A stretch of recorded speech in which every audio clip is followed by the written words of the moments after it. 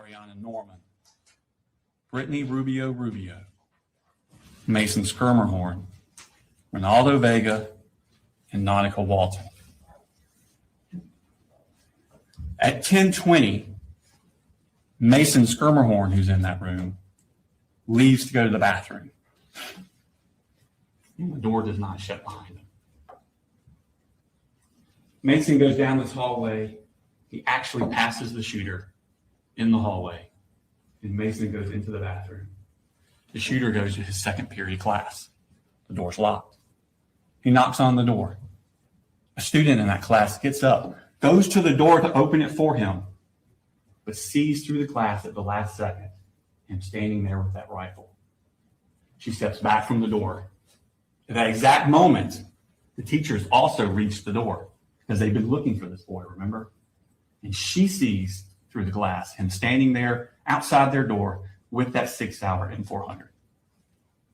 She immediately presses a button on a lanyard that's around her neck that locks down the school. The boy then steps next door to the Ryan Edwards classroom, and he opens fire. He fires discriminately through the classroom. He hits the following victims.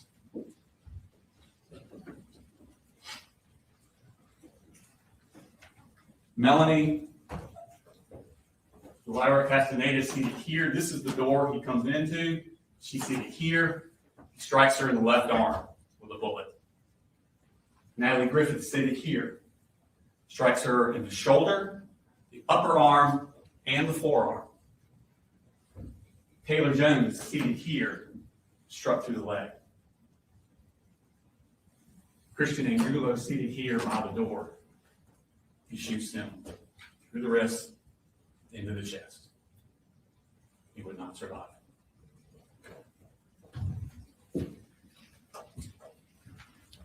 Jackson Beaver, Ronaldo Vega, and Nautica Walton were also in that room. They were struck by shrapnel from the bullets ricocheting around the room. When he finishes shooting, the shooter then leaves. He runs down J Hall. He's looking for more victims. Christina Earmy is a teacher in this classroom. She hears the commotion. She steps out, looks down the hall. The shooter's about here. He shoots her through the neck before she can get back in the room. She would not survive. Richard Aspinwall is coming out of this room on I Hall. He hears the commotion. Joining him is David Phoenix coming out of this room. The two of them start coming down the hall here. They don't get very far because the shooter has now reached this point. He turns his gun down this hallway and sends a hail of bullets towards them. As they dive towards their room, David Phoenix is shot in the hip and in the foot.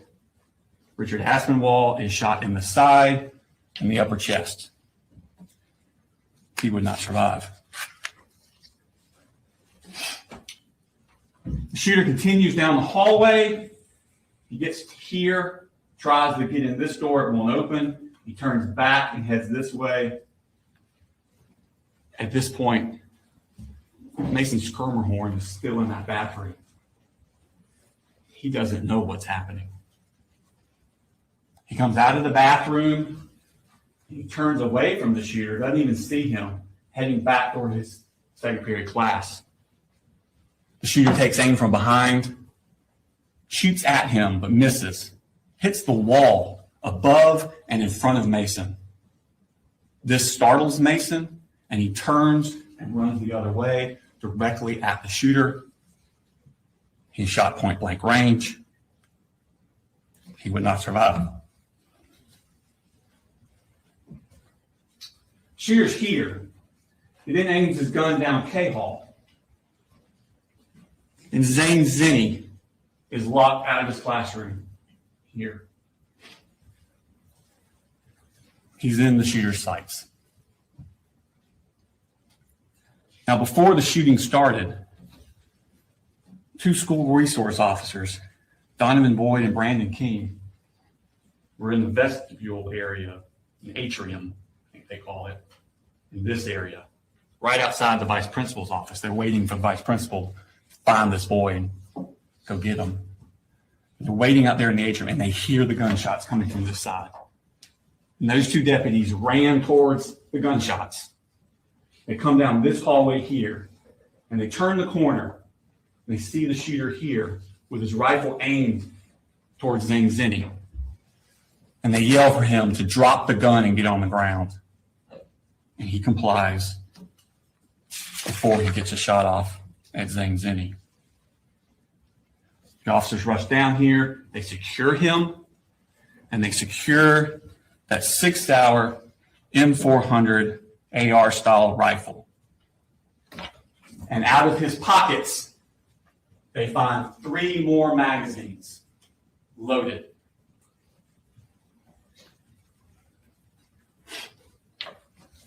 Now remember when the shooter had tried to enter his second period class and the teacher pushed that button?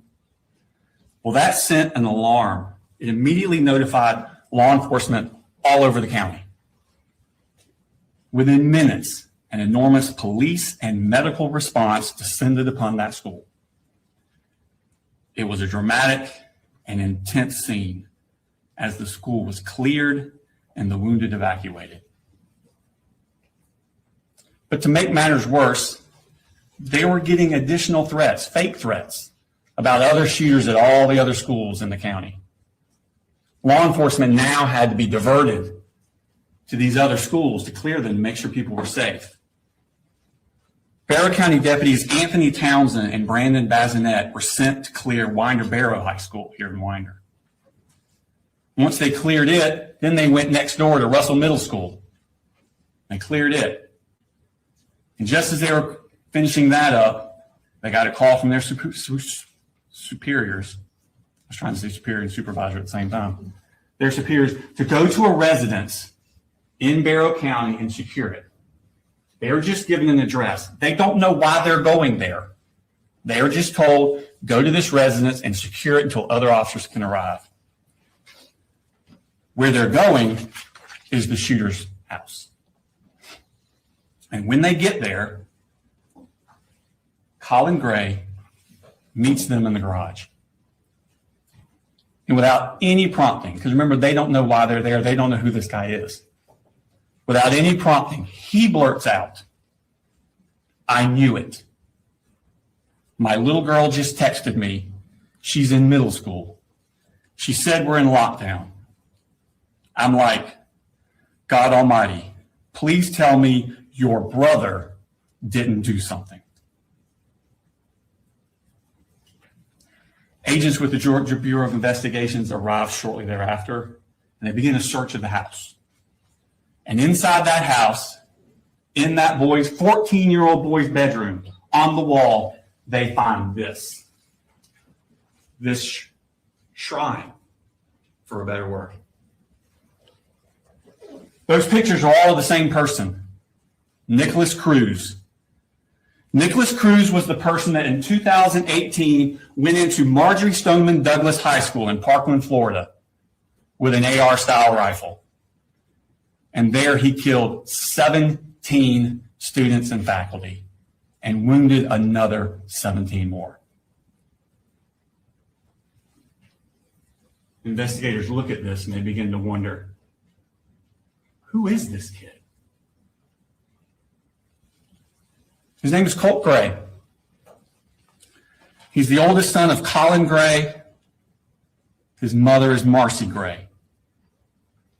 He has a younger sister named Jenny, who was 13 years old at the time of this incident. She was actually going to Heyman Morris Middle School, which is directly next door to Apalachee High School. He has a little brother, Coley, who was 8 years old, was going to his elementary school. Now, Colt Gray, raised here in Barrow County, he went to Statham Elementary School up until fourth grade, up till the beginning of fourth grade. And in the beginning of fourth grade, he was withdrawn from Statham Elementary School because the family had moved. They moved to Gainesville. And he goes to White Sulphur Elementary School, but only for a few months. Because again, the family moved again. Now they moved to Cumming. And he goes to Chattahoochee Elementary School. But again, only for a few months. In March of 2020, They moved to Fitzgerald in Ben Hill County, Georgia. It's South Georgia, kind of east of Tifton. Because there, Marcy's mother and father, Deborah Polhamus and Charlie Polhamus, live. And Deborah Polhamus's mother, Marcy's grandmother, Colt's great-grandmother, had passed away and left the house. So there's an available house for them to live in. So they moved down to Fitzgerald on March 4th of 2020. But if you remember that day, that's the week before COVID shut everything down. That was the end of Colt's 4th grade year.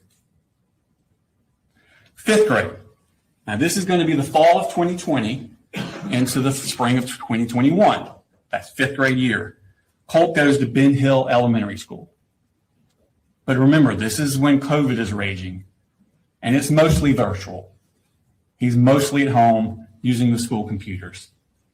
The next year, 6th grade, fall of 2021, he starts a new school, Ben Hill Middle School, because he's in 6th grade now. And early in that year, 11-year-old Colt, at home, using the school computer, searches the word abuse.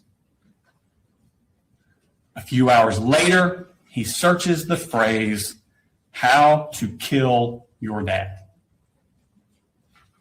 That was on September 19th, 2021, 3 years before he took that rifle into Apalachee High School. School resource officers are sent to the house to check on him.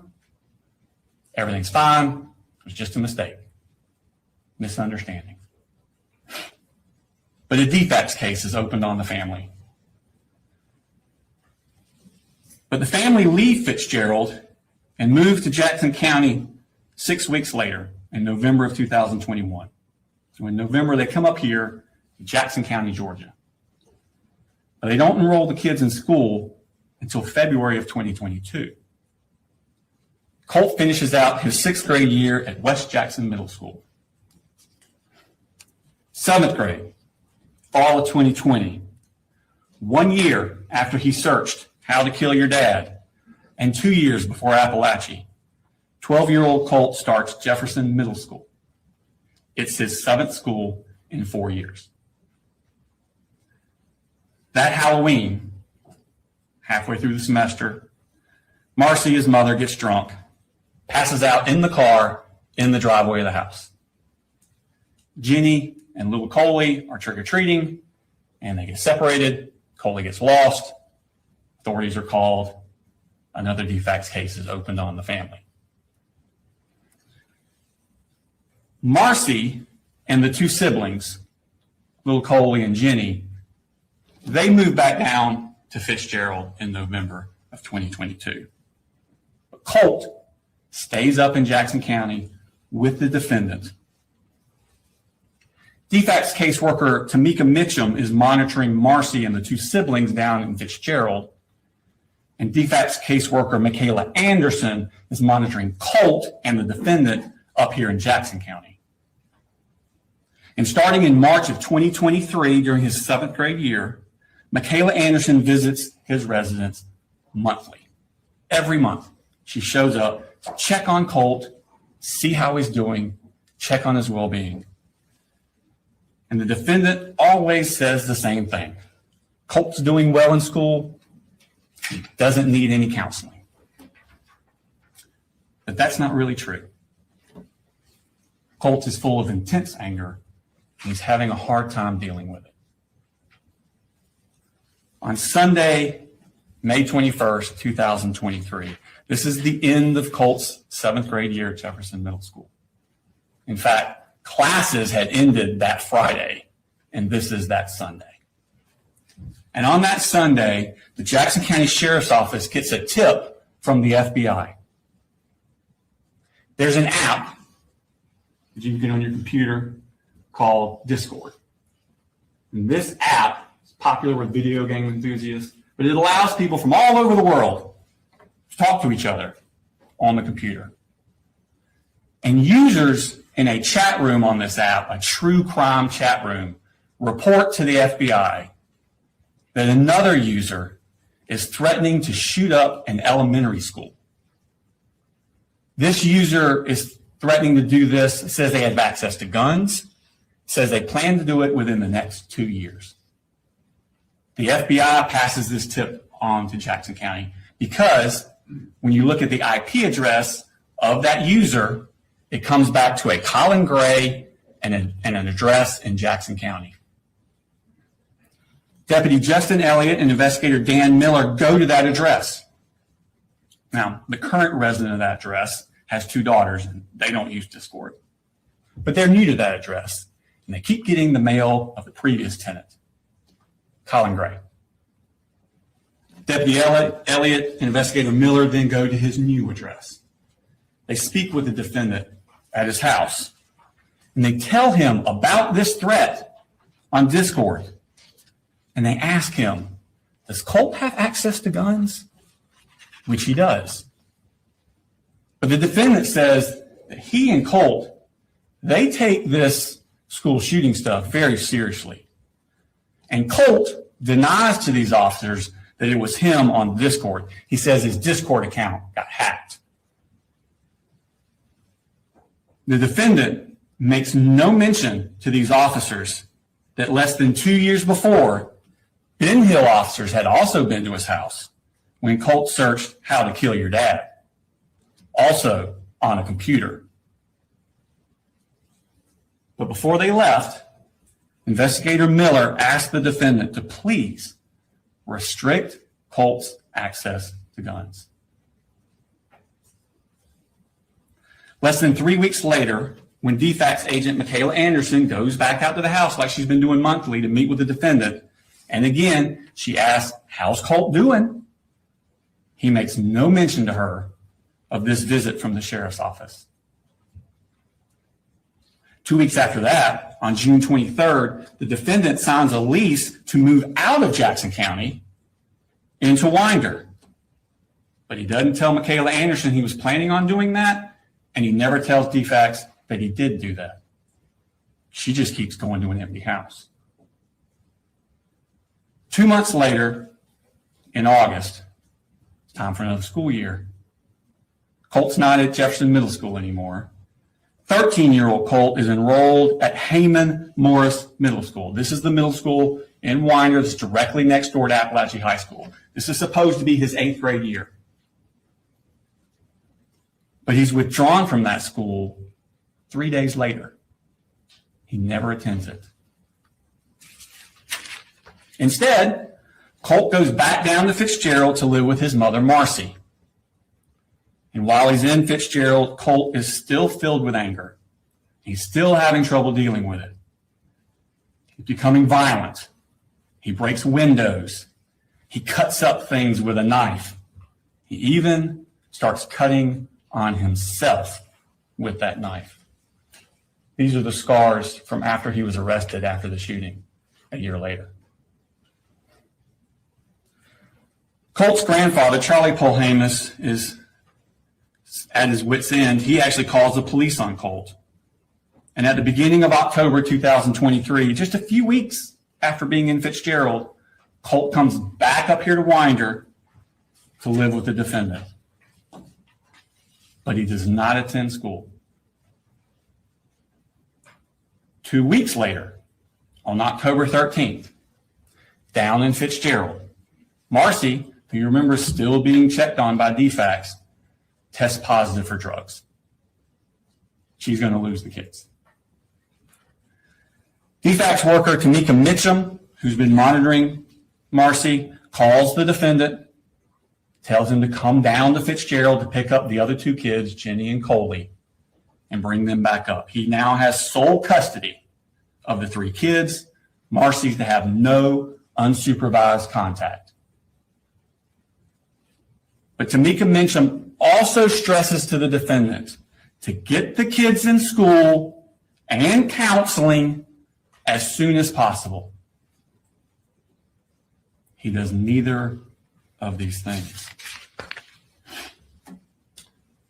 3 weeks after the kids are brought up here, on November 6th, 2023, Back down in Fitzgerald, Marcy basically goes crazy.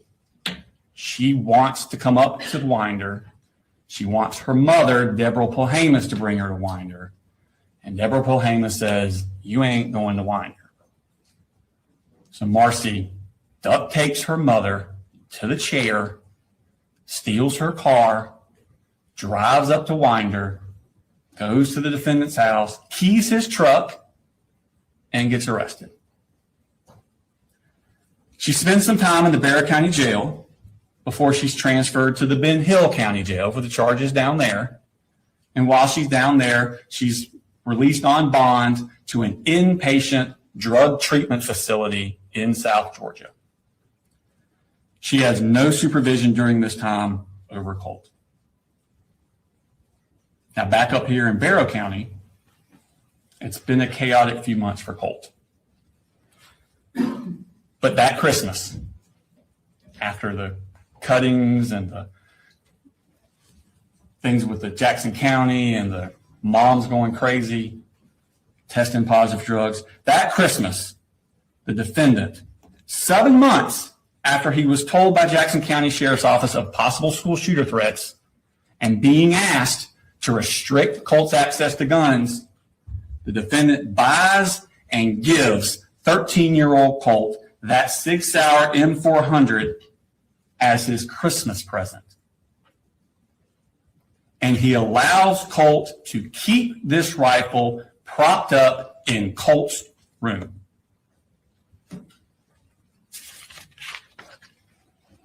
Now, in February of 2024, 2 months after this Christmas, in February, Colt's siblings, Jenny and Coley, are finally enrolled in school. They've already missed 4 months of school, but they're finally enrolled. Colt does not attend. He misses the entirety of his 8th grade year. But during that spring, when Colt's not in school, the defendant continues to buy accessories for his Christmas present rifle. He buys a sight-marked ultra-shot sight to go on the rifle. He buys a bungee sling to go for the rifle. He buys an accessory rail set. He buys a 45-degree offset iron sights. And he buys a lot of ammunition. That summer, 2024, Colt is now 14. It's just a few months before he takes his Christmas present rifle into Apalachee High School. July 6th of that summer, Marcy gets out of rehab in Fitzgerald, and the defendant picks her up and brings her back up to Winder. It's her first contact with Colt in 9 months. Now, Colt, who had always been quick to violence and suffered from severe anxiety, begins to spiral out of control. He's fighting with his father. He's throwing things at people. He's putting holes in his sister Jenny's door. But the rifle stays in his room.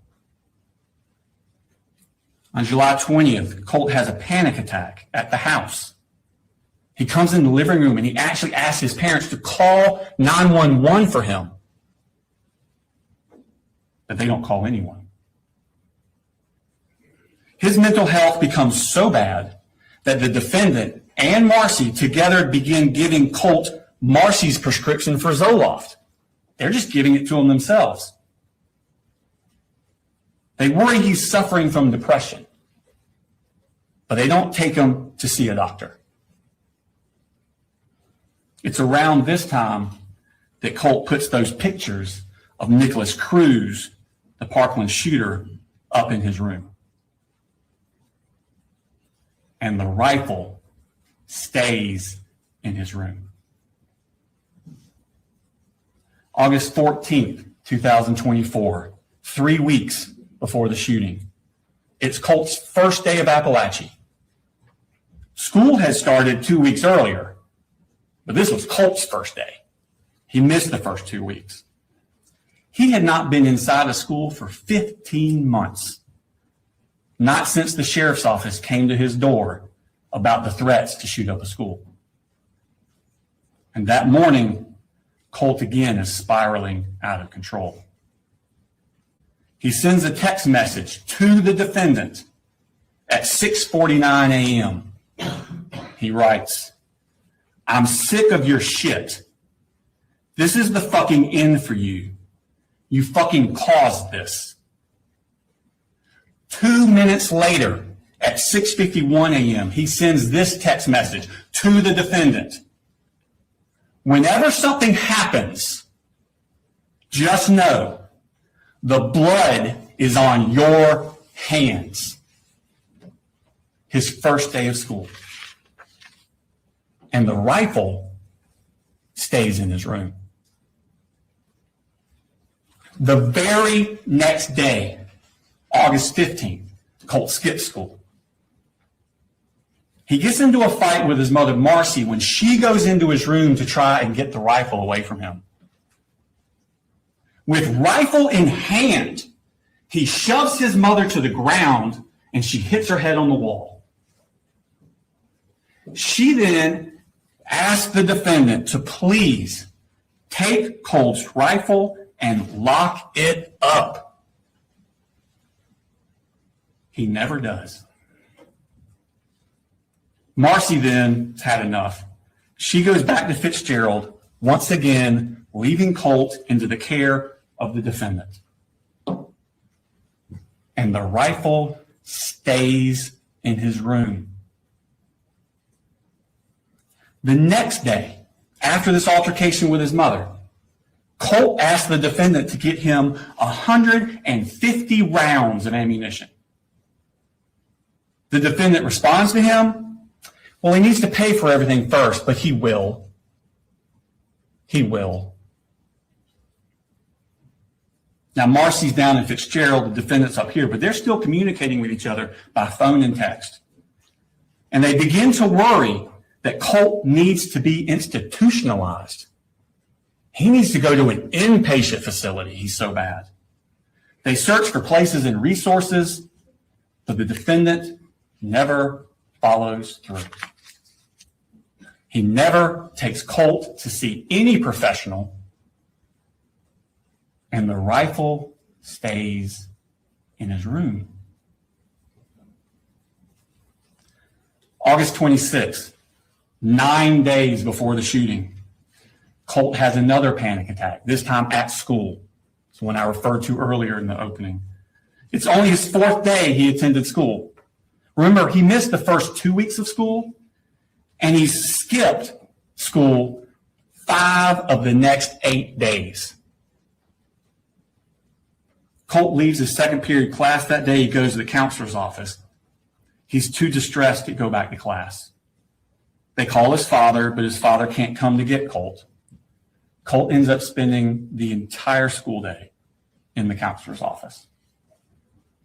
That night, on the phone, Colt asked his grandmother, Deborah Polhamus, if he did something terrible, would she still love him?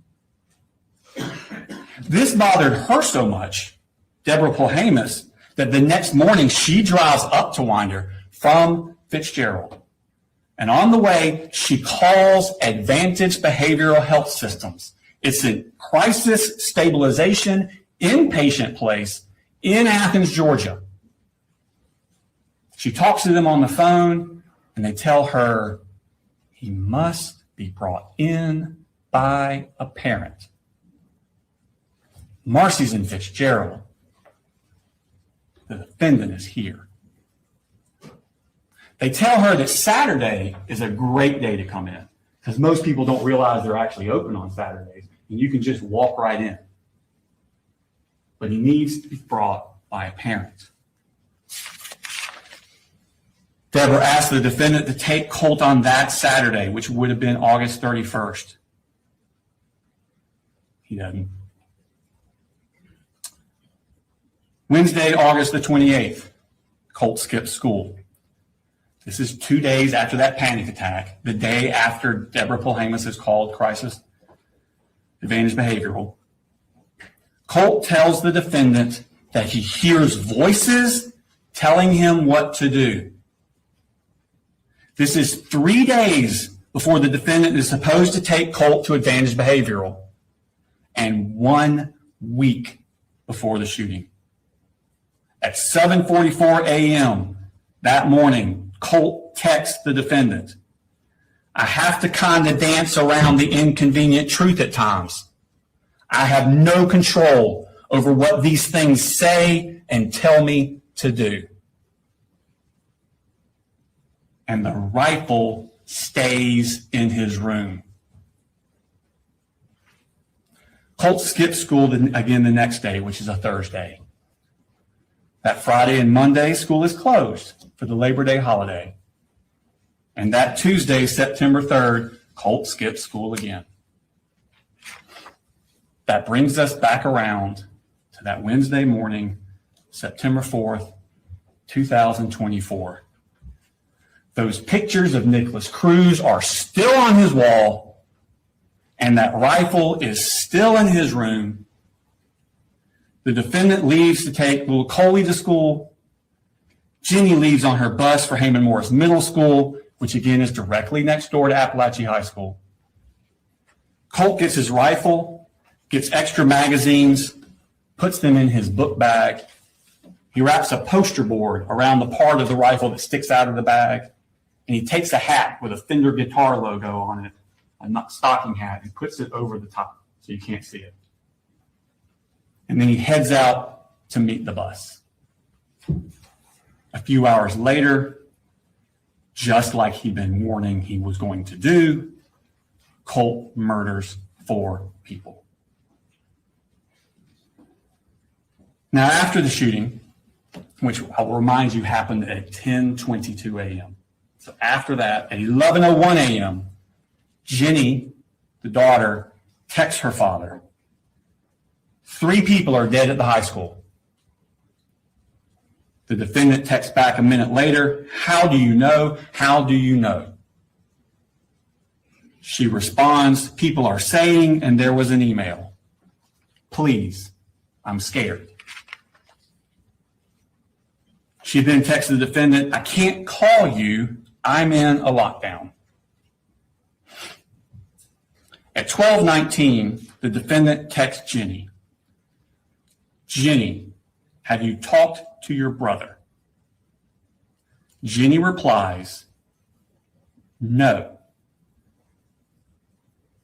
But I think we're thinking the same thing, and I don't want to talk about it over text."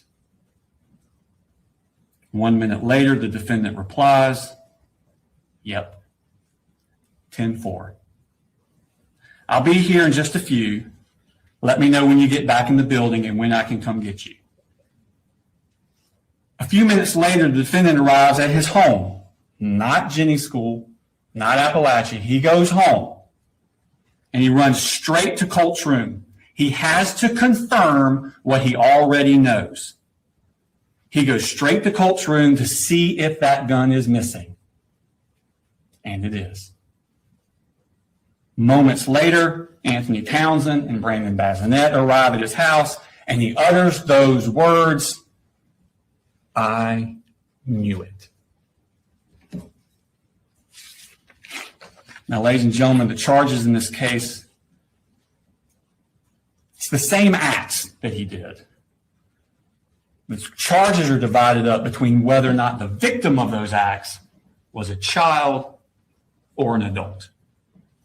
If they're a child, the charges that stem from their victimization would be cruelty to children, because you have to be under 18 for cruelty to children to apply.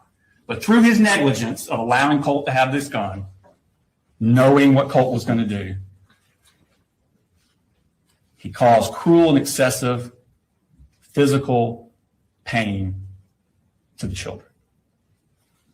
That's cruelty to children in the second degree. If that cruelty to children in the second degree results in death, like with Mason Skirmerhorn and Christian Angulo, that is murder in the second degree. So the cruelty and the murder in the second go together. They apply to the children. To adult deceased, Christina Irmy and Richard Aspinwall. They're above the age of 18. The defendant is charged with reckless conduct, same act, recklessly allowing his child, and he knew this was going to happen, to harm someone else. And because they died during the commission of reckless conduct, that is involuntary manslaughter. So for the adults, it's involuntary manslaughter based on reckless conduct. All the other children who were either struck by a bullet or in that Ryan Edwards classroom when the bullet started flying, they're the victims of charges for cruelty to children in the second degree, either by the physical pain it caused or the emotional anguish it caused.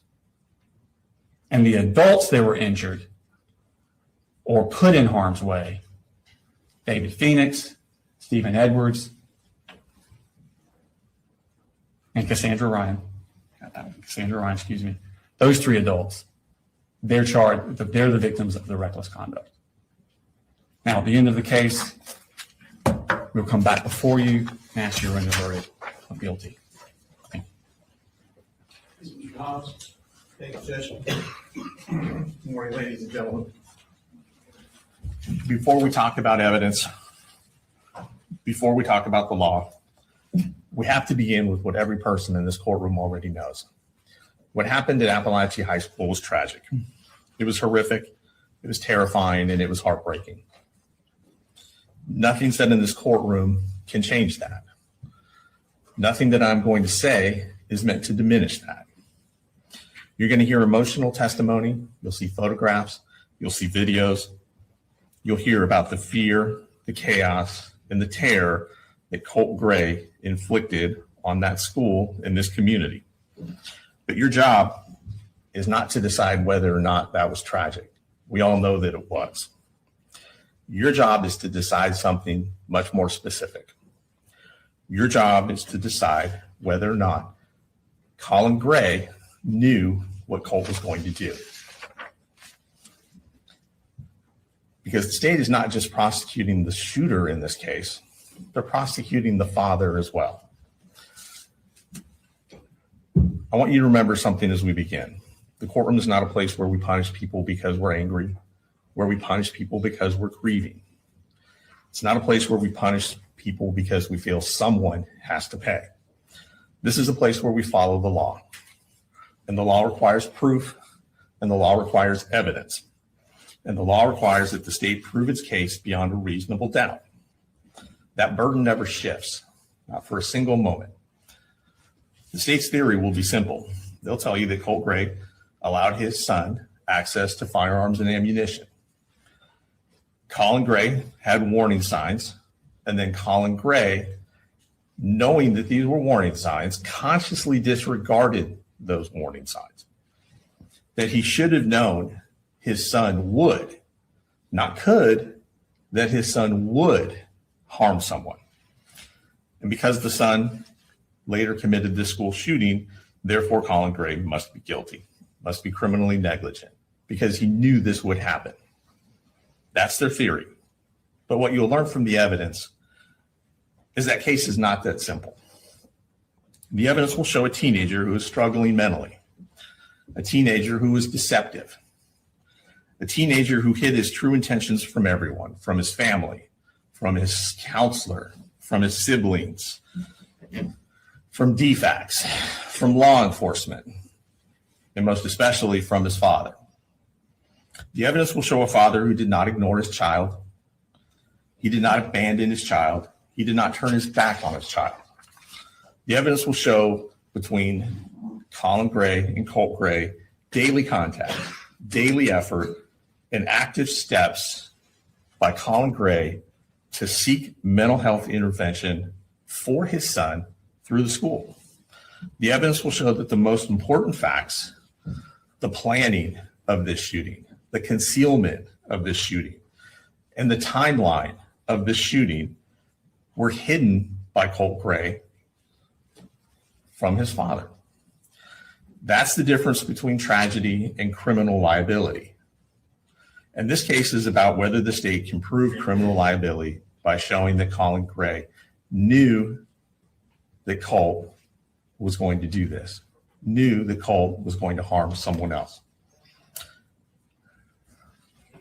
You cannot hold someone criminally responsible for failing to predict what was intentionally hidden from them.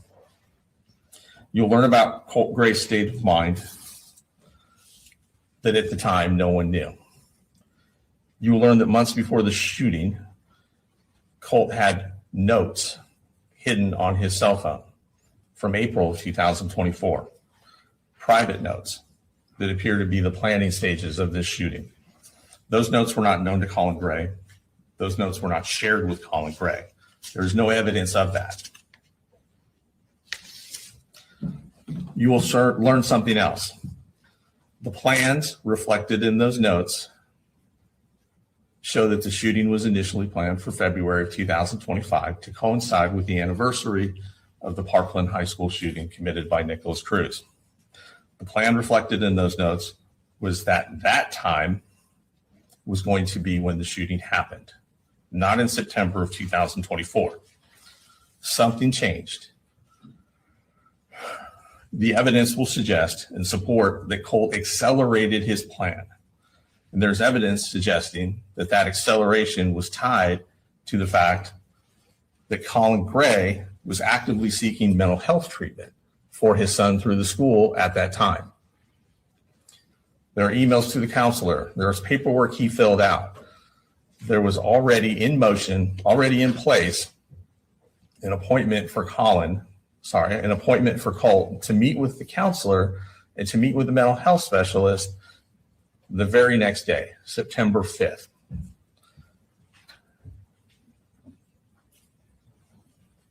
Colin Gray did not know about the plans.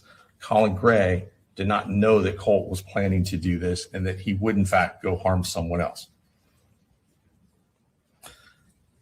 The behavior that Colt exhibits, the behavior that you'll find from his notes in his cell phone, from his text messages, show that he was actively keeping this information from others, from law enforcement, from DFACs, from counselors, from professionals who know to look for these signs, and most especially from his dad.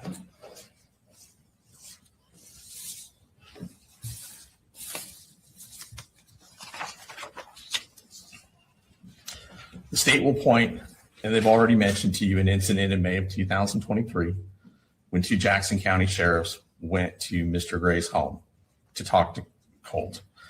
Fortunately, this interaction is on body-worn camera video, so you'll get to see the whole episode.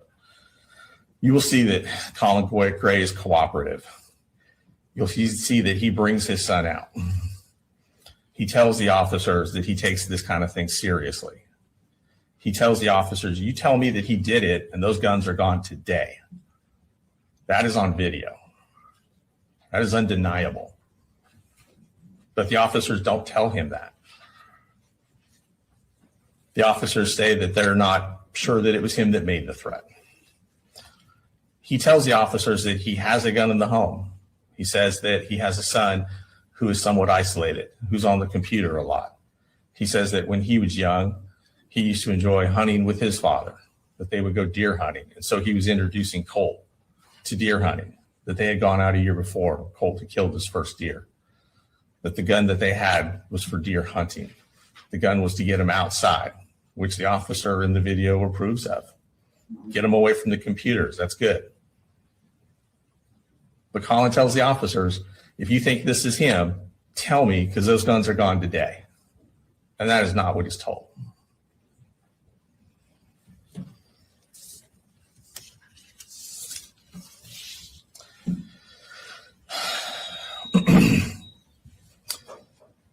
It shows that Colin, had he known, would have removed those guns, but he didn't.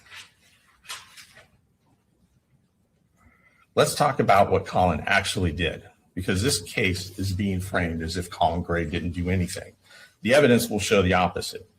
You will hear that when the family transitioned schools, it was Colin Gray who registered Colt. You will hear that Colin Gray worked full-time, was raising 3 kids on his own due to the kids' mother's addiction problems due to DFAC saying that she was not allowed to have unsupervised contact with him, due to the courts in Barrow County saying she was not even allowed in the same county where these kids lived. Colin was doing everything. Colin is the one that filled out the counseling referral forms. Colin is the one that communicated with the school counselor. Colin's the one who discussed the evaluation. Colin was the one who was coordinating mental health services through the school. Colin is the one that filled out the paperwork to get the assessment done on September the 5th. You'll hear that the school had arranged, and it had already been taken care of, that Colin had completed everything he needed to for the assessment. You're going to hear from the grandmother who says that they wanted to take him to Advantage Behavioral in Athens, that it was urgent. This comes out after the shooting. The grandmother will also tell you she had absolutely no idea that Colt had any interest in Nicholas Cruz or school shootings in general until after the shooting happened and they were making the 4.5-hour trip from Fitzgerald, her and her daughter Marcy, at which point Marcy said, well, Colt does like this school shooter named Nicholas Cruz. That's the first time that you hear Debbie learns any of that. You're going to see text messages from Debbie in August and September of 2024 when she says that they were so strongly trying to get him into a facility.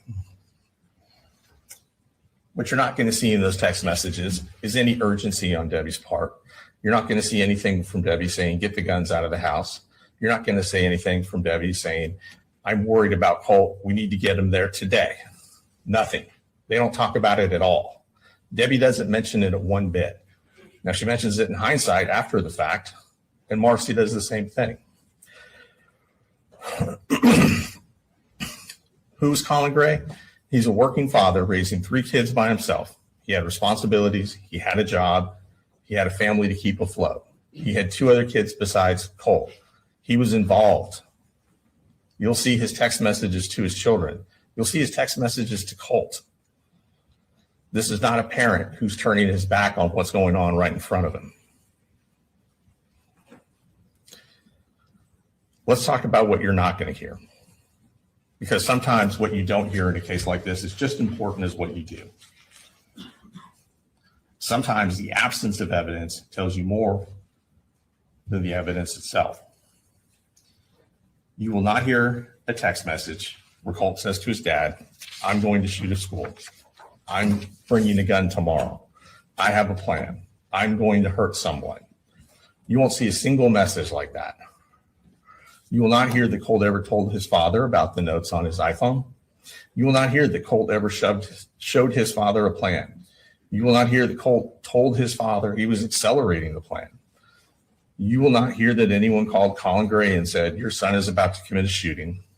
You will not hear that law enforcement told him your son made a credible threat. You will not hear a school official warn him his mental health treatment is imminent. He needs to see someone today. You will not hear anyone from DFACS told him we have serious concerns that he is violent, that he's going to hurt someone else.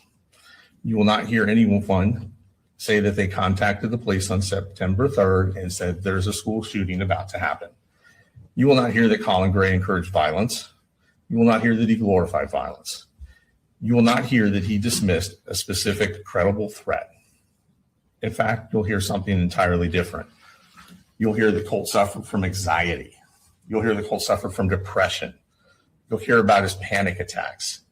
You'll hear that he didn't like going to school. These are serious issues, but these are not the same as homicidal ideations. These are not the same as suicidal ideations. These are not the same thing as proof of a probable school shooting. The state will ask you to connect dots after the fact using hindsight. Dots that became visible only after the shooting itself. But what you will not hear is evidence that at the time, Colin had sufficient warning that this outcome was probable, not imaginable, not possible, but probable. That Colin knew that his son would harm someone else. You'll hear testimony from Colt Gray's counselor. And that's important because it gives you a professional's perspective on what was going on with Colt in the weeks leading up to the shooting. You will hear that Colt presented as a student suffering from anxiety and emotional instability, panic symptoms, an inability to function in class. And you'll hear something very important. You will hear that even the school counselor, a professional trained, did not perceive Colt as a threat. She described him as nice, respectful. That matters, because if a trained counselor did not perceive the imminent violence, then it's unreasonable to claim that the father should have seen it himself. You'll also hear testimony from her about how the father did in fact take steps to get him mental health treatment. The father was in communication with the counselor. The father submitted the paperwork. The father completed the referral, and the father was pursuing intervention. You'll hear the therapist was essentially scheduled to meet with Colt the very next day. The father was not ignoring the problem. Colin Gray was acting. They want you to hold him responsible because they don't think he was acting fast enough. You'll hear from his daughter, Colt's sister, Jenny Gray. Her testimony will corroborate the concealment that Colt was perpetrating on his family, on his dad. She'll testify that Colt was secretive, that he was constantly deleting and opening new accounts on Discord to avoid detection, that he was using usernames that were combinations of alphanumeric combinations. You'll find that he would not discuss, based on the statement that Jenny gave on September 4th of 2024, that he would not discuss school shootings or school shooters in front of his father. You will hear in the morning of the shooting, Colin Gray had already left home. You will hear that Colt, when he did discuss school shooters with Jenny, made her promise not to tell his dad. You'll hear that that morning on September the 4th, Colin Gray got up and took his youngest son, Coley Jr., to school, that he left before Jenny and Colt did to catch the bus. You will hear that Colt had to go and find the gun because it wasn't in his room, that he had to find the ammunition, it wasn't in his room, that he had to put them in his backpack, and that he had to conceal the rifle that stuck out of his backpack 18 to 24 inches with a poster board. And he put a hat on top of it. It proves concealment, it proves independent action, and that matters because it's consistent with what Colt had done the whole time, which was conceal this plan from his father. Remember, the state says that he knew. They said that he knew this was going to happen. That he knew, not that it was possible, that he knew Colt was going to go and harm someone else. But you can't consciously disregard a risk that you're not aware of. And you can't say something is probable when it's being hidden from you. You're going to see text message. They've already discussed some of the messages. We're going to discuss some of the other ones. We're going to talk about why they matter. There are hundreds of text messages between Colin Gray and his son. These texts matter because they show the reality in real time of what was happening and what Colin would have thought and what Colin would have known at that time. Not now, but at that time. They also show what Colt chose not to disclose. You'll see a father checking on his son on a daily basis, checking on school attendance.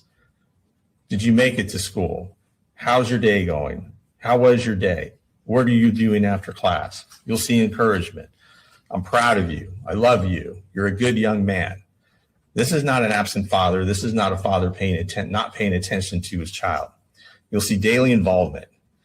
You'll see a father trying to keep a teenager engaged and connected to school. You'll see a father trying to build the confidence and self-esteem of his son. You will see this all in the text messages. You'll see their discussions about mental health, about depression, which is not homicidal ideation, about anxiety, which is not homicidal ideation, about anxiety, panic attacks, which are not homicidal ideation. You'll see a father trying to stabilize a situation at home. You will not see threats to harm other folks. You will not see threats to harm other people. You will not see, I'm going to shoot up the school. I'm bringing a gun. I have a plan. I'm going to harm someone. There needs to be proof that Colin Gray knew what Colt was going to do and knew that Colt was going to harm someone.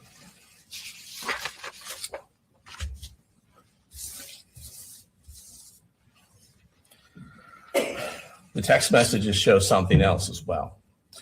They show that Colt was capable of living a double life.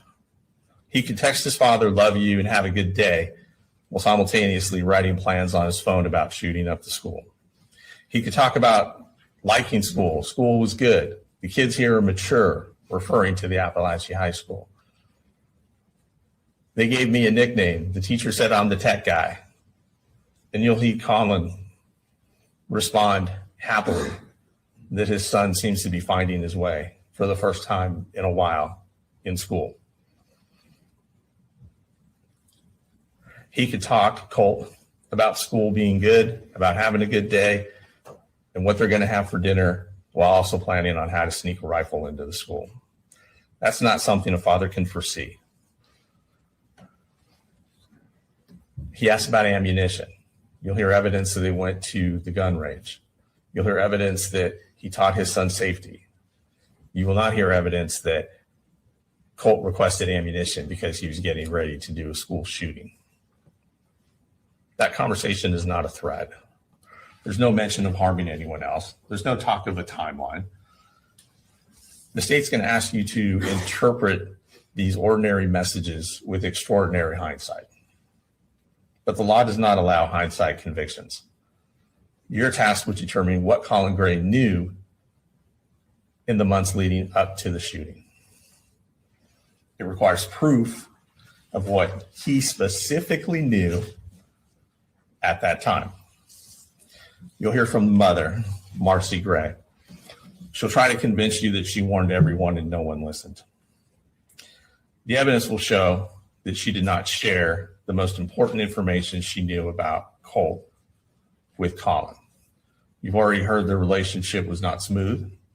You heard that DFACS took the kids from her. You'll hear that they were separated. You'll hear that the kids had to come up here for the DFACS order. You'll hear that she drove up here after telling her mother she was going to murder Colin. Came up here, keyed his cars, got arrested, and then was told by the judge, you can't come back to Barrow County. You'll see evidence in text messages between Colt and his mom. You will see in these text messages, Colt telling his mom prior to the shooting that he had created a Securus online profile that he was using by making up a fake age to try and get in contact with Nicholas Cruz in prison down in Florida.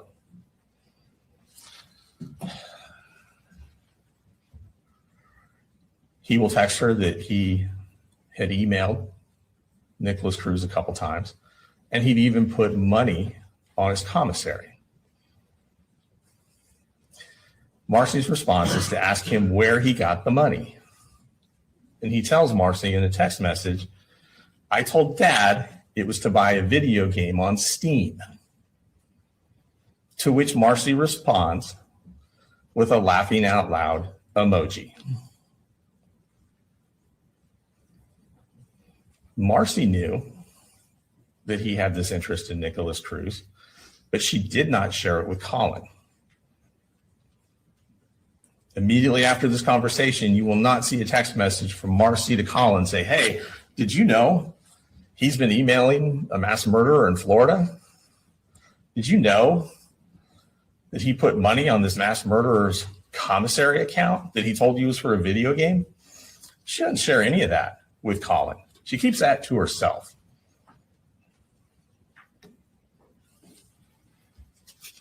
She does not reply immediately after to Colin or tell him, hey, this is what's going on. We got to get the guns out of the house now.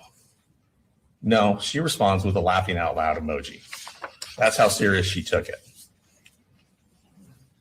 She didn't think anything was going to happen.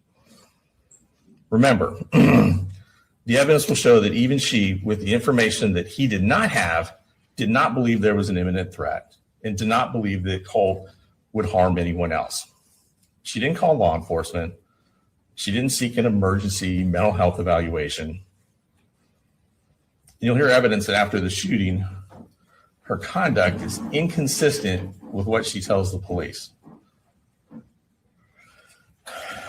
You'll hear evidence that even after the fact, she's still trying to assist him in contacting school shooters and amplifying his profile across true crime community websites.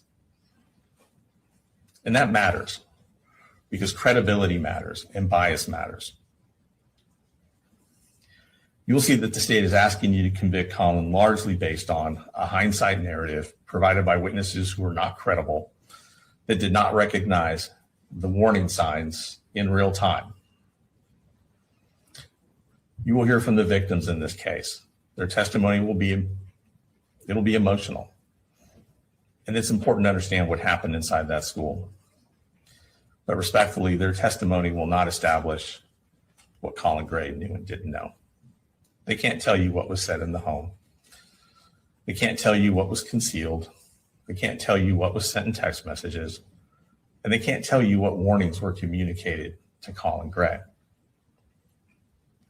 We're not going to dispute the horror of what happened. We're not going to dispute that they were harmed, that they were physically harmed and mentally harmed. But that's not proof that he was negligent.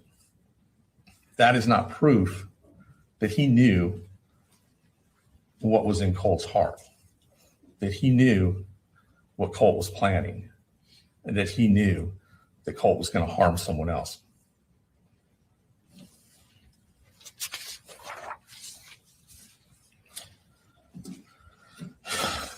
The law doesn't punish what is possible.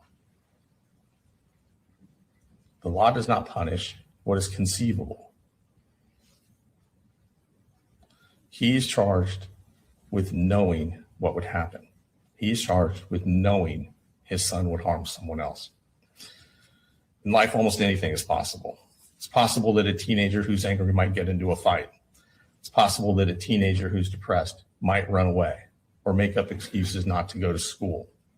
It's possible that a teenager who's anxious might break something or act out. But this is not a case about whether something bad is possible. This is a case about whether or not Colin Gray knew Colt was going to take a gun to that school and harm other people. That matters because if the standard becomes it could have happened, then the law becomes limitless. If the standard becomes you should have imagined the worst, then every parent becomes criminally liable for what a teenager might do. But that's not the standard. The standard is proof. Proof that Colin Gray knew, that he consciously disregarded, not a vague fear, not a general worry, but a risk that made this tragedy. That he knew Colt was going to go to that school. That he knew what the counselor didn't, what the DFACS professionals who had met with Colt didn't. The state will ask you to look at the outcome and then work backward to say, because this happened, it must have been foreseeable. But the law doesn't allow hindsight to substitute for evidence. That's why you're going to hear about what was actually known at that time, and most importantly, what was actually hidden from Colin Gray at that time. Because when someone conceals a plan, deceives the people around them, acts independently, the law does not allow us to pretend that the people left behind should have seen through all of it.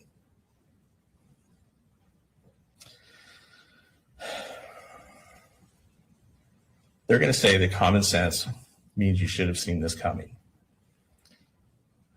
And guns are serious, and this tragedy is serious. But the law is serious too. This case is not about whether or not firearms are dangerous in the abstract. It's about whether Colin Gray, based upon what he actually knew, failed to act because he knew that his son was going to go to that school and commit these acts.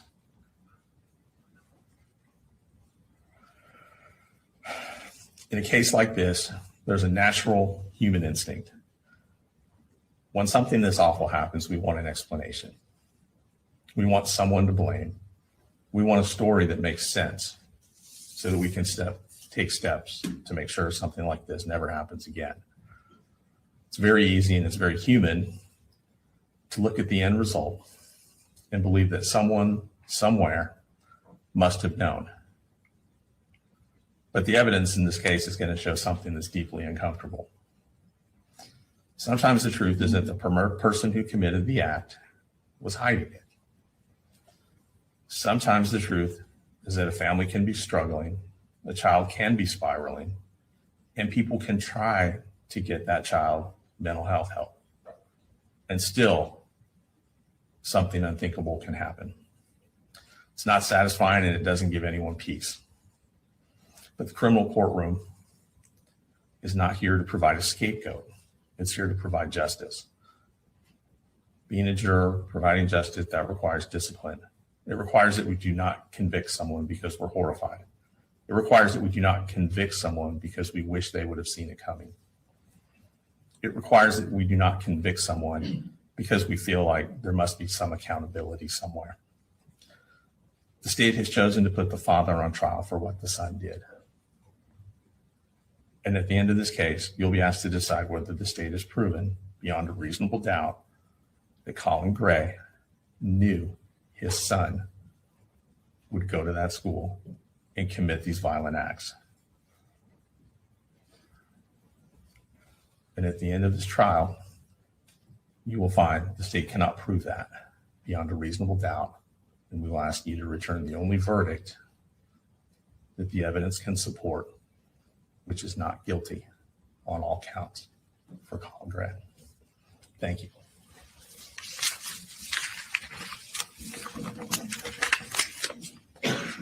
Ladies and gentlemen, before the first witness is called, we can go ahead and take a 10 to 15 minute restroom break. Just recall the prior instructions, do not to discuss the case, save that for deliberations. All right, we'll be in recess for 10 to 15 minutes.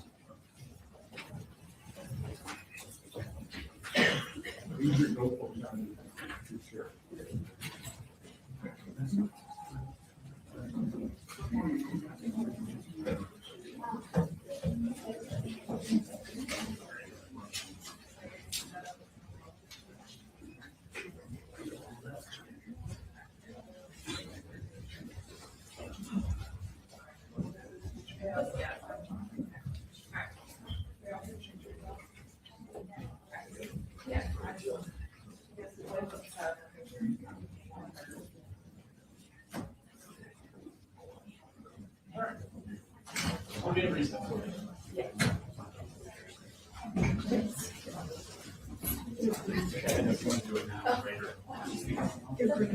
Oh, yes.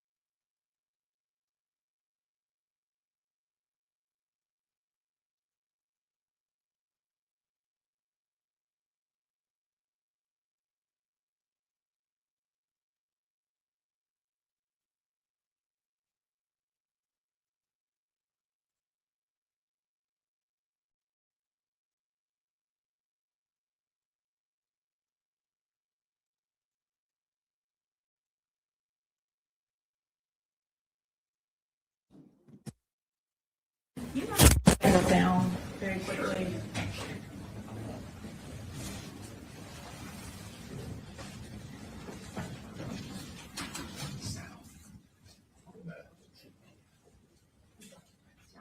I think it's on it.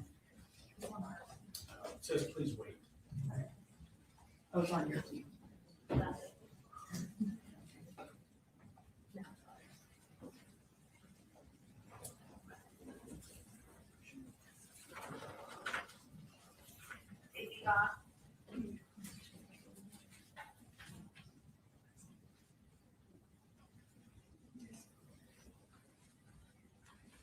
Are you able to turn up your sound a little bit? Not drastically.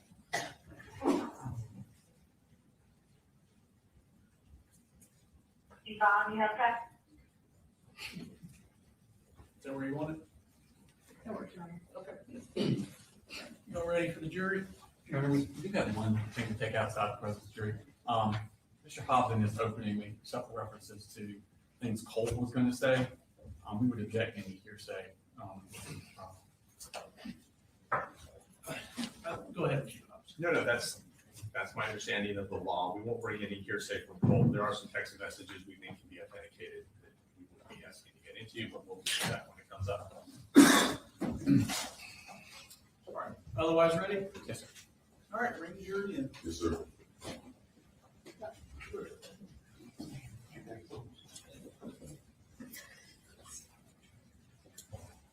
All right, I'm gonna black out the TV until you tell me.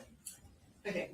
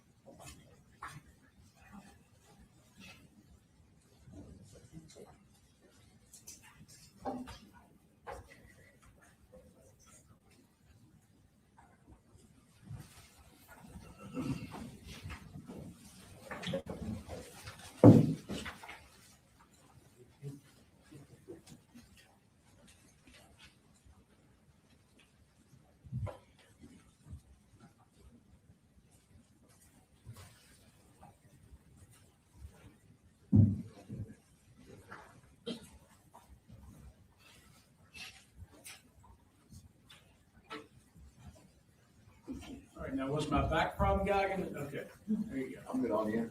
You don't wanna sit down there?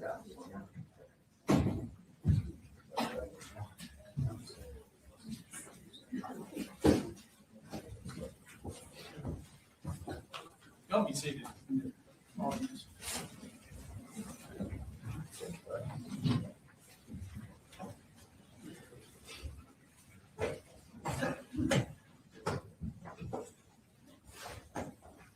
All right, state call first, please. The state calls Lieutenant Barry Chandler.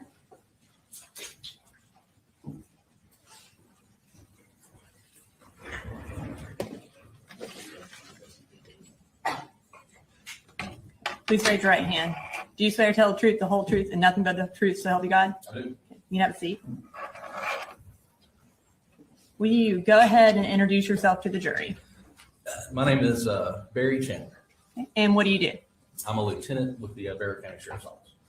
And what role do you currently have with the Barry County Sheriff's Office? Currently, I'm assigned as the supervisor over the training unit. Were you in that same role in September of 2024? Yes, ma'am. Prior to becoming lieutenant over training, can you just briefly describe what roles you've had at the Sheriff's Office? Yes, ma'am. So I started my career in the jail in 2003. I was a court services deputy, patrol deputy, answering calls for service and things like that. I was a school resource officer for about 6 years. And then prior to being promoted to lieutenant, I was an investigator for 7 years. I worked 6 years in crimes against persons. So in your capacity as a school resource officer, did you become familiar with the various schools in Barrow County? Yes, ma'am. And what different high schools are there in Barrow County? We have Winder Barrow High School, Apalachee High School, and the Barrow Arts and Science Academy, BASNA. And where is Apalachee High School located? Off of Heyman Morris Road. And obviously, is that in Bear County? Yes, ma'am, in Barrow County. And approximately how many students go to Apalachee High School? Around 2,000. In your capacity as the lieutenant over training, did you coordinate any trainings related to active shooters in 2024? Yes, ma'am. And when and where did you do that? We did several in 2024. We started off at Old County Line Elementary School. We worked at Sept, which is the Center for Innovative Teaching. And it all sort of culminated at Russell Middle School on March 14th of 2024. And can you tell us about the training that you did on March 14th at Russell Middle School? Yes, ma'am. So generally, active shooter training is designed for us to teach our deputies and law enforcement to rapidly enter a structure, to immediately find the person that is shooting and then stop them from shooting. So the training that we did prior to the March 14th drill at Russell was very focused on that. We also included implementing what are called rescue task forces. So rescue task forces are members from fire and EMS who can get into the school quickly. And with security provided by law enforcement, they can start rendering aid to victims. So that was our big push. And the March 14th drill specifically was designed to do it was what we refer to as a full scale exercise. Meaning we had many representatives from almost every public safety agency in the county. The sheriff's office participated, the Winder Police Department, Barrow County Fire and EMS, Winder Fire Department, the school systems, our 911 center, GEMA had a representative, the Georgia Emergency Management Agency. So we had a lot of folks that came together because our goal with the full scale exercise was to make something as realistic as we could, to give our deputies the ability to respond to the most real life environment they could. The school system was great. They included, they had teachers that were there that volunteered. The administrators were there. We used cadets, explorers from the sheriff's office and the fire department as role players. But we tried to make it real, essentially was what we tried to do. And what was the purpose of having a training that included fire and EMS as well as law enforcement? The purpose ended up being sort of our motto over the course of that training and honestly since. And the purpose was to stop the killing and stop the dying. That's the two goals that we have when we respond to active shooters. Stop the killing, meaning stop the shooter from actively killing people, and then stop the dying. We have to render aid and help people that have been injured. Now I'm going to draw your attention to September 4th of 2024. What were you doing that day? That morning, I was at our gun range. I was helping an independent film crew set up some things out there. As part of your role as lieutenant over training, are you also in charge of the gun range? Yes, ma'am. Okay. While you were at the gun range, did you receive any notification that there was an emergency at Apalachee High School? Yes, ma'am, I did. And how did you receive that notification? Through the Centegix alert system. It's an app that's on our cell phones. When was Centegix implemented? So it was implemented in early 2024. The school system had it implemented in the schools, in the buildings, because it's software, but it also, there are connections that had to be made inside the building to give like alerts, red flashing lights, connections to the intercoms, things like that. So the school system had Centegix in April.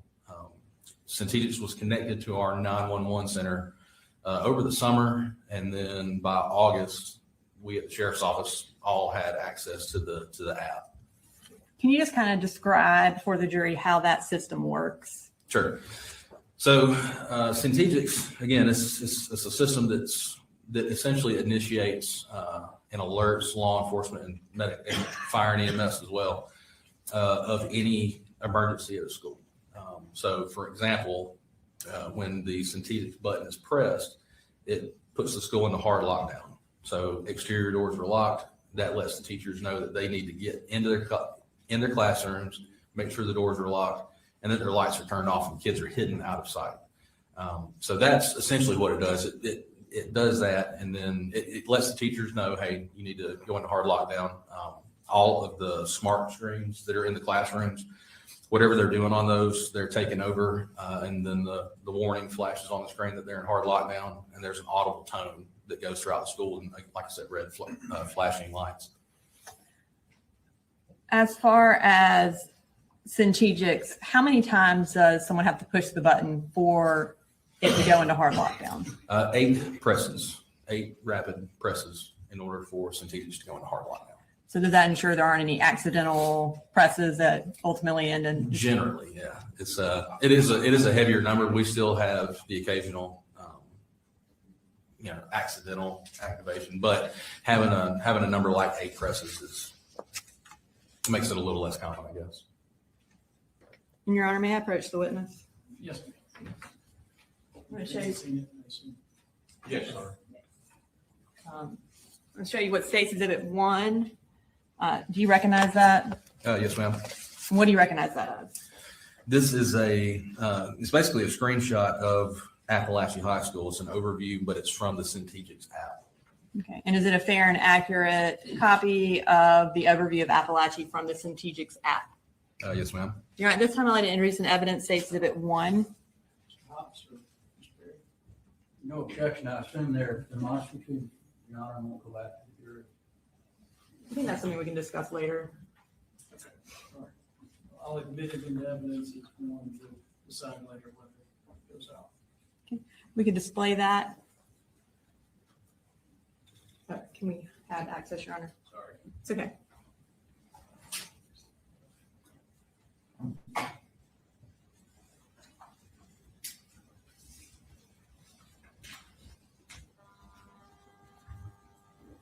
I pushed it. Please wait. Okay. So does this show on your phone when there's an emergency? I guess? Yes, ma'am. So it pops up like a notification badge, right? Saying hard lockdown, and then it tells you the school. And then once you open the app, you can pull up this map. And does it tell you where specifically the emergency notification came from? Yes, ma'am. So kind of going back to September 4th of 2024, when you pulled up this screen, what did you see? So initially, when I heard the alerts going off on my phone, I looked at it, and then I didn't immediately go to this screen because we had several alerts coming out. Earlier that morning, we'd actually had a test that was done at Bethlehem Elementary. So we got the same alert, the alert that there was a hard lockdown, and then they came over the radio and said, hey, it was just a test.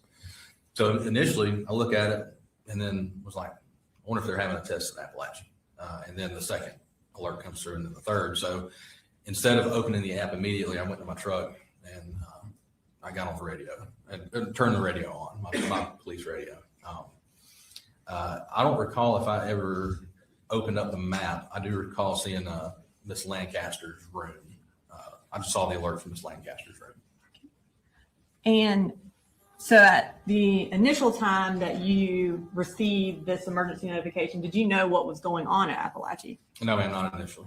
So you indicated that you got in your truck and turned on the radio. What happened when you turned on your radio? Just seconds after I turned my radio on, I heard Deputy Sergeant Chase Boyd say active shooter across the radio.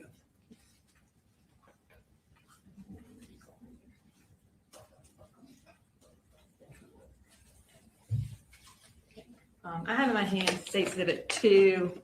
It's on a hard drive, and it's the radio traffic from September 4th. Have you had an opportunity to review that radio traffic? Yes, ma'am. Is it a fair and accurate recording of what you heard on September 4th? It is. Okay. At this time, I'm going to introduce into evidence State Exhibit 2 and publish for the jury, Your Honor. Defense? No objection. All right, choose admitted, and you can publish it.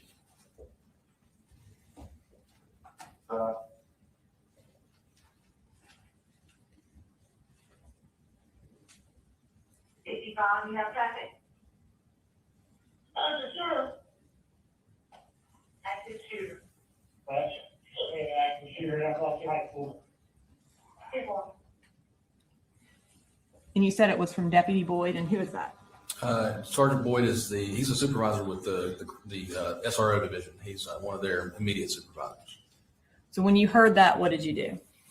I immediately being at the range and being in our ammunition house, I didn't have my standard uniform on. So I threw on my gun, jumped in my truck, and I went to Apalachee as fast as I could. About how far from Apalachee were you? Close to 5 miles. Do you remember approximately what time you arrived? Around 10:30. And I'm going to show you what's been marked as exhibits 3.1, 3.2, and 3.3. Do you recognize those? Yes, ma'am. And what do you recognize those as? They're overviews of Apalachee High School. They show rooms, room numbers, so essentially school maps. Okay. And just for the record, is 3.1 a full map of the high school? Yes, ma'am. Okay. And is 3.2 a partial map of the high school? Yes, ma'am, it is. Okay. And I'm going to have you look over to your left. Okay. Is that also 3.2 right there? Yes, ma'am. And then is 3.3 an overview, like a street view from Google Maps? Yes, ma'am, it is.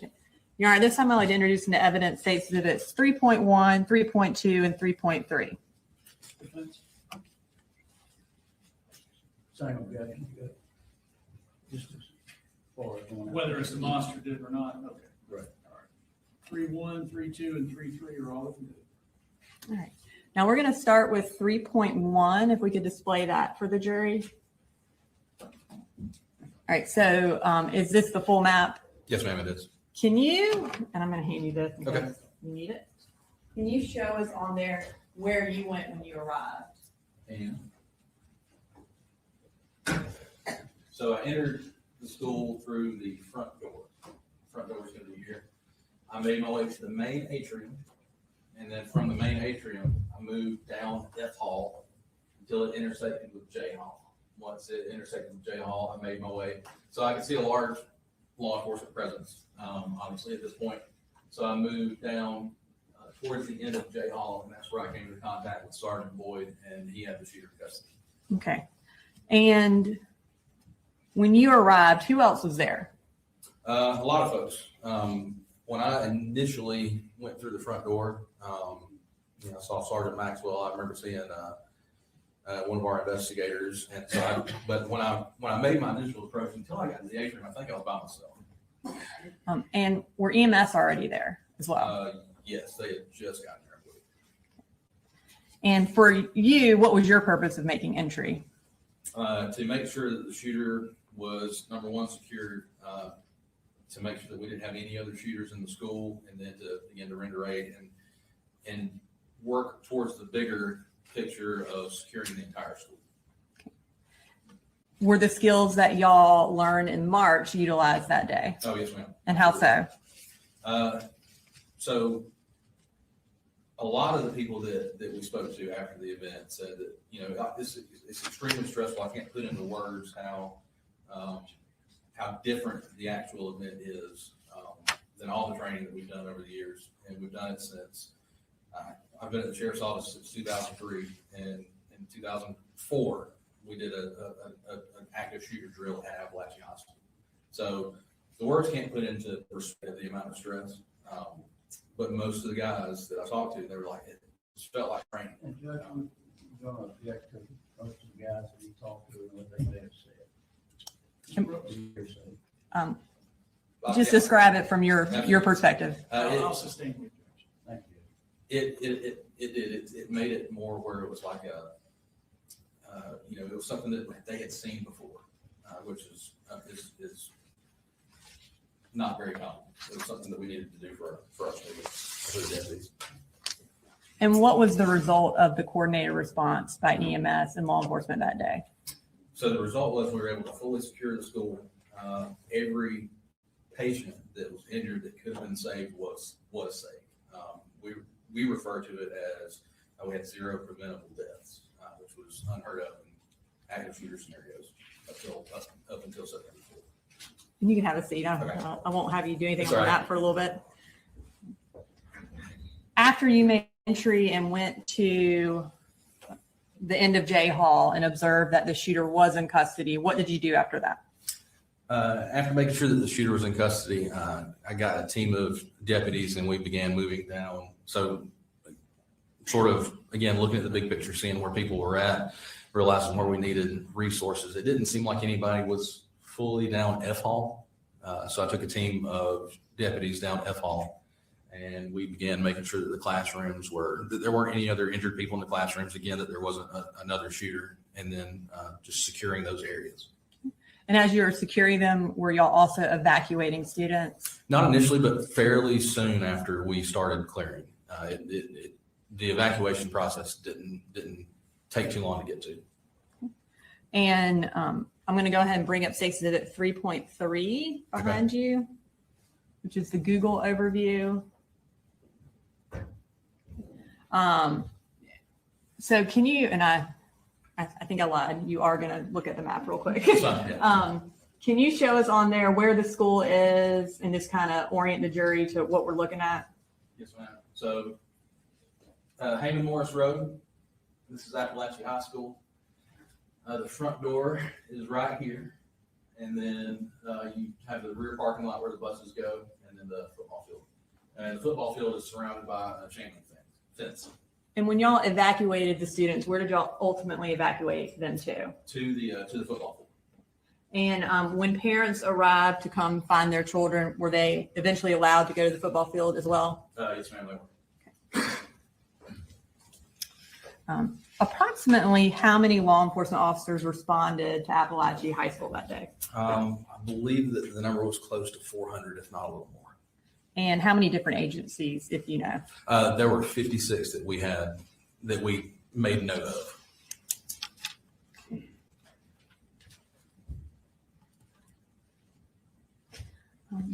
I'm going to go back to when you were in the school. Did you observe any dust-like substance present in the school when you were clearing it? Yes, ma'am. And where was it located? So I noticed it the closer I got to J Hall. As I was going down F Hall, I noticed it as I was getting towards J Hall. And had you had experience with that kind of dust before? Yes, ma'am, years ago. Okay. And based on that, your training and experience, where did that dust originate from? I almost immediately recognized that it was from the ceiling tiles. The concussion from the gunshot caused the dust from the ceiling tiles to start to fall and settle. In 2008, we had done an active shooter drill at Old County Line Elementary School, and I was picked to be the suspect, the shooter. I was given a blank gun, so it doesn't fire real projectiles, just really loud and puts out the flash. And they put me in a bathroom, and when they gave me the signal, I shot, and the dust fell down from the ceiling tiles, and it created something very similar to what I saw at Apalachee. And in your capacity as lieutenant over training, have you had an opportunity to review the surveillance videos from September 4th? Yes, ma'am. Okay. In reviewing it, did you see the dust come from the ceiling tiles like you just described? Yes, ma'am. What was your purpose in reviewing that surveillance video?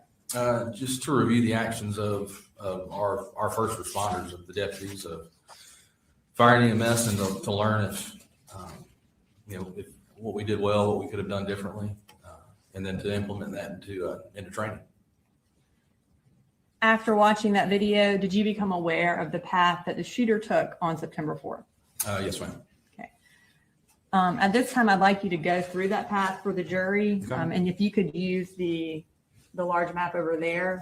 And I'd like to start with the shooter's first period class. What class was he in? So for first period, he was in Miss Harris's class, and that was 1.515. So we look at it right here. And are you familiar with what time first period class is? Yes, ma'am. So he got to class around 8:01, and the class starts at 8:15. Okay. And are you familiar with what time it ends approximately? Yeah, it ends at 9:38.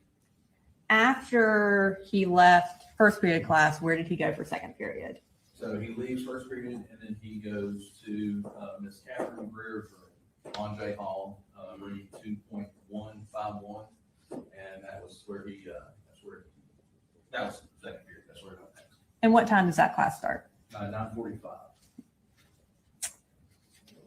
At some point, did he leave Miss Greer's class? He did. He left her class at around 9:54. And where did he go? He went to the restroom. Can you show which restroom he went to? Yes, ma'am. Men's restroom, J Hall, just a short distance from Miss Greer's class And approximately when did he leave the restroom? at 10:21. After he left the restroom, where did he go? He went back towards Miss Greer's class. So he had left Miss Greer's class. He had his book bag with him that we ultimately learned had a gun in it. So when he exits the men's bathroom, he's got the book bag. At some point, he drops the book bag, so he just has his gun, and he goes back to Miss Greer's classroom. And was he able to get into that room? No, Where did he go after that? he went immediately next door. He went to Miss Ryan and Coach Edwards' classroom, which is 2.152. And what happened in that classroom? The door to that classroom was open, slightly open, just a little bit, and he began firing numerous rounds into that classroom. And was anyone injured or killed in that classroom? Yes, ma'am. Several students were injured. Christian Angulo was killed in that classroom.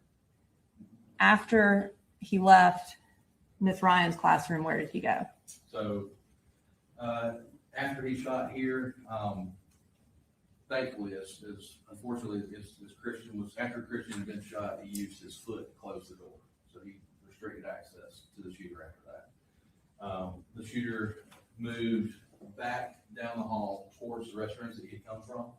And he ultimately got to this intersection, as he's moving down the hall, in room 2.145, Miss Irmy, she was in that room, Christina Irmy. She opened the door to see what was going on, just looked out briefly, and he shot her. And did she survive? No, ma'am, she didn't. After he shot Miss Irmy, what did he do? So after he shot Miss Irmy, he kept moving. He's continuing to move. He got to the intersection here of K Hall and J Hall. And while he was here, he saw Coach Aspinwall and Coach Phoenix, Ricky Aspinwall and David Phoenix, left their classrooms, which are two doors side by side, so they leave pretty much at the same time. And as soon as the shooter sees them coming out of those classrooms, as they're in the hall, he shoots them numerous times. Coach Aspinwall was killed, and Mr. Phoenix was hurt pretty bad. And then after that, where does he go? Continues moving down J Hall. The shooter gets to this area here, J and I, about the time that Mason Shermerhorn comes out of the bath. He sees Mason, he aims his rifle, he shoots several times, and he ultimately kills Mason. And then what happened? After he shoots Mason, he turns and aims down K Hall at a student that was quickly trying to run away from him. He was trying to run so fast that he was falling over himself. As soon as he aims this way, Deputy Brandon King and Sergeant Boyd made their way down F Hall. They actually came out at the intersection on J Hall, so they could tell that there was, through the haze of the dust that had fallen, they could tell that somebody was down there. They heard the shots when he shot Mason, and then they immediately started giving loud verbal commands for him to drop his gun, and he immediately surrendered.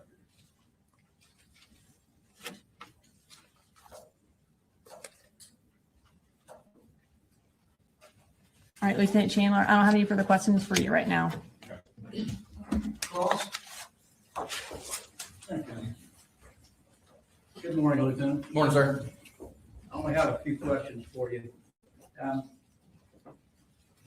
many entrances are to the high school? Specifically, I'm not 100% sure exactly how many entrances. I can count for you though, using the map that we have, if you'd like me to. If you know, that would be great. Okay, give me 1 second. So I'm going to go based off of mostly just the exterior doors. There are going to be some other doors that I might not be able to count.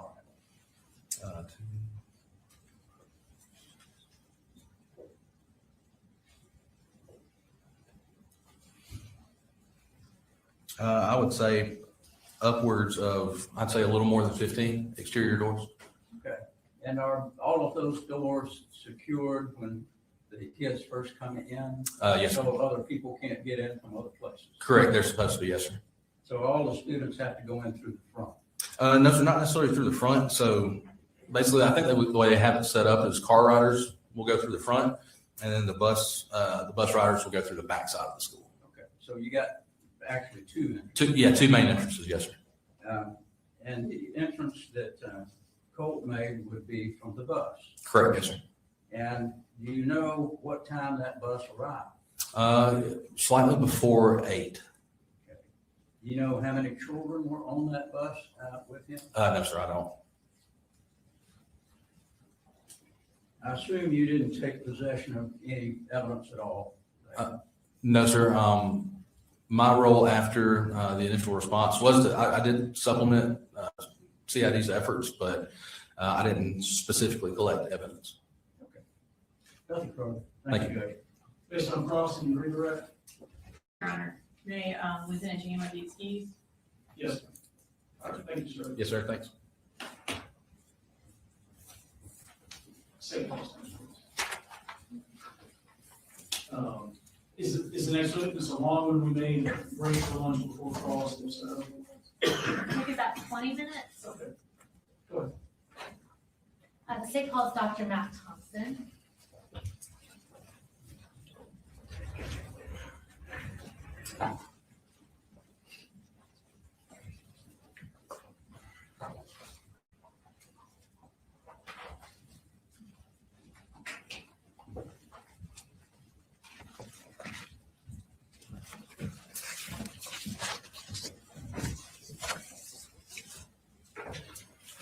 If you want to go ahead and raise your right hand, do you swear or affirm any testimony you're about to give in the matter now pending before the court is the truth, the whole truth, and nothing but the truth, so help you God? I do. All right, you can have a seat. And if you will start by just introducing yourself to the jury, and you can go ahead and tell us where you're employed. My name is Matt Thompson. I'm the Deputy Superintendent for the Barrow County School System. All right, and tell us a little bit about what that role entails. It's a pretty broad job that entails a lot of different things. I have either direct or indirect supervision over, including technology, assessment, data, student records, student safety, support services, strategic planning, a lot of other areas. All right, and how long have you been in that role? For this particular role, 4 years. Okay. As part of that role, do you have access to the surveillance system for the Barrow County school system? I do. And does that specifically include surveillance video for Apalachee High School? Yes, ma'am, it does. Tell us a little bit about the surveillance system that Apalachee High School has. System-wide, we have about 2,800 school and classroom cameras, and about 800 bus cameras, about 4 per bus. For Apalachee specifically, we have 241 cameras spread out through the external parts of the school into the corridors, hallways, and including classroom cameras. And then they have however many buses delivered there on a given day. We have 4 cameras per bus. Okay. And approximately how long has this surveillance system been in place? We went with the particular server model that we're using in about 2015, so a little more than 10 years. And does that record 24/7? It depends on the camera. The classroom and hallway cameras record continuously 6 a.m. through 6 p.m. And then they have a mechanism that if there's a sensor that detects motion, it will start recording it at a given point. The external security cameras and some of the key entrances record 24/7. And then the bus video records as long as the bus is actually cranked and engaged. It records continuously. Gotcha. And do any of these videos have sound? The bus videos do record sound. Teacher classroom videos do if the teacher chooses to engage it, if they're recording a lesson for their instructional purposes. But unless the teacher turns on the classroom cameras, they do not record sound, and the hallway security videos external do not record sound. All right. So are you aware if any of the videos relevant to this case have sound recorded on them? I'm not aware of any that do. Okay. Except possibly the bus video. I'm not 100% sure on that. Okay. So the bus could go either way. Bus could, yes. Okay. And we'll start with the school proper. How is the surveillance video stored? So the videos, when they're recording, are feeding data into a server. That server is organizing those. You can use our software to kind of query the server We use a software called Video Insight. You can watch live streams, or you can also watch archived data. But that data feeds into the server room, where it's stored for 30 days, unless we choose to mark it for non-deletion, at which point it will be retained. Otherwise, it cycles over after 30 days. Okay, and who has access to these videos, to the server? The server room? Yes. That'd be anybody with a master key at the school, which would include school administrators. That would also include maintenance staff, a handful of IT staff, and then also a very small number of district staff, including myself. Okay. And how can you yourself access these recordings? We would never really have a reason to go to the server room. We just access those videos through the Video Insight platform, which is an installed app that's on our computers that we use to, you can watch again the live stream, or we can pull video clips out of that, or we can just review archival footage. All right. And so this app on your computers, is it fair to assume that you said a very limited amount of people have access to that? Is that true for that app? School administrators would have their own school. Beyond that, there's a small number of district staff that would have full district access, but it's very small, fewer than 10. It's a fairly large district. And is this the same system that's used for the buses in addition to the school The system? buses are slightly different. They don't feed data live into a server. Theirs are recorded on a hard drive on the actual camera. So when we ask to review bus footage, we have to ask that the hard drive be actually pulled out of the camera and delivered. We can request that anytime we need to. Okay. So on this hard drive, we have what have been marked as States Exhibits 4 through 28, showing the bus that Colt Gray took to the school on September 4th of 2024 and relevant video from Apalachee High School. Have you had the opportunity to review all these videos? And are they accurate copies of what was captured from the surveillance video that day? Yes. Were all these videos obtained directly either from the server at the school or the local servers on the bus? That's correct. And have they been materially changed or altered in any way? They have not. Judge, at this time we have under States Exhibits 4 through 28, and I would note that States 22 is in two parts, so we've just marked that as 22.1 and 22.2. That's an objection. No objection. All right, 4 through 28, inclusive of 22.1 and 22.2 are all good. All right, so we're going to be playing relevant portions of these videos at a later point in the trial, but what we're going to do with you right now is go through some clips from the exhibits just to orient the jury to the different views that these different cameras provide. We'll start with a clip from States Exhibit 4, which is the exterior of the school bus.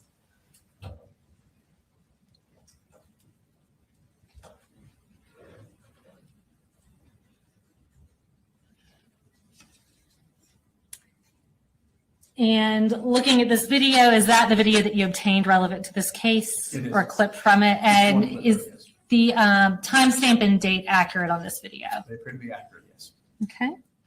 And where's that camera? I think it's relatively obvious, but where's the camera shooting So from? there's 4 cameras per bus. That would be the front mounted camera that's pointing out the front of the bus. Okay.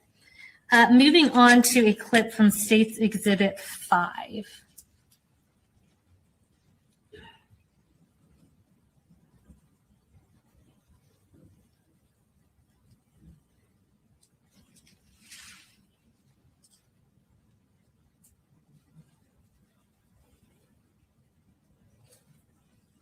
And is that the interior of the same school bus that we previously saw the exterior of?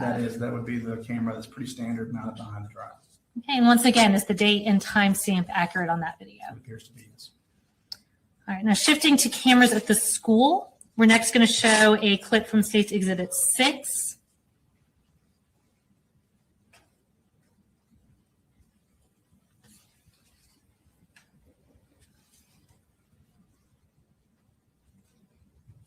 All right, and where is that camera showing from? That is the bus rider entrance at the back of Apalachee High School. All right, and I see we've got 2 date and timestamps, but they look to be exactly the same. Are those correct in Those these would be videos? correct, yes. Okay. Now, next we're going to jump over to a clip from States Exhibit 16.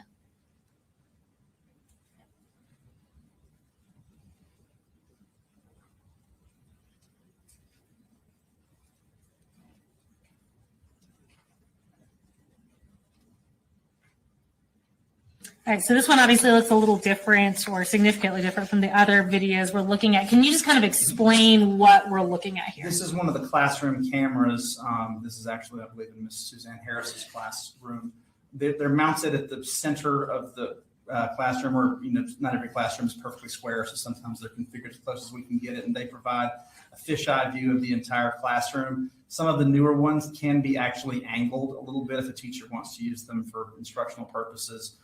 They typically are not done that much for that purpose. So this is typically the view you're going to get from a classroom camera, sort of the fishbowl view of the entire classroom. Okay, and so are all the cameras inside the classrooms this style of camera? Yes, there's not any that will look any different from this. As I said, you can sometimes angle them, but in this particular case, it's not angled, and I don't believe any of the footage that was relevant to September 4th were angled. That was my next question. Thank you. And are there any other cameras that show the interior of these classrooms as part of the school surveillance system? Is the date and time stamp on this video correct? It is, yes. And just to kind of further orient the jury, in this video, can you tell us where the entrance to the classroom is? It would be in the upper left-hand corner of the screen. You can see a sort of brown door. That would be the entrance to the classroom. And this is, like I said, this is a computer classroom, so there's rows of desktop stacks. Okay, so that brown door with the little window on it, right? Okay. And next, we're going to pull up State 17 and show a clip from that.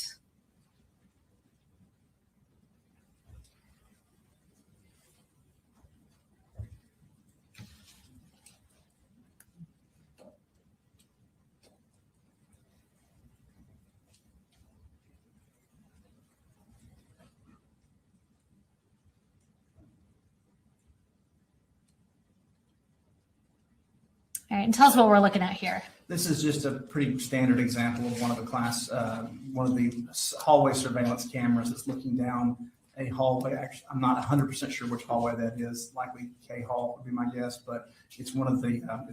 I recognize enough of the names to know that's one of the ones that feeds on J Hall. Okay. And generally, these hallway cameras, where are they located throughout the hallways? We try to strategically place them through the, these are very large schools, hundreds of thousands of square feet to cover. So there are going to inevitably be, particularly in the hallway surveillance cameras, some occasional blind spots or some places where you have a long view to see something, but we try to place them along strategic points in the hallway to get maximal coverage. Okay. Is every square inch of every hallway covered by a camera? No, ma'am. We unfortunately do have some blind spots occasionally. Okay. And is there any video surveillance that specifically covers any part of the interior of any bathrooms? No, for obvious student privacy reasons, we don't have any surveillance cameras within restrooms. We do try to typically have one facing the entrance or the exit to the restroom, but we don't place them inside. Okay. And on this video, and I believe any hallway videos, I see we have two timestamps that are actually slightly different. Can you tell us which one is accurate? So the upper left-hand corner is the camera's particular internal timer that is specific to the particular camera in use. Those can, unfortunately, due to connectivity issues, battery issues, those can be off. Those sometimes will lag what actual time. So when these are queried on the server, the bottom right is going to be the server time that is synced to national clocks and is the independently verifiable time. So in this particular case, anytime you see two timestamps, the one on the bottom right is going to be the accurate date and time. Okay, so in this case, we're looking at these two times, and the accurate time is 9:39 a.m. That would be correct. Yes, that would be the server time. All right, thank you. Did you also review and recover surveillance footage from any dates besides September 4th related to this case? Yes, ma'am. We also reviewed and pulled footage from August 26th and August 28th. Okay. And again, we'll provide more relevant context and publish those videos through subsequent witnesses. But starting with August 26th, what were you generally looking for?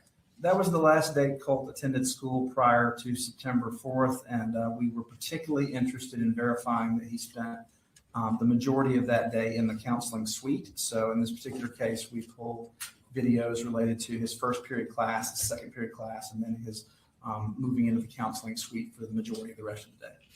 And was that video recorded and stored in the same capacity as you previously described? It was, yes. And did the timestamp appear to be accurate, or in the case of any hallways, that bottom right timestamp appear to be accurate? with these videos from that date, did you combine multiple camera recordings of Colt related to him going to the counselor's office? We did. It's a little clunky when you're trying to parse through a server. So Sure. a lot of times we'll create curated like pathway videos through a school. So in this particular case, we pulled sequential clips off of multiple cameras and sort of stitched them together using just very basic video software, just so that you have an unobstructed view of the student moving through the school. And we did that for the August 26th for Colt. Okay, and other than putting those videos from different cameras into one file, were the videos changed or materially altered in any way? They were not. And Judge, again, we'll publish this at a later time, but at this time we would tender State's Exhibit 29, which is also stored on this hard drive. No, good. And And just to follow up on that a little bit, is there any surveillance video once you enter the counseling wing at Apalachee High School? There isn't actually a unobstructed view of the entrance to the counseling suite. You can get almost there from the where you come off the K Hall, coming down from J Hall. You can see where individuals turn to go to the counseling suite. You can also see that off of other hallways, but you can't actually see anybody enter the counseling suite. Okay, and was the thought there essentially also for privacy reasons? Yeah, sometimes we've kind of gone back and forth over the years, but as to, coverage versus trying to be a little more discreet with students who may have issues and they don't want to be picked up on camera. So in this particular case at Apalachee, we don't have a camera that shows the counseling suite entrance. Okay. And shifting your focus to August 28th, which is the other date you referenced, were you looking for a specific person on that date at Apalachee High School? We were, yes. Okay, and who was that? That would be Colt's grandmother, Miss Deborah. I think I've had her name mispronounced all these years. It was Pummelhoofs or. Okay, I believe Paul Hamus, Paul Hamus, there we go. but I think we will clarify later. She had visited that day to meet with a counselor, discuss her concerns. So we pulled video showing both her entrance and her exit from Apalachee High School. Okay, and again, did you combine the multiple camera recordings of her on that date into one file? We did. And other than putting them into one file, were they changed or materially altered in any way? They were not altered in any way. All right. And is that the video that we've marked as State's Exhibit 30 and put onto this hard drive, a fair and accurate depiction of what you pulled off those It is. cameras? And Judge, at this time, we would tender State's Exhibit 30 and again, play it at a later time. No objection. all right, 30 is admitted without objection. All right. Now, lastly, I'm going to show you what has been marked as State's Exhibit 31. And can you just identify what this is? So this is Apalachee's bell schedule for 2024, 2025, specifically the fall semester. Appalachee's instructional day is tied into 4 main instructional periods with a shorter advisement period. Okay, and before I make you talk through it twice, what I've handed you fair and accurate? This is Okay. the accurate bell schedule from fall of 2024. Okay, and Judge, we'd go ahead and tender that as State's Exhibit 31. All right, and we'll go ahead and pull that up on the screen just so it's a little easier for people to follow. So yeah, if you'll just kind of talk us through what this shows. Sure. So what this is going to be doing is, as I said, there's 4 instructional segments, and there's also an advisement period that is built in on certain days. So in this case, what this is showing is the beginning and ending of each class segment, and then the time students have to traverse to their next class before they would be considered tardy. Okay. And nothing further from me. The defense may have a couple questions for you. Cross. Just have one question. Sir. At that time, Apalachee High School did not have metal detectors. That is correct, sir. Right. Thank you. All right, any excused? Yes, sir. All right, thank you, sir.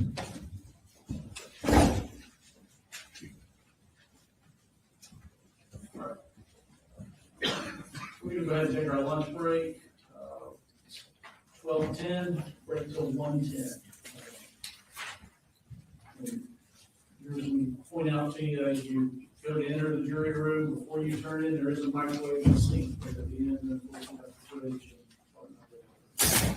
and all right.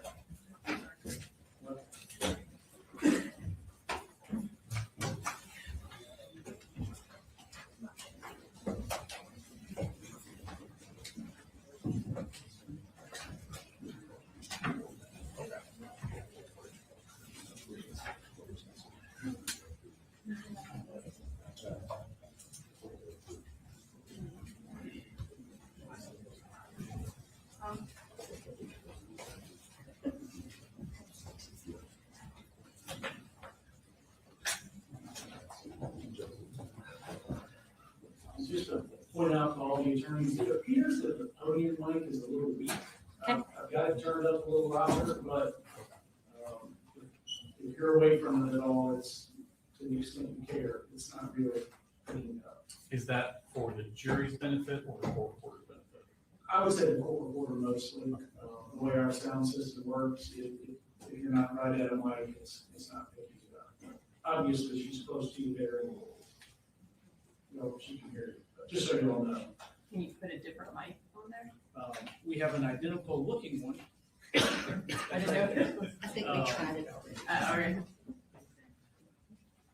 All right. Mr. Perry, Mr. Hobbs, you guys squared away? Yes, bailiff is going to give us instructions on where to go. We can recess till 1:10. Thank you. Thank you. Very good.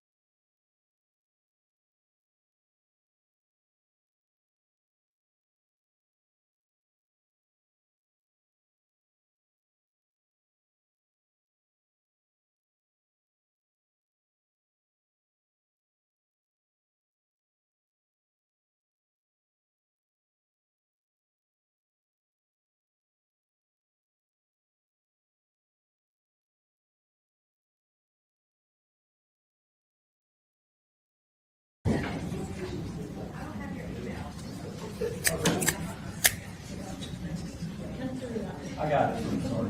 But I will give you the email that's made.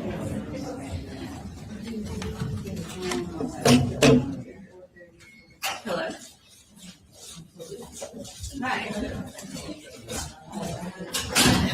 I did not intentionally. Sorry.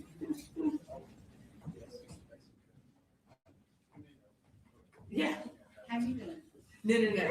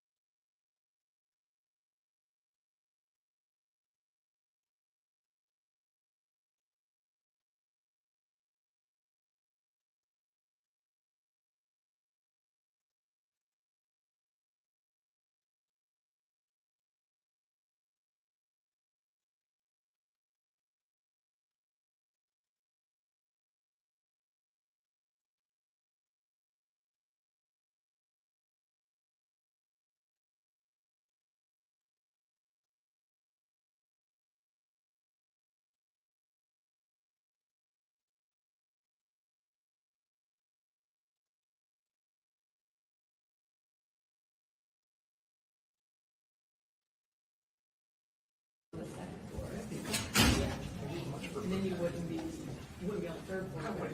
We want nothing to do with, we figured they were over there. Yeah. But yeah, that might be.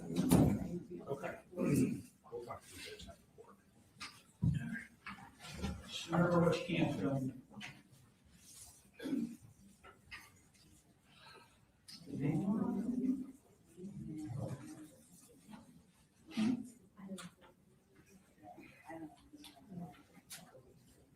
No, I had to see her.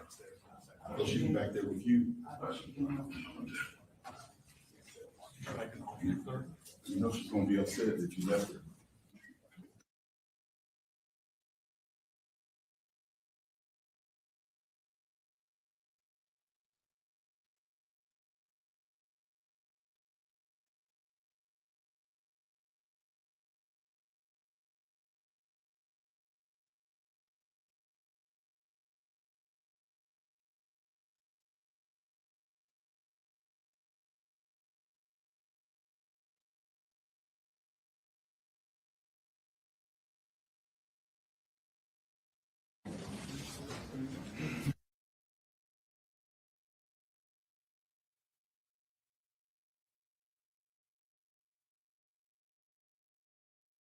Can we just put some timestamps on the record? It just seemed easier to do that outside the presence of the jury. Okay. The clips we introduced through Dr. Thompson from State's Exhibit 4, we played from 41 minutes 16 seconds to 41 minutes 29 seconds. From Exhibit 5, 39 minutes and 29 seconds to 39 minutes and 51 seconds. From State's Exhibit 6, we played the first 10 seconds. State's Exhibit 16, we played 20 minutes and 3 seconds to 20 minutes and 13 seconds. And from State's Exhibit 17, we played the first 10 seconds. We'll also provide that in writing to the court reporter once we get through evidence. You all ready for the jury?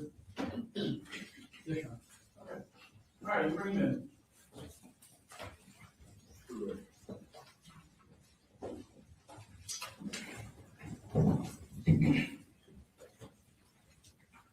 Is the large exhibit going to be used for this witness too, or? Yes, Okay. just very briefly. Just it's fine.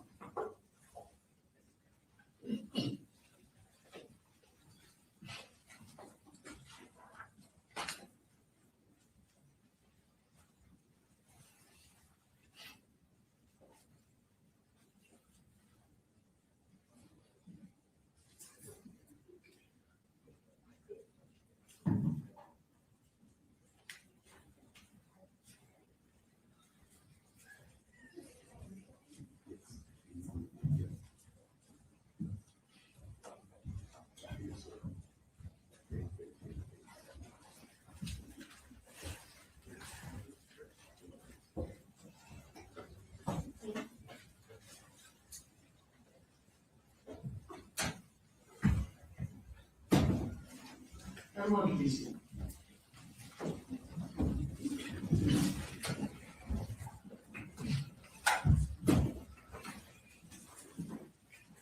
All right, state calls for witness.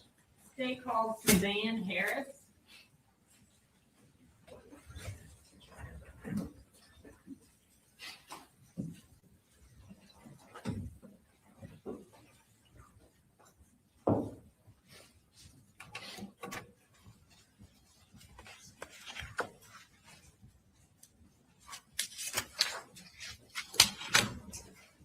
Please raise your right hand. Do you swear to tell the truth, the whole truth, and nothing but the truth to help you God? You can have a seat.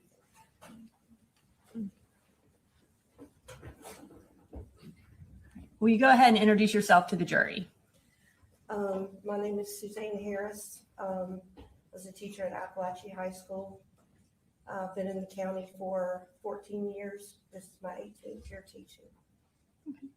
Well, you went ahead and answered my next question, which was, what do you do? So you indicated that you worked at Apalachee High School. When did you work at Apalachee High School? What years of service did you do there?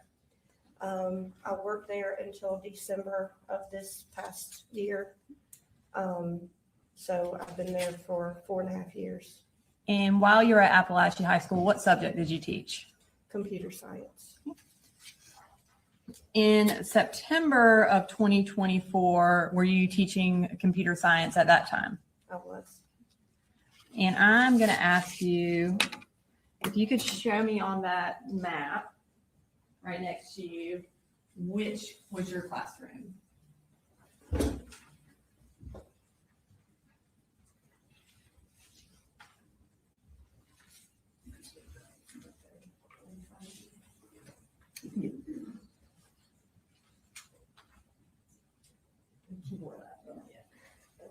I'm right here on G Hall, and my classroom is right here, 1.515. Thank you, Ms. Harris. You can have a seat.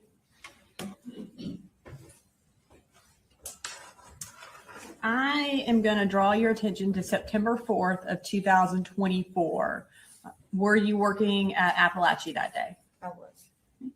And was Colt Gray in one of your classes? He was. What period was he in? He was in first period. And what time is that class? Or generally, what time does first period start? The bell rang at like 8:15. Okay. And what time does it end? Best I recall, like 9:38, somewhere around there. And on September 4th, I guess, had you seen him in your class before? I think he had been in class one time prior to that day. And on September 4th, did he talk to you? He did. When did he first talk to you? Early on in the classroom session, I think around 8:30, he asked to go to the restroom. And then after that, did he come and talk to you again? He did. And what did he talk to you about? At this point, we had been talking about missing assignments and different things because he'd only been there for 2 days, but he asked whether or not we'd ever had an active shooter drill before. And what did you tell him? I told him that we had had one. Judge, we're going to object any hearsay. Response. Your Honor, doesn't go to the truth of the matter asserted. It goes to sort of present sense impression, what they're discussing at that time, and then what action she took afterwards. Yeah, I would think this falls into a category of non-hearsay. They're not offering it to prove that they did or didn't have active school shooter trainings in the past. It's just, did he ask the question? So I'll go with the objection. Thank you, Your Honor. And so kind of getting back to the question, he asked you if there was an active shooter drill, and then your response was what?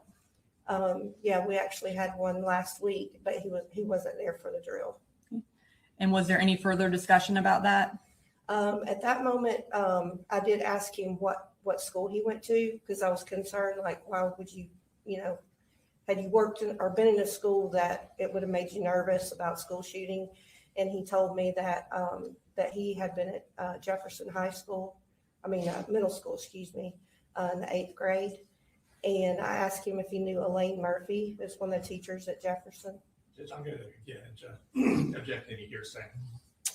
And This first, you have a response or? I think we'll just move on from what she said back to him and go on to the next topic. All right, so I'll sustain the objections to his last remarks. So after y'all had the discussion, did he go back and sit down? He did. Okay. And this time I'm going to publish a clip from State's Exhibit 16. It's been previously introduced in the evidence, and the clip is from 38 minutes and 23 seconds to 39 minutes and 12 seconds.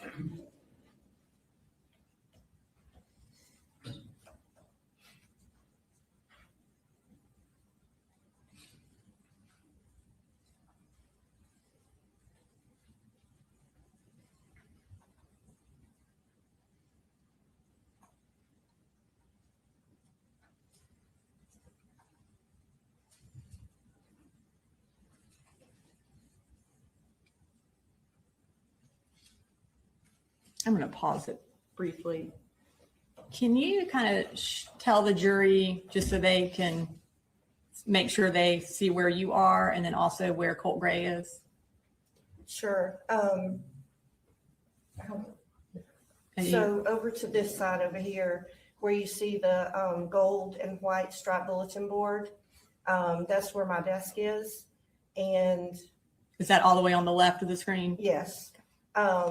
And then he is to the right of my desk. I don't know what corner I can show you.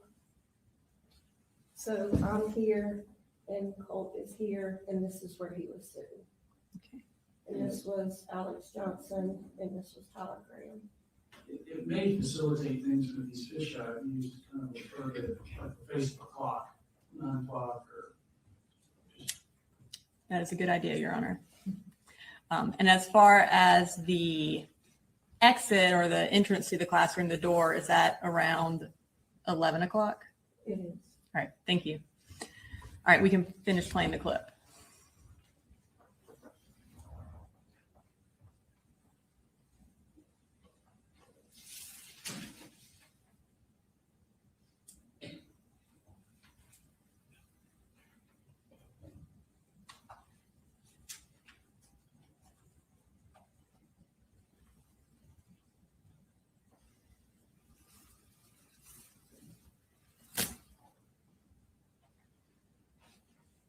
Okay. And does that clip show where he asked you about the active shooter drill? Yes. Okay. When he asked you that, did that concern you? I mean, you don't expect to hear that in the classroom. I mean, we hear about school shootings, but you don't think it's going to happen to you. So it was a little bit alarming. And I did send an email to the counselor in regards to that, in regards to my concern.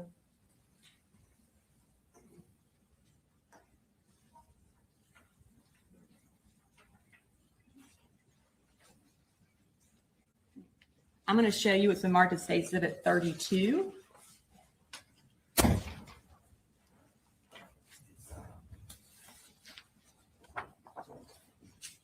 Do you recognize that? I do. And what do you recognize that as? It's the email that I sent to Miss Butler. Okay. And is it a fair and accurate copy of that email that you sent to Miss Butler on September 4th?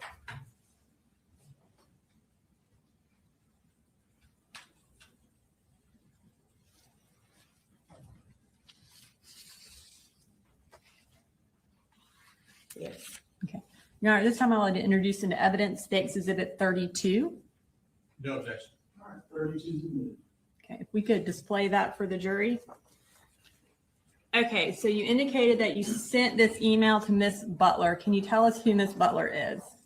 She's the counselor that is in charge of his last name. So each counselor has a certain number of letters in the alphabet that they're in charge of. And she was in charge of his last name. And then you also copied D. Martin. Can you tell me who D. Martin is? She's our assistant principal, but I'm a CTAE teacher, so she was actually over the CTAE umbrella. Okay. And what time did you send that email? The timestamp is 8:46 a.m. And can you read for the jury what your email said? The subject said inquiry from CG that might warrant a few questions. Miss Butler, I had a student who is new to the school. He has missed quite a bit already. He asked this morning if we ever do any active shooter drills. I thought this was an odd question. I told him we did, and we had one recently, but he was absent. I asked if he had a particular concern, and he said he didn't. The student is Colt Gray, and he is in the 9th grade, just FYI. Thank you. Now, after you sent that email, did Colt come and talk to you again? Yes. Okay. And what did he talk to you about this time? Several times he was asking about missing assignments. The two students that were sitting beside him, Alex Johnson and Tyler Graham, they were actually helping him with assignments. But at some point closer to the time that the bell rang, he asked what our policy was in between restroom transitions as far as going to the restroom. And what is Apalachee's policy about restroom transitions? You cannot go to the restroom during transitions. Okay. And by transition, do you mean between classes? Yes, ma'am. So when can you go to the restroom? You can go in class. And how do y'all prevent people from going to the restroom during between classes? We have chains. And so I actually had the restroom duty right outside my classroom. So there's chains, and you just walk out and clip the chain and stand there and make sure that the students don't go in and out of the restroom. Okay. So at this time, I'm going to show another clip from State's Exhibit 16, which is from 1 hour and 30 minutes and 54 seconds to 1 hour and 31 minutes and 18 seconds.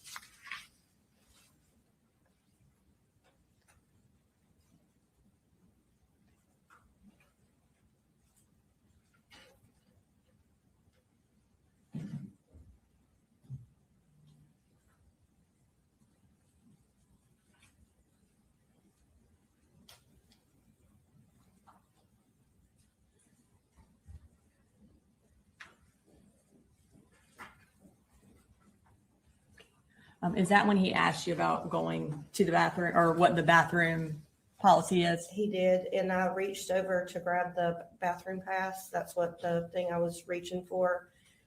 They have to have a hall pass in order to go to the restroom. I asked him if he needed to go to the restroom, and he said he did not. When class was over and he was getting ready to leave, did you notice anything about him or his belongings that caused you concern? Very close to in the class, I noticed that there was like a poster or some kind of project or something that was sticking out of his book bag. And I asked him what his project was about, and he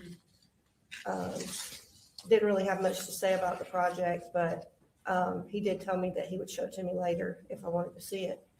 And I couldn't tell what the project was, but he had only been there for a couple of days, so I was looking at it kind of odd. It was taller than the book bag, and it had like clothing that was kind of wrapped around it. And we're in September, but there was like a sock cap that appeared to be like stuck on the top, and I thought it was kind of odd. How did he carry the bag when he left your classroom? It was very difficult for him to carry. It was like really super heavy. And so when he went to pick it up, you could tell. And I said, "Do you need help with that?" And he seemed a little agitated or a little nervous. And so he just like scurried out of the classroom with his book bag. Now, as a teacher, as an educator, do you have the authority to search a child's backpack or a student's backpack? No, I do not. Okay. And so based on what you observed with his backpack and with the questions that he asked you about the active shooter and about the bathroom, what did you do? Initially, I went straight out the door and went to the restrooms to put up the chain because the class was in transition, and that's where my restroom duty is. But as I was standing there, I wasn't standing there very long, but I heard a voice that said, "He's got a gun." And that's just like a voice in your head, Voice kind of? in my head, yeah. And what did you do when you kind of felt that happen? I got cold chills from the top of my hair all the way down to the toes of my feet. And I stood there for a minute, and it quickly runs through your mind. Like if you make an accusation and you tell somebody's got a gun, they're going to think you're crazy. But as I stood there for just a second, it just got louder. And so I just darted down the hallway and went straight to D. Martin's office. Okay. And what did you do when you got to D. Martin's office? I was going to attempt to tell her that I thought that he had a gun, but she was in there with another student. And so the door was closed. So I immediately came out. Mr. Broughton, who was our other AP, he was standing out in the atrium because we're in class transition. And I went up told him that, I really needed to talk to somebody. And he said, "Well, have you already been talking to Dee about this?" And I said, "Yes." And about that time, somebody came on the radio and said that she was releasing that student to the media center. And he said, "Oh, well, she's done. So you go ahead you go ahead and go in there and talk with her." And so that's what I did. So. And what was that discussion, or what did you tell her? When I went in, there was another teacher that was coming in behind me. It was Mandy Pugh and two of her students. And Dee was coming out of her office, and she thought we were together regarding another situation. And I told her no. And there was somebody in the office that was next door to hers. And so there was still a student that was in her office. And so we went into Mr. Neely's office, which is the third office. And we went straight back and we're trying to find someplace private. But I told her, I said, I don't know how I know, but, I think he's got a gun. After that, what did you do? She asked me at that point if I knew what class he was in, and I said, no, I don't. But when I went back to my classroom, then I looked up who the classroom teacher was, and it was Captain Greer. Now I'm going to show you what's been marked as State's Exhibit 33.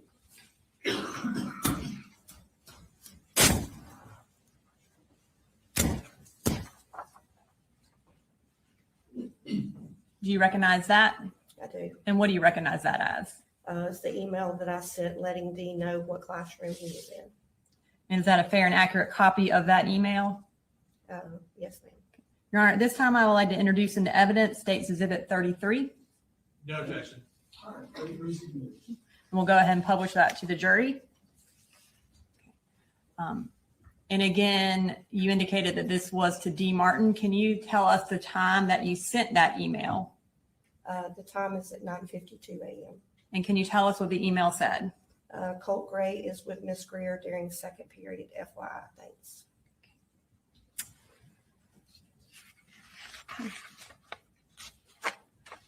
Your second period class, was it a planning period for you, or were you teaching a class? It was planning period. After that email, can you tell us what happened? So I have other students that share the classroom. They come in, we share the classroom together. And Alex English, which is another teacher, it's his first year teaching. He was teaching audio, video technology, and film. And he came in with his students.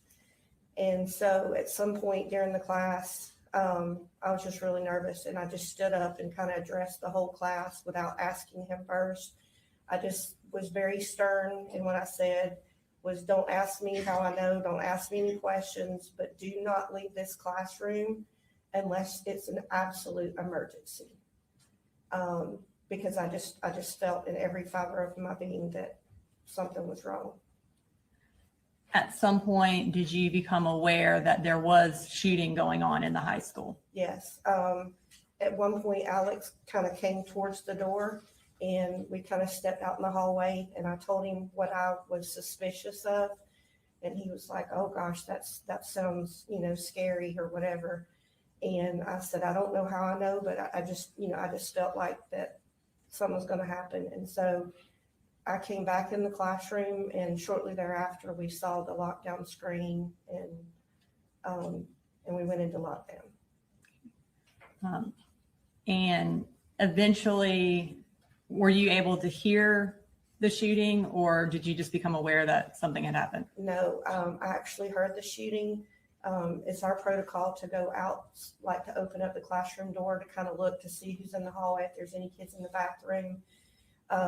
And I did that, and I could hear gunshots to the left, which is down towards the counseling office. After the shooting had ended, were y'all eventually able to leave your classroom? Yes. Okay. And where were y'all evacuated to? To the football field.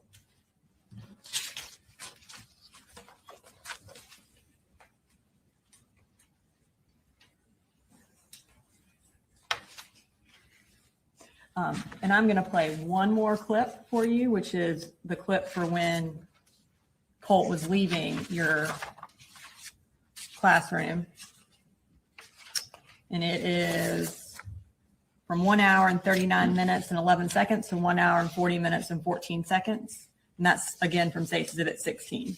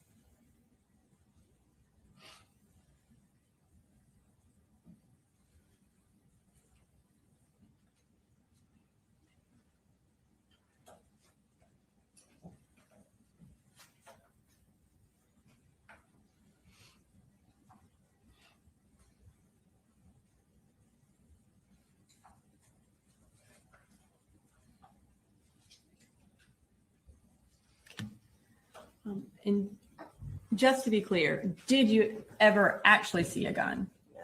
Okay. And so you had a feeling that there was a gun, but you never saw one? No. Okay. Nothing further. Well, yes, Sean. Good afternoon, Ms. Harris. I have a few questions. If I ask a question that doesn't make sense or you'd like me to clarify, please let me know, and I'll go ahead and take care of that. All right. So you were in class and you observed this backpack that Mr. Gray had, correct? Yes. And I believe you said it looked like it was heavy. When he got ready to leave the classroom is where it appeared to be heavy. Based on how he was lifting it, is that what you're referring to? Exactly, yes. Okay. And at some point after the shooting, you gave a statement to a couple officers from GBI. Is that correct? Mhm. And you have to say yes or no for the court reporter. Oh. Sorry. No, you're fine. Did do you remember telling them that you were familiar with guns? Yes. And I believe you said that you thought, based on the length of the object that was extending from his backpack, that kind of made you suspicious. Is that fair to say? Yes. How was it about the poster board? How far was it extending out of the backpack? It appeared to be about that far. So you're holding your hands, and so I have to make a record for the court reporter, like a foot and a half more? 2.5 foot. Okay. Yeah. Okay. And you said there was a hat stuffed down the tube of the poster board. Is that correct? It appeared to be clothing, and best I recall, it looked like a sock cap. Like a toboggan? Yes. So like a winter hat. Yeah. And of course, this was September. Right. And I thought that was odd. Right. And it wasn't cold that day. No, it was not. Okay. All right.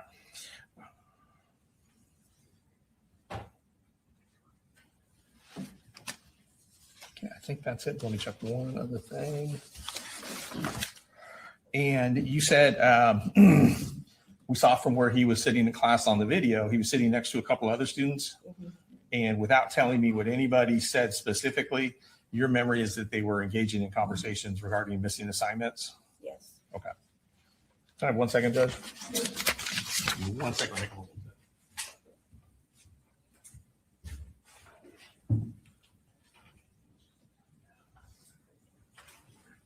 Ms. Harris, that is all the questions I have. Thank you. Based on cross, any redirect? No, Your Honor. May Ms. Harris be excused? Yes. Thank you, ma'am.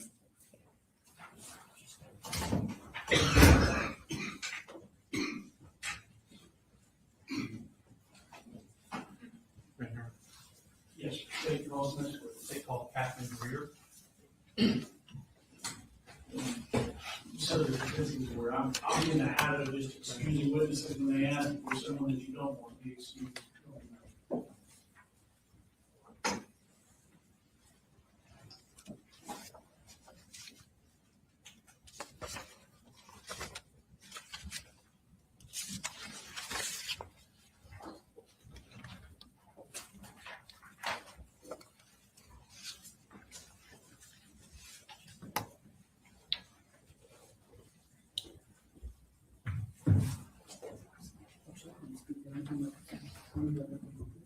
Could you raise your right hand, please? Swear the testimony given in the matter now pending before this court will be the truth, the whole truth, nothing but the truth, so help you God. I do. Okay. If you could introduce yourself for the jury. My name is Catherine Greer. Okay. And where do you work, ma'am? I work at Apalachee High School. And what do you do at Apalachee High School? I'm a math teacher. Okay. And how long have you worked there? This is my third year. Your third year? Okay. I want to take your attention back to 2024, 2025 school year. What did you teach on that year? I was teaching ninth grade Algebra 1. Okay. What did you have first period? First period was my planning block. Okay. So you didn't teach a class that period? No, sir. Okay. And what did you teach second period? Ninth grade ninth grade Algebra 1. Okay. There's a partial map of the school next to you. If you could you orient to the jury as to where your classroom was for second period? Okay. And was Colt Gray a member of that class? He was. Okay. And what do you remember about Colt Gray prior to September 2024? Not too much. He started school not on the first day, maybe a week or so after. And I think I had him in my room maybe 3-4 times. Okay. I want to take your attention to August 26th of that year. Was Colt Gray in your class on that day? I believe so. Okay. And did something happen? Did he come to you about needing something? Yes, he approached me in class and asked to go see a crisis counselor. Okay. And did that We're seem, going to object to any hearsay. Your Honor, hearsay is a statement made out of court. That wasn't a statement. He was asking for something. That would be more in a present sense impression. It's also not the truth of the matter asserted. I don't think that would be hearsay. Go ahead, Mr. Ross. Judge, I think it is being admitted for the truth of the matter in regards to his mental health state at that time. Your Honor, it's not testimonial in nature. He's not asking, or he's not testifying anything. He's not an outward statement. He's asking to go somewhere. That is not hearsay. You know, I believe him asking to see a counselor on that day is non-hearsay, so I'll overrule the objection. Okay. So he asked to see a crisis counselor. Was there anything about what he asked that stood out to you? Just the fact that he used crisis counselor. Usually the student just says, "Can I go see my counselor?" So that stood out. How did he appear to you emotionally? I don't recall how he appeared when he asked. I just knew it was different from a typical ask to go to see a counselor, so I walked him there. Okay. So what, is it your normal practice to walk them to the counselor? If they just asked to go to a counselor, not typically, but since he said crisis counselor, I didn't know what was going on, so I did want to walk him. And so the class next to me has 2 teachers in Okay. it, And who were they? Miss Ryan and Coach Edwards. Okay. So what did you do when you decided to walk him to the counselor's office? I peeked my head over next door and just asked if one of them could watch my class so I could walk him to the counseling office. Okay. And did they do that? They did. Okay. Could you show, and did you walk him to the counselor's office? I did. Could you show on the map, we were just talking about where the counselor's office, did you walk him to? Counselor's office is over here. Okay. Down that hall. Okay. Thank you. Did Colt come back to your second period class that day? He never came back to my classroom. That day or any other day? He didn't come back that day. And I believe the next time he was there was September 4th. Okay. Let's go to September 4th. Approximately how many times on that day had Colt Gray been present in your classroom? 2 or 3 maybe. Okay. Did you have any problems with him before then? I did not. Okay. Did he have any issues with other students that you seem to notice? No, I never saw him interact with any student specifically. Okay. Did you notice anything out of the ordinary about him? No, sir. Is there another student in your class with a similar name? Yes, And who was that? Colton Gray. Colton Gray? Now, Colt Gray was a freshman that year, correct? Correct. What year was Colton Gray? A senior. Okay. And what was his personality like? Very sweet, very respectful. He tried hard, put his best effort forward. Great kid. Did he interact with you and other students? He did. Okay. I want to take your attention to the morning of September 4th. About what time do second period students begin arriving in your class? Around 9:45, or a little bit before the second period bells at 9:45, I believe. Okay. And what are you typically doing when students are arriving at your class? Typically, I'm standing at the door greeting them. Okay. Did you notice Colt when he came into your class? I do not remember him coming into the room. Okay. Do you remember seeing his book bag when he came into the room? No. Okay. Have you had an opportunity to see the security camera footage of your classroom from that morning? I have. Okay. And looking back on that security camera footage, do you realize why it was that you don't remember seeing Colt? I did. And why is that? I was pulling up a presentation on my screen, so my back was turned to the door. Okay. This security camera footage that you saw, does it accurately portray what happened on September 4th? It does. I'm going to show you a clip from what's already been tendered as State's Exhibit number 21. Your Honor, for the record, this is going to be from 1 minute, 15 seconds to 6 minutes and 18 seconds. And ask you, it portrays Colt coming into the room.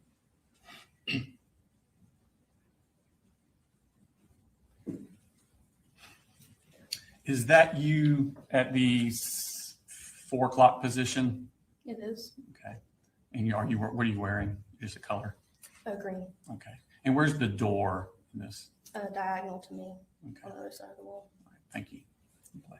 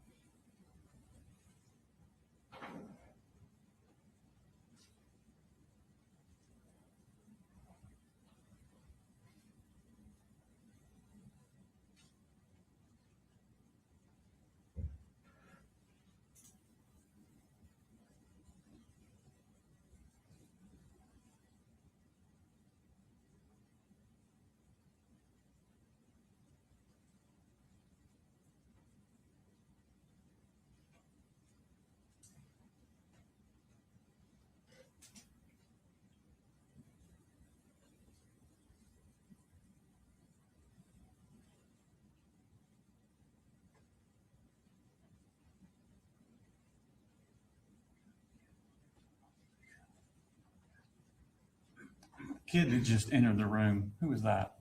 It's Colton Gray. The one with the black shirt and the tan pants? Yes, sir.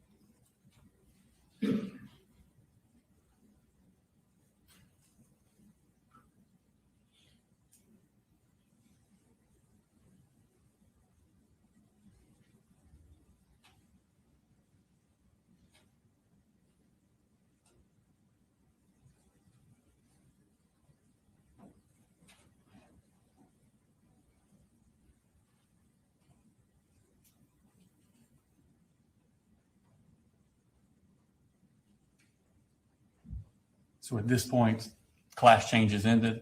Yes, sir. At some point during class, does Colt ask to leave the classroom? He does. And what purpose does he ask to leave the classroom? He has to go see his counselor. Okay. At this point, do you take him, did you walk him this day? I did not. Okay. And did he take his stuff with him or did he leave it in the room? He took his book bag. Okay. And is this also shown in the security footage? It is. Okay. Your Honor, this time I'm going to show what's 13:22 to 14:22. It's close to 10 minutes. And this is another. It's also from the same, from States 21, Your Honor. And let me just clarify for a second my last ruling. So I overruled an objection previously about hearsay on he asked to see a crisis counselor. I think him asking the question is admissible for the fact that he asked it. It's not admitted for the purpose of establishing that he was in fact having a mental health crisis. All right.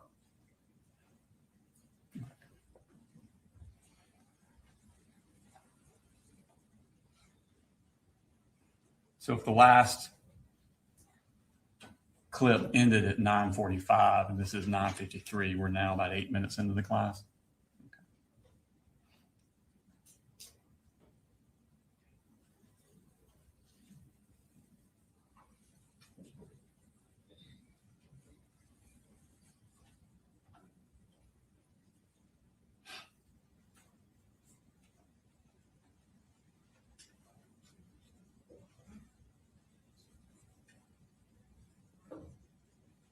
What's he doing there on the wall? He's grabbing the pass, the office pass. So different passes have different destinations on them. There's a restroom pass and office pass. Okay.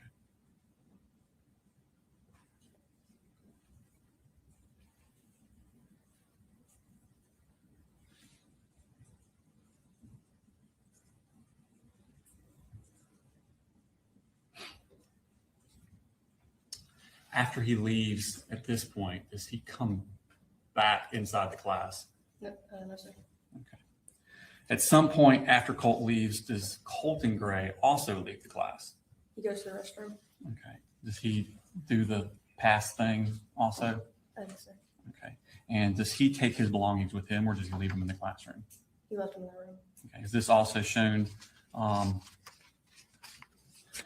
Well, let me go further before we play the clip. After Colton has left the classroom, does someone come to your class?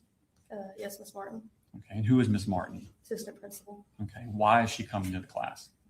She came to class asking for a student. Okay. And what student did she ask for? I can't recall the name that she said. I must have heard Colton Gray. Who did you think she asked for? Colton Gray. Okay. Had he recently left for the bathroom when she asked for him? Yes. Okay. And did you tell her where he had gone? I said he's in the bathroom. Okay. And did you give her his belongings? I handed his book back to her. Okay. Is this also shown on the security It footage? is. Okay. Your Honor, this time I will show clip from 2342 to 2633, also from State's Exhibit number 21.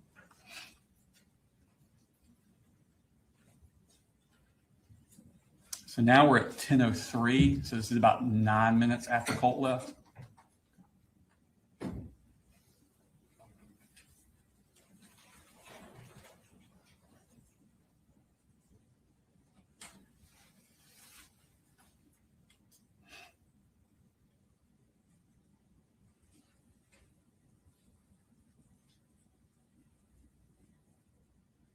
What's he doing there, Colton? He's signing out. Okay.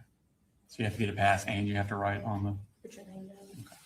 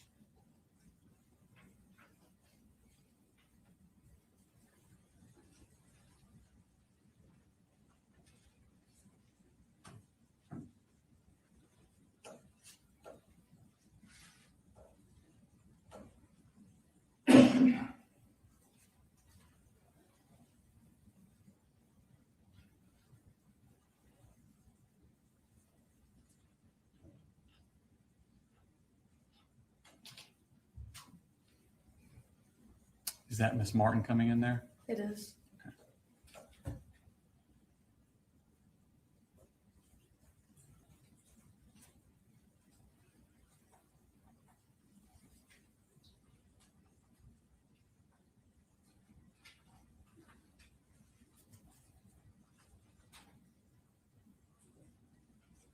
Now, at some point, does Miss Martin return to your class? She does. Okay, what happens when she returns to your class?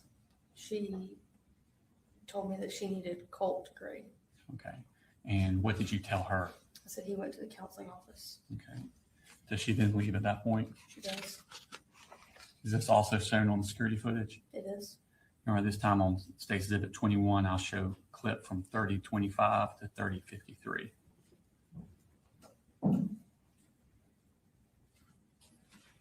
So now we're at 10:11. This is what, about 5 minutes after she left the first time?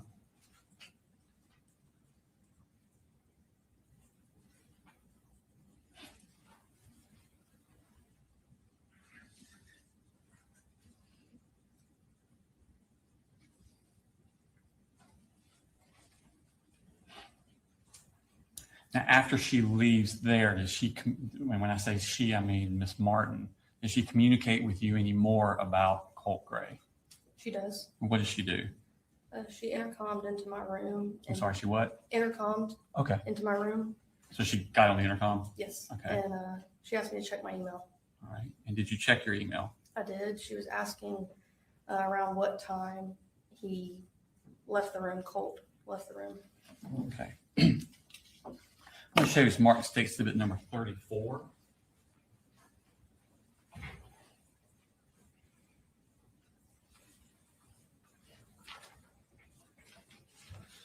Ask you to identify that.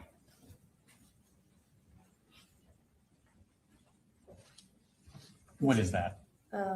This is the email that she sent me asking what time he left, and the email that I responded with saying he left around 9:50. Okay. So you had the email to you and your reply on the same? Correct. Do they accurately reflect the email exchange you had with Ms. Martin? They do. All right. This time I tender State Exhibit number 34 in the evidence. No objection. All right, 30 goes. As we publish after the jury. All right. So you're at the bottom? I am. All right. I'm sorry. I'm Ms. sorry, Martin's no. at the bottom. Miss Martin's at the bottom. Okay. And what time did that email come in? That came at 10:18. Okay. And your response is above that? Correct. Okay. And what time did you send that response? 10:20. And what did you say? I said he left towards the beginning of first, probably around 9:50. What happens then? Class continues, and I'm up towards the front of the room when I see some movement in my door. I catch a glimpse that it's him. Is the door open or closed? It's closed. Okay. How are you able to see movement? Is there like a glass or There's something? a glass window. Okay. And so you see movement. Mhm. What do you do then? I realized that it was him, so I immediately went to my computer to send an email saying he's at my door. Okay. I want to show you the Smart State Exhibit number. Who'd you send that email to? Miss Martin. Okay. Show Smart State Exhibit number 35.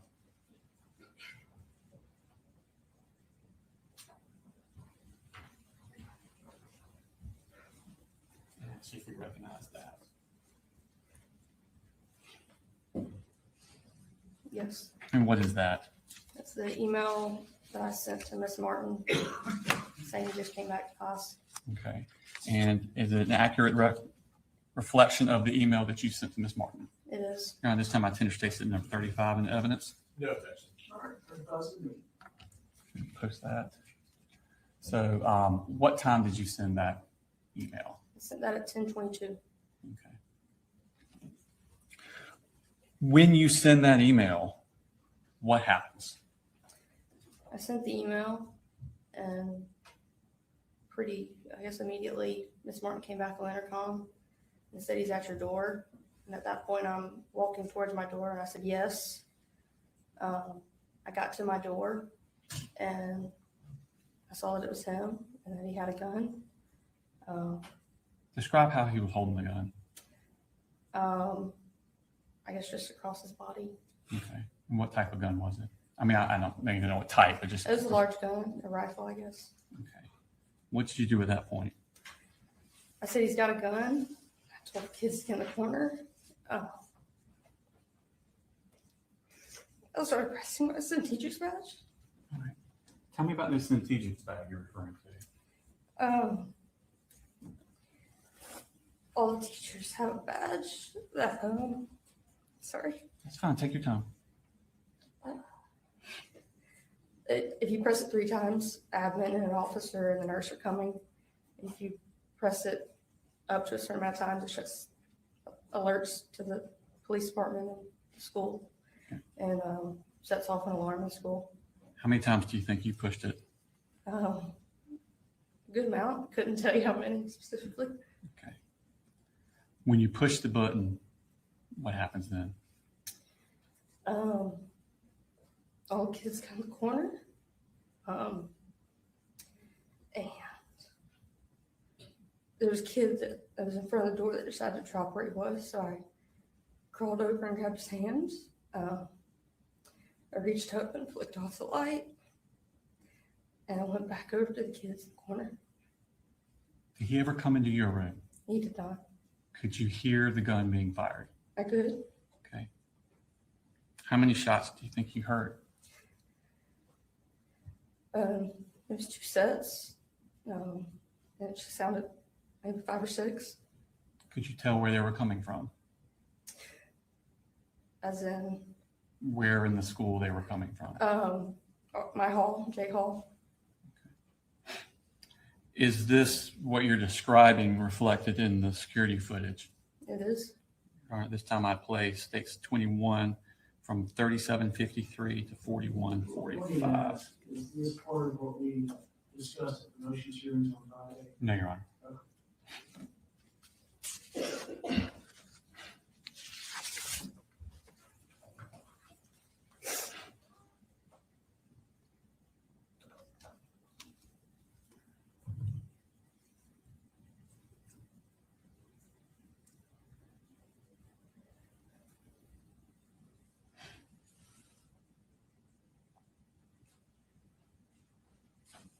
Is this when you're emailing with Miss Martin? Yes.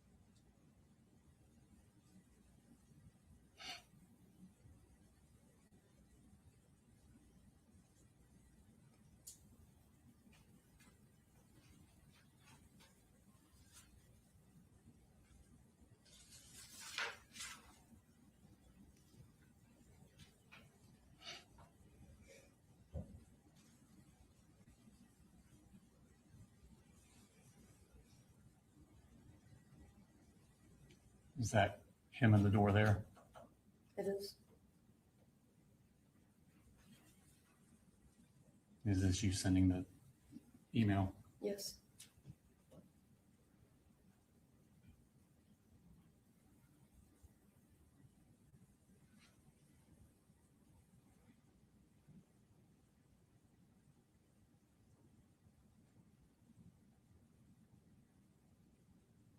Is that you pushing the button there? It is.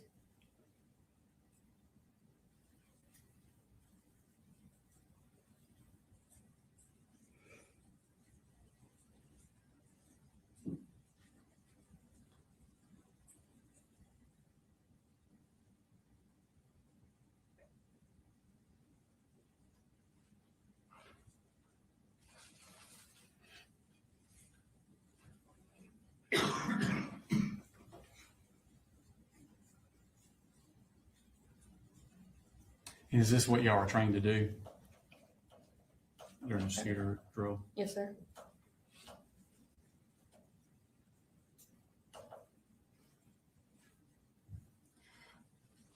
Did a student from your class call 911?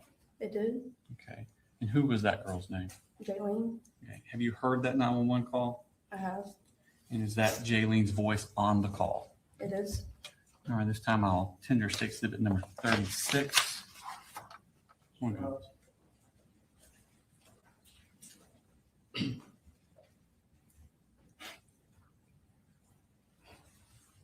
No objection, Judge.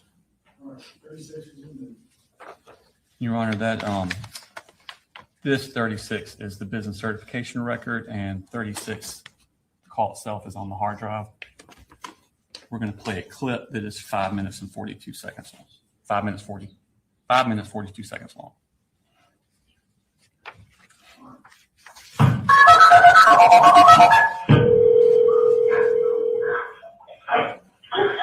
Mary County 911, what's the address to your emergency? There's a shooting at the Apalachee High School, please. He's sitting right outside the door. What do we do? Please, he's sitting, okay? He's right outside the door. He's shooting. Oh my God. You hear where they're coming from? What did you say? Where are you? Where are you in the school? We're at Apalachee High School. Okay, where in the school are you? Listen, what's your name? Okay, stay on the phone with me, okay? We're getting lots of help on the way, but I want you staying on the phone with me. Where in the school are you? I'm in K-Hole in the back. K-Hole in the back. Is anybody in your room shot? And everybody is okay. Stay on the phone with me. If you have to put the phone down, put it down, but I want you on the phone with me. Do you understand? Yes, ma'am. It's okay. Okay, do you know what classroom number you're in? Classroom? What classroom number? It's clear. I don't know the numbers. Do you know where the shooter is? I don't know if he was in the shooting or the numbers. Who is the shooter? His name is Colt. I don't know his last name. Spell your name for me. J-A-R-L-Y-N. Okay, listen. I'm gonna stay on the phone with you, okay? I'm staying on the phone with you and take a big deep breath with me. Okay, Jalen, my name is Terry, okay? I'm gonna stay with you. Okay, I got you. Okay, how many people are in your room, Jalen? How many people are in the room? How many students are in the room? At least like 130. Okay, what's your last name, Jalen? Hillier. Spell it for me. D-E-L-I-R-A. Okay. Alright, I'm gonna stay on the phone with you, okay? Yes, ma'am. Do you hear anything? No, I don't know where he was. I don't know where he is. Okay. Is your door locked? I think so. Okay. All right. Take a big deep breath for me. You're doing a great job. You're doing a great job, okay? Okay. You're doing great.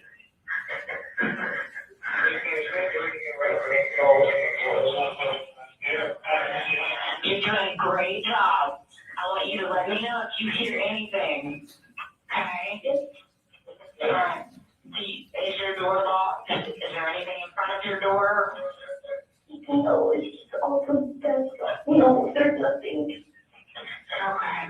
Do you know what, you don't know what classroom you're in, like what classroom number?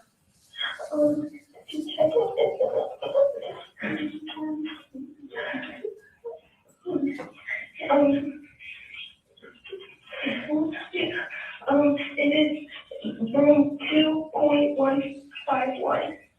2.151. Okay, is your teacher in there with you? Yes.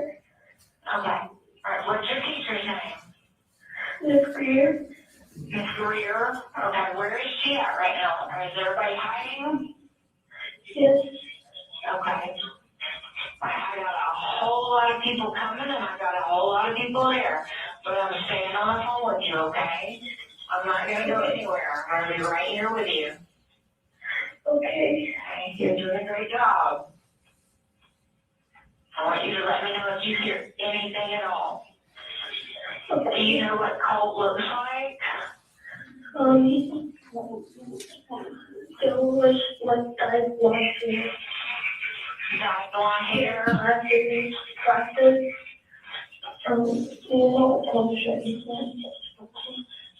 Did you see the gun or did you just hear the shots? I know a couple people and I heard the shots. You heard the shots? Yes. How many shots did you hear? More than 10? Okay. Alright.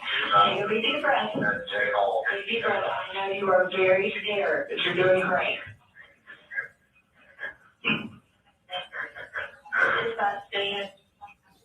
Alright, you're doing great. You're doing a really good job. How old are you? 14. You're 14. Okay.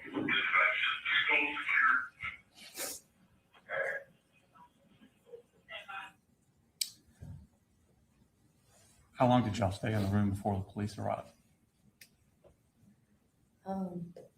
Maybe 10, 15 minutes. I'm not sure.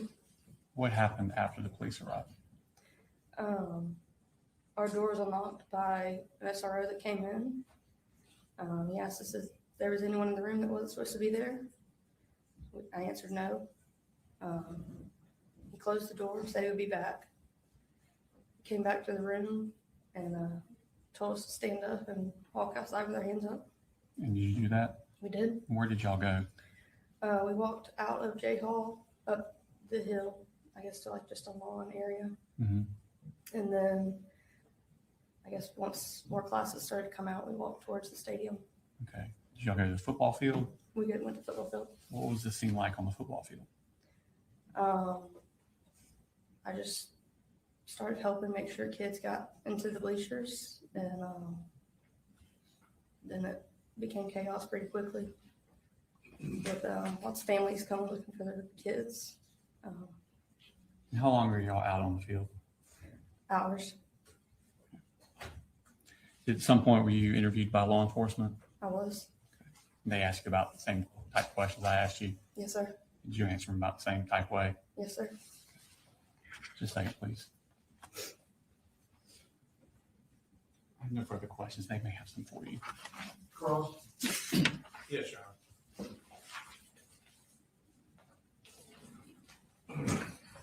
Good afternoon, Ms. Greer. I just have a few questions. If I ask a question that doesn't make sense, please let me know and I'll rephrase it for you. Yes, sir. Okay. So it looked like from the video we watched that Colt Gray was sitting at a table or a group of tables where there were several other students. Correct. Kind of like a station. What Just do you guys describe it as? just groups, how I had my class desk. Okay. So is is it fair to say there were about 4 desks that were pushed up against each other and there were 4 kids sitting at that station? Correct. And Colt Gray was one of them. Mhm. Then it appears that Colton Gray was one of the other students that was there as well. Correct. Okay. And going back to the day you mentioned in August, you said you walked Mr. Gray to the counselor. I did. In that type of situation, is that the policy for you to walk him to the counselor? Or is that what you're told to do? We're trained that if a student appears suicidal or they're speaking in that manner, that we should walk them. So not necessarily if they say crisis counselor, Okay. but I just felt like he said crisis counselor and I didn't want to walk alone. So we said crisis counselor. He didn't mention suicide or No, anything no. like that. Okay. Thank you very much. That's all I have. Thank you, Judge. Any regret? They're going to ask you to excuse. Thank you, ma'am.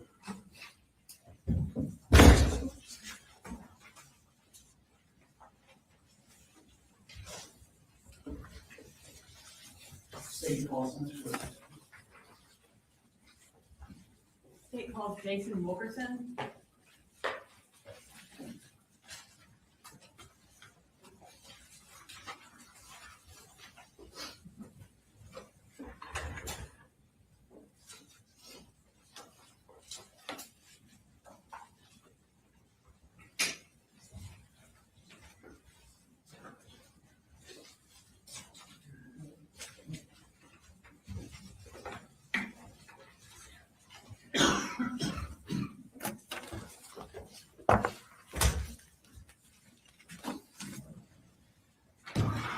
Go ahead and raise your right hand.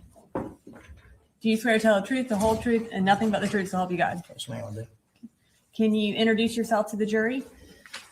My name is Jason Wilkerson. I'm a lieutenant with the Bexar County Sheriff's Office. And what are you the lieutenant over? Persons Crimes Unit, the ICAC Task Force, our Digital Forensics Lab, and K9. How long have you been employed by the Bexar County Sheriff's Office? About 18 years. And were you in that role as lieutenant over persons crimes in September of 2024? Yes, ma'am. I'm going to draw your attention to September 4th of 2024. Did you receive any notification that there was an active shooter at Apalachee High School? Yeah, I had turned my radio down. I was going to make a phone call, and Lieutenant Roberts come running in the hall saying there was an active shooter at Apalachee. And when you say Lieutenant Roberts came running down the hall, were you at the? I was at the sheriff's office, yes, ma'am, our main office. Okay. And is she the lieutenant over property crimes? Over property crimes, yes, ma'am. When she came running down the hall telling you that there was an active shooter, what did y'all do? We ran outside, got in our cars, and drove down there and got there as quick as we could. About how far away are y'all from Apalachee? I don't know how many miles. I mean, we were in excess of 100 most of the way. It took about 4 or 5 minutes to get there. Around what time did you arrive? Right around 10:30, I believe. What did you do when you arrived? I got there, got out of the car, threw on my vest, and we went inside and started searching. When you got there, who was already in the building? The SROs, there's a few of them in there. There's a few that went in ahead of me. Who all was in there exactly, I don't know. It was just go inside and try to stop the threat. When you went in, did you know that the shooter had been captured or if there were other shooters? Didn't know that, and we thought there could have been a second shooter. So with our training, if you don't hear gunshots, you start searching. So as I came across classrooms that were unlocked, I'd go in by myself and make sure no one was in there. So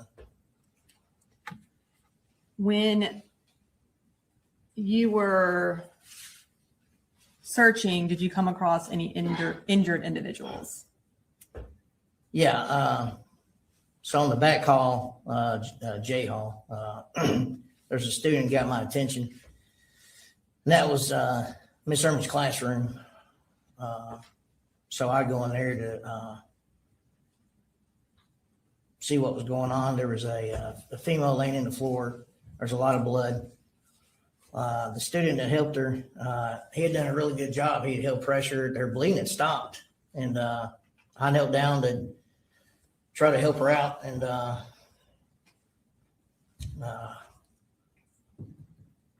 her skin was pretty pale. It just kept getting paler. Her lips kept getting bluer, and she just said, I can't breathe. I can't breathe. And, you know, I'm not, I mean, it's outside the scope of my medical training. You know, just her symptoms to me didn't make sense for what I've been trained in. And all I could really do, I had the tourniquet on me, but where her injury was at, you can't put a tourniquet there. The bleeding stopped. I mean, it was, but you know, she said she couldn't breathe. That just didn't make any sense. I didn't know what to do, and I just kept yelling for medics. And a few minutes later, some medics came in, and I got out of their way and left the room and went back out in the hallway and tried to help out where I could. So with Miss Jeremy, you did everything you knew how to do and waited until EMS arrived. Yeah. I mean, like I say, she was talking, so her airway wasn't obstructed. You know, she was breathing. It was late. She had difficult breathing. Said she couldn't breathe, but just for her symptoms, it was outside the scope of my training. I didn't know how to help her. When EMS arrived and you kind of got out of their way so they could help her, did you become aware that she died that day? No, I had thought they left with her. I thought she made it. I didn't know they put her in the room across the hall. Later, I did the walkthrough with the GBI crime scene, and we found this woman in this room. It was the break room. There's no bullet holes in the door. It didn't make any sense. Like, why is she in here? And I was under the impression Miss Irma had been transported. So I just couldn't put two and two together. And later I did help place her in a body bag, and I did help the coroner remove her from the scene. And then at night, couldn't stop thinking about it. And next morning, called the fire chief, and that's when I found out that was actually Miss Irma.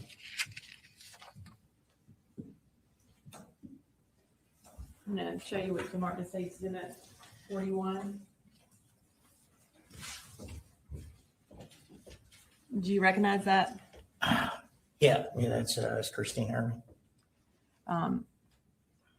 Your Honor, this time I'd like to introduce in evidence State Exhibit 41, which is a school picture of Anna Christina Jeremy. No objection. All right, 41. How they display it for the jury. And you indicated that as Miss Jeremy? Yeah. And was she one of the deceased at Apalachee that day? Yes, ma'am. So you indicated that you then, I guess, started clearing the school more. Can you tell the jury what you did after you left Miss Jeremy's room? Went out in the hallway. There's a Hispanic juvenile female that had a gunshot wound to the shoulder. The injury was too high for a tourniquet, so another investigator held pressure and walked her out to the medics.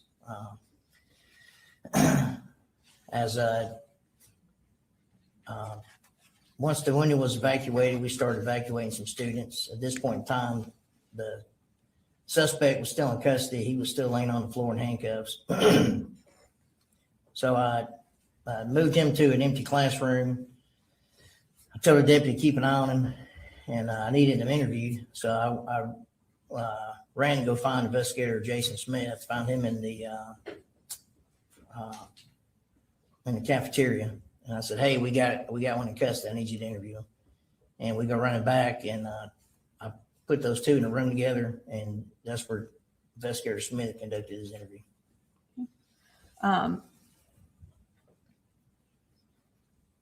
Did you eventually find out where Colt lived? Well, at the time, the deceased male in the floor of the hallway, I don't know if y'all have introduced everybody yet, but at the time it was unknown. Someone mentioned he was with the shooter and opened the door and asked the suspect if he was with him. He said no. Judge, we're going to object any hearsay. We'll move on, Your Honor. I'll sustain the objection. So I did ask the suspect where his address was, and then call over the radio to the media center to have deputies go to that address and secure it for a search warrant. And as lieutenant over persons, were you in control of the investigation at that point? Yeah, I supervised the Bexar County Sheriff's side of it. Yes, ma'am. Okay. And who did you assign as the lead investigator from the Bexar County Sheriff's Office? Jason Smith. And did y'all call in the Georgia Bureau of Investigation for help as well? Yes, ma'am. Yeah, they were a big part of it.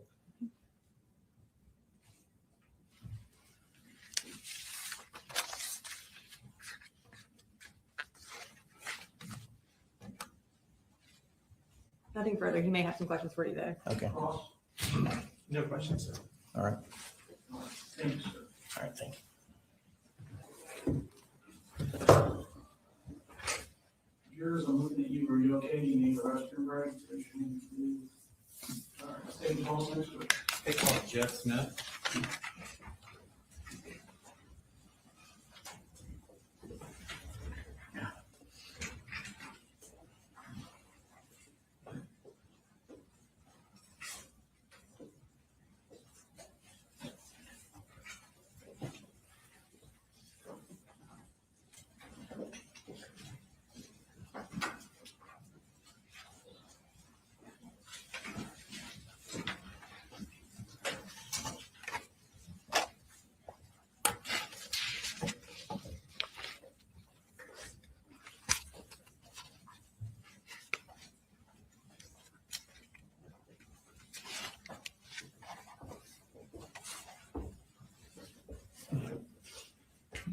Swear the testimony you give matter now pending before this court be the truth, the whole truth, and nothing but the truth, so help you God. So help me God, yes. You can have a seat. And if you could introduce yourself to the jury. Sheriff Judge Smith, And are you the sheriff of Bexar County, Georgia? I am. How long have you been the sheriff of Bexar County, Georgia? I got elected in 2009. And before that, what did you do? I was a police officer at the Winder Police Department. And how long have you been post-certified police officer? 25 years now. I want to take your attention to the morning of September 4th, 2024. Where were you that morning? I was at the my headquarters at 233 East Broad Street, where the sheriff's office and admin building's at. Yeah. Had y'all had something that morning with the Strategics system? We did. So Strategics was implemented through the school system and through our public safety partners, the sheriff's office, the police department, and the fire department. A few months prior to that, and that morning at 7:30, we officially tested Strategics for its rollout, if you will, at 7:30 a.m. that morning. Okay. What school was it tested from? Bethlehem Elementary. Principal Mindy Reed is the one that tested it. Okay. Did it go off okay? It did. Okay. I want to take your attention to around 10 o'clock. What were you doing? I was in my office at East Broad Street. I was checking emails, normal stuff that I do in the morning times. At the time, there was a GBI agent, not in our region, that was there checking the files of a former employee of ours. And we were having a conversation, and they were trying to hire this former employee. And I jokingly told her, "You're wasting your time. I would clone this young lady if she would come back."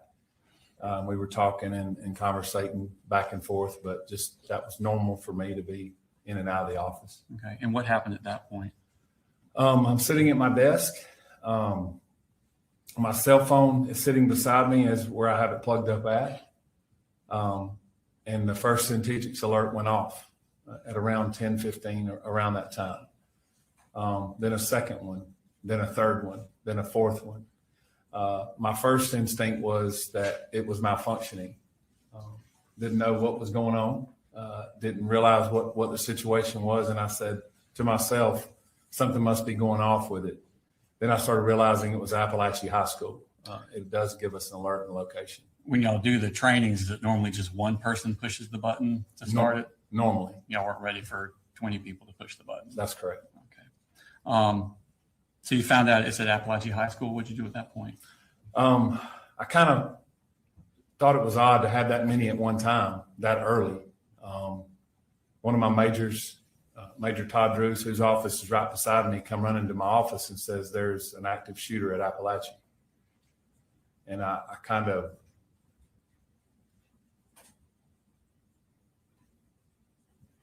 I said, there's no way.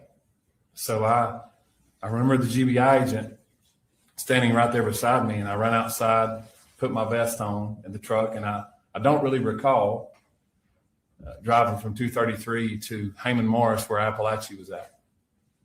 How far away is it? I'd say 3 or 4 miles. My phone was ringing. I do remember turning down Heyman Morris Road, and there was a line of blue lights and red lights from as far as I could see. And when I turned in, Apalachee has a circle drive, and I remember going to the left. I don't recall ever hearing on the radio where the location was at. Let me pull up the school map. Could you pull up States 3.1, which has already been tendered into evidence, Ron?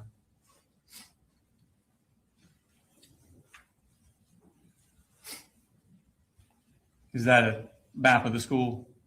Yes, it is. Now, where you were, just talk about what you're talking about. Okay, so where the Apalachee High School Bear County logo is, I pulled here. I think you can touch the screen and it makes that like that. Okay. Players and stuff. So I don't know if you're able to see me right here. I pulled right here behind a fire truck. And as I pulled up, actually the touching's not working for some reason. Sorry. It's fine. There's a should be a someone stole it. Oh, there you go.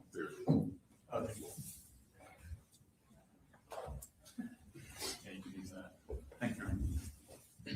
as I turned into the school, I parked right here, and there was a fire truck here. And at that point, there were several people pulling up.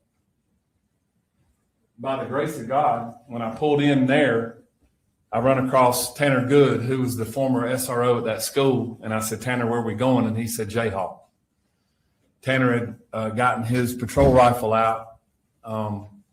So he and I intercepted in the middle where the flagpole was at. And we started running that direction. And at that point, I couldn't hear anything. I don't remember or recall hearing anything of that, what the circumstances were. At that point in time, I intercepted Sergeant Schultz, and we had implemented what's called an RTF group, where our fire and EMS. Two of the firemen jumped off the fire truck, which was Jeremy Thayer, who's our captain at the time. He is still with the fire department, and Sergeant Mixon. They got their helmets on, their vests on, and grabbed their bags, and they started going in the building with us.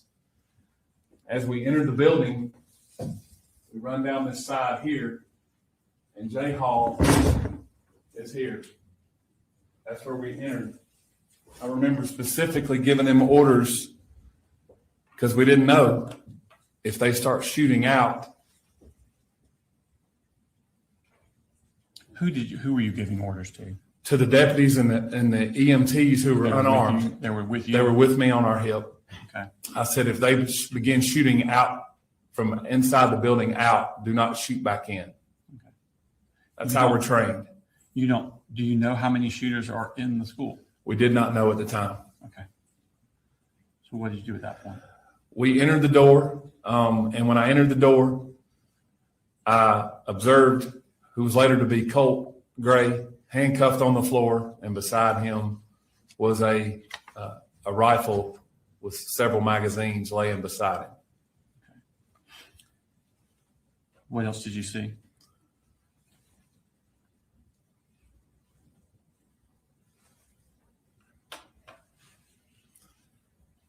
Just beyond him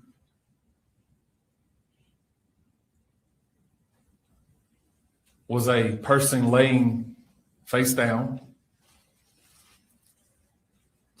that I could tell was not moving. And obviously had injuries to that person. Battalion Chief Thayer and Sergeant Mixon went to them first. We were together. That person was later identified as Mason Skirmahorn. I'm going to show you Smart State Exhibit number 42.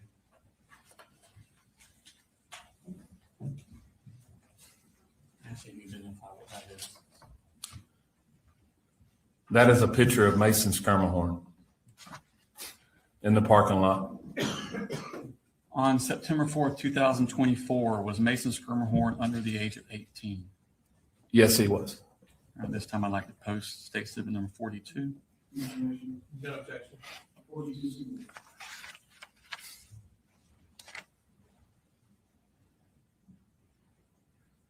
So Mason's, the medics tell you that Mason has passed away at that That's point? correct. Okay, what do you do at this point? So myself and several others that were in the room or in the hallway, Tanner Good, Sergeant Schultz, Lieutenant Wilkerson, several others were starting to intercept that area. I heard someone say, Deputy King and Sergeant Boyd had already taken Colt into custody. I heard someone say there may be a secondary shooter. We weren't sure at the time. So we began clearing that particular area of J Hall, K Hall, I Hall, and those that intercepted that hallway. We have a map here, so you can show on that. Probably easier. It's kind of zoomed in, supporting of the map you were looking at already. And when you say clearing, what's your objective? Our objective is to stop the killing and render aid, whatever that may be. Our job is to go in and intercept whoever's doing the damage and whoever's doing the killing at this point. That's our job at that point. So myself and several others were clearing the bathrooms to try to find out if other people were in the building. All right. Show us about where you're talking about. J Hall here. The bathroom is where we first started. Workroom and bathroom area right here. This is J right here. This is where we went and started clearing, and we started clearing each hallway as best we could. Then we started fanning out, and what we use is what's called a bubble technique, where the bubble expands like a balloon. Okay, so instead of everybody just running down one hall, you're all we're fanning out, yes. Okay. Do you have any difficulties getting into the rooms? Yes. Our teachers and our students and staff are trained that all the doors should be locked or closed and no access to those rooms. Okay. So it's very difficult. And at that time, during the chaos of what's going on, the teachers are trained, do not let us get in the room, even though they're asked to. What did y'all do to overcome that?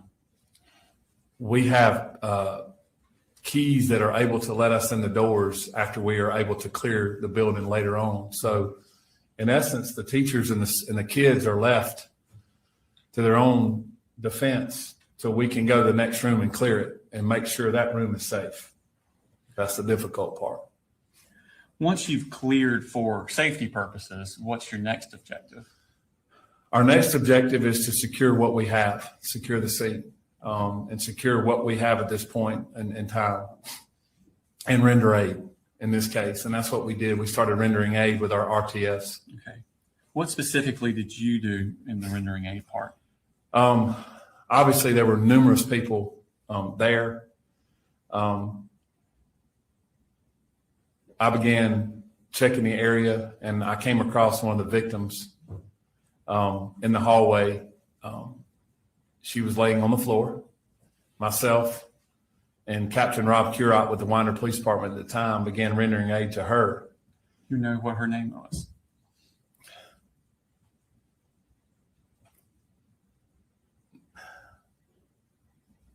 I'm drawing a blank.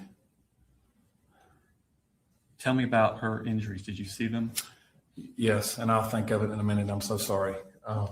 She had extensive injuries to her. She was bleeding in a lot of different locations that I could see.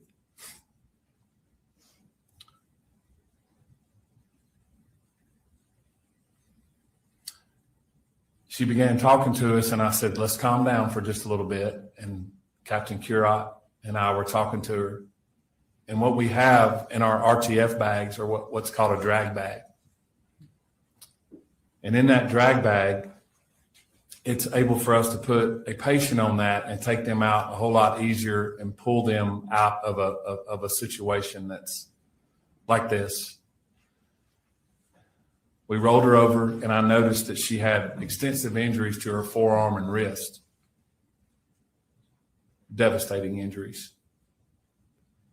I remember later on I had a lot of blood on me from her injuries.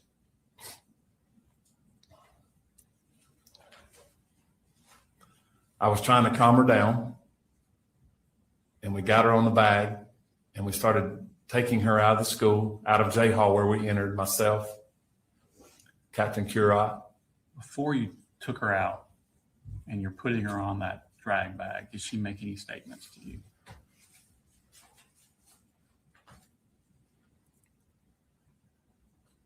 She said, "Do not cover me with that sheet. Don't cover my face."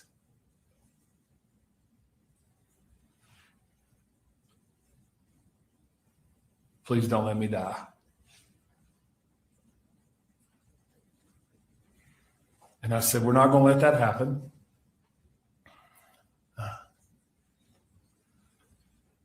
And I remember asking her name, and she said, "Natalie." It's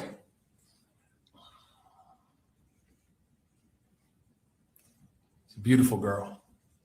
And she said, "Please don't cover me." I said, "We're not." Did you do any sort of medical type procedure with her? We did. So as we exited the building, Lieutenant Chad Norris had lined up about 4 or 5 ambulances right outside the door. And as we got her outside, I'm trying to calm her down. She's obviously very distraught. She's losing a lot of blood. I yelled for a tourniquet, and I didn't have one on me. And as we were lining up behind one of the ambulances, I yelled for a tourniquet, and Colonel Ham grabbed a tourniquet from one of the ambulances, and it was pink. I'll never forget it being pink. And I leaned down and I said, "Natalie, this is not going to feel good." She said, "What do you mean?" I said, "We have to put a tourniquet on you. You're bleeding pretty bad." And as I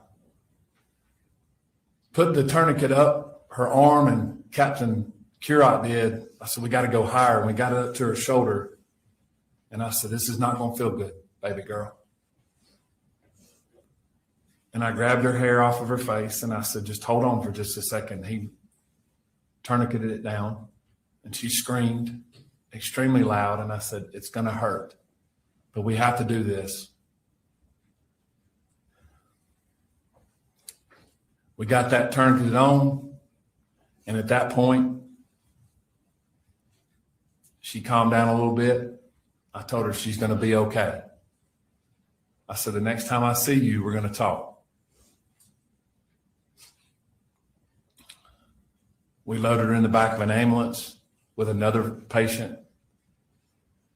Then I ran back in the building. When you were taking Natalie out, was Colt Gray still in the hallway? He was. And did Natalie see him? She did. Did she make any statements to him?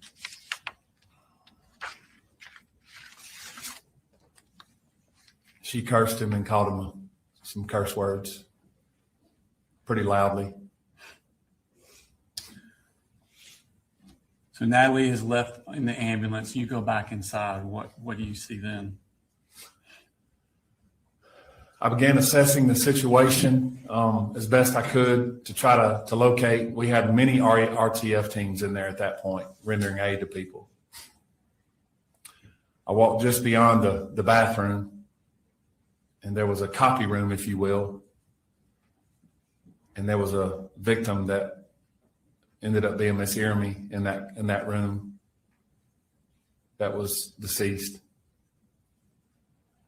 I walked down to the left, down, I believe it was K Hall or I Hall. Don't recall which hall it was, but I walked down and I located Coach A. By Coach A, who do you mean? Coach Asphalt, I'm sorry. That's fine. Coach Aspinwall, we called him Coach A. Leaned down to try to find a pulse because I didn't know if RTF had found him, and he did not have a pulse. I then walked back down the hall. They were rendering aid to Coach Phoenix in an ambulance at that point. They had gotten him out. He was at the classroom beside where Coach Aspinwall was at.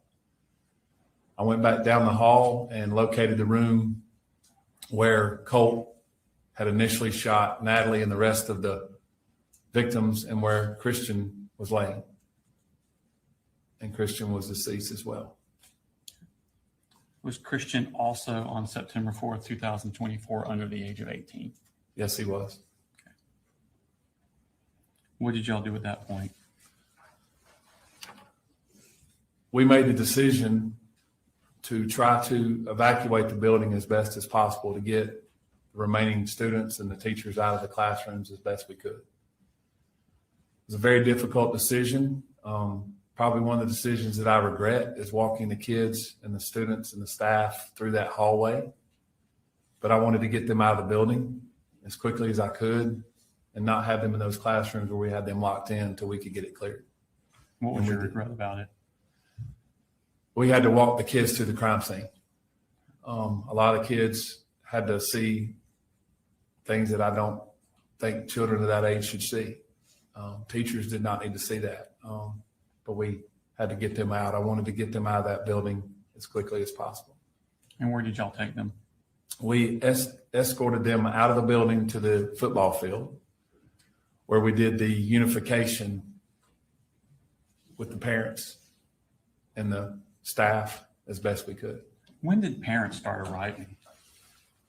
Almost immediately. Were there parents there when you arrived? There might have been one or two there that had gotten there because the phones start going off pretty quickly. Parents start getting notifications that the school's locked down. When I exited J Hall after all that was done, I walked back out to the area where we had the EOC, which was where I parked at the flagpole. At the time, Chief Schumann was the fire chief. I saw him walking towards me, and I just stopped. I was overwhelmed at what I saw, the people and the parents and the cars and the emergency response. Just completely overwhelming. He said, "Stop, don't walk anymore. Let me walk to you." And he hugged me and said, "Are you okay?" And he noticed I had a lot of blood on me, and I said, "I'm fine." But we talked, and that's when I noticed that thousands of parents and people were showing up at one time, and we were trying to decide how we were going to manage through the school system, getting parents and kids and loved ones together. Okay. Tell me about the law enforcement response. It was quite overwhelming.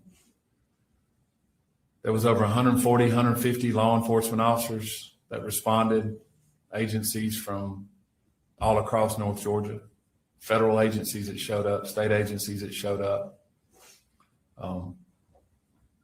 And that's just well over 150 just in the first hour.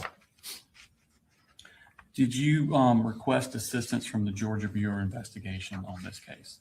I did. I felt that I could they could assist us in what we were going to deal with as far as the size of the crime scene and the timing. And so I called Director Hosey, the director of the GBI, and I asked him to show up. And he said, "I'll be there within the hour." And he provided unlimited resources. Okay. Was at some point after you finished doing what you're doing, did you retreat to, I guess what's best called a command center? Where was that located at? We decided to put the command center in the library, in the center of the school. We had a lot of Wi-Fi there, and we could separate everyone out with patrol or law enforcement, EMS, fire, and we could have GMA, EMA directors and folks like that. So we made that decision to have it inside the school instead of outside the school. Okay. While you were in this command center, did you start getting tips or calls about possible other shooters? We did. My phone was obviously going berserk. We began getting calls that there were other shooters at other schools. As we stated, we thought there was a secondary shooter in the school. I happened to pick up my phone, and it was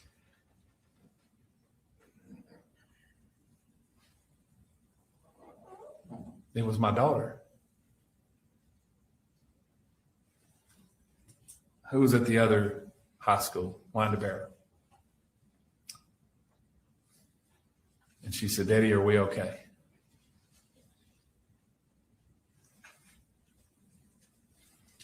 I said, "Your SROs are there with you, and you're okay." And she said, "Daddy, we're locked down, and they're telling us there's another shooter here."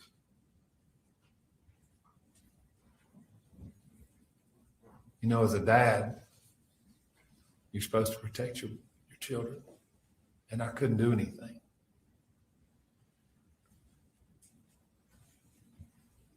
But I told her that the deputies were there. I turned over and I said to the Georgia State Patrol major, and I said, "Do me a favor and send some troopers over to the high schools." And they did. And they secured that for us as well. And I had multiple agencies coming up, and I said, let's dispatch to other schools because we're getting these other calls.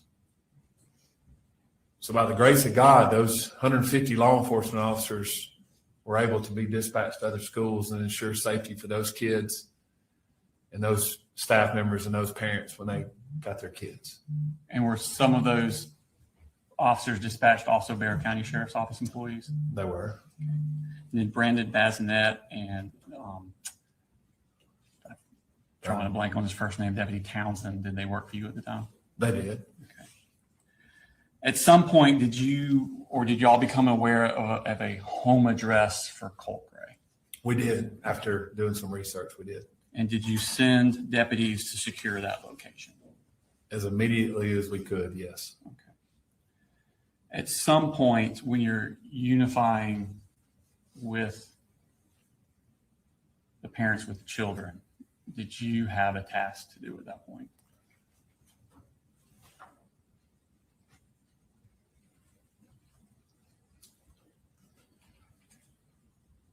So we knew that we had 4 people brutally murdered.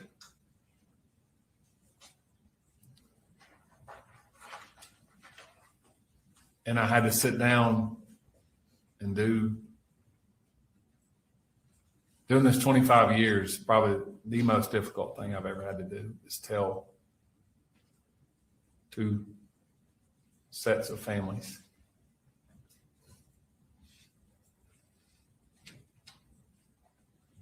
that their babies were murdered. Did you do that personally? I did. We set up an area with their families, and I met with Christian's family first.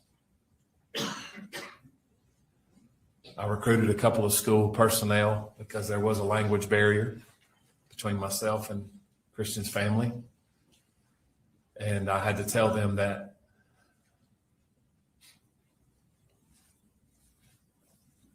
Christian's life was taken. And all I could do is sit there with him and pray with him and tell him I'm sorry. And then I had to meet with Mason's family and tell them the same thing. And then I had to meet with Miss Ermey's husband and tell him that his wife was murdered. I wasn't able to meet with Coach Aspinwall's wife. She was not on site. That was done off site. I later talked to her and talked to some family members. The residents that you sent those deputies to secure, was that in Bexar County? It was, yes. Just a second, please. No further questions. Thank you. Cross? No process. Thank you. All right. Thank you, sir.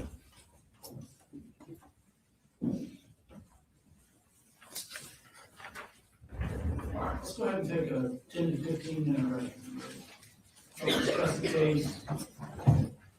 Be in recess.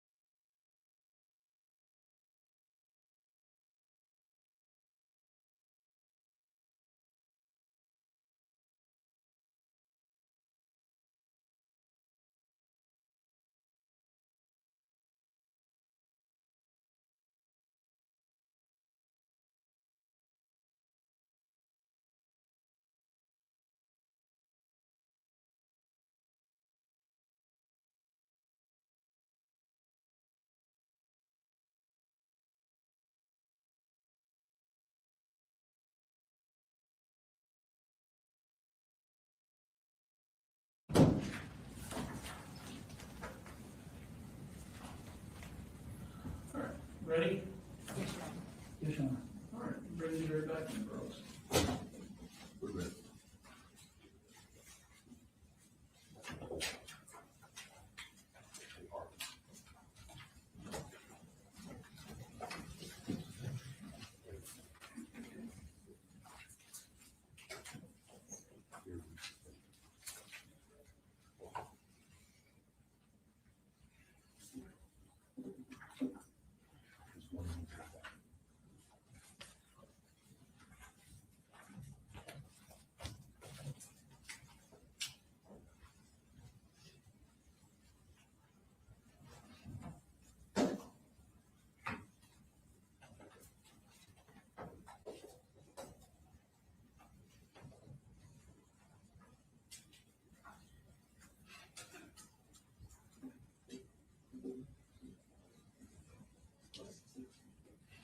They're coming out.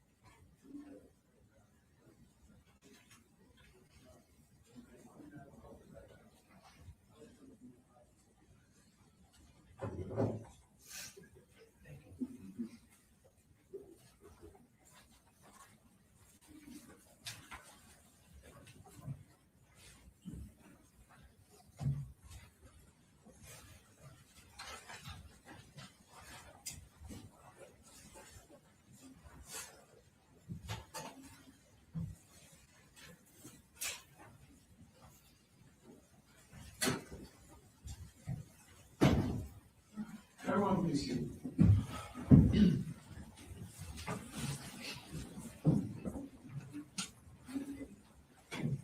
State y'all's next witness. State called Daniel Catapano.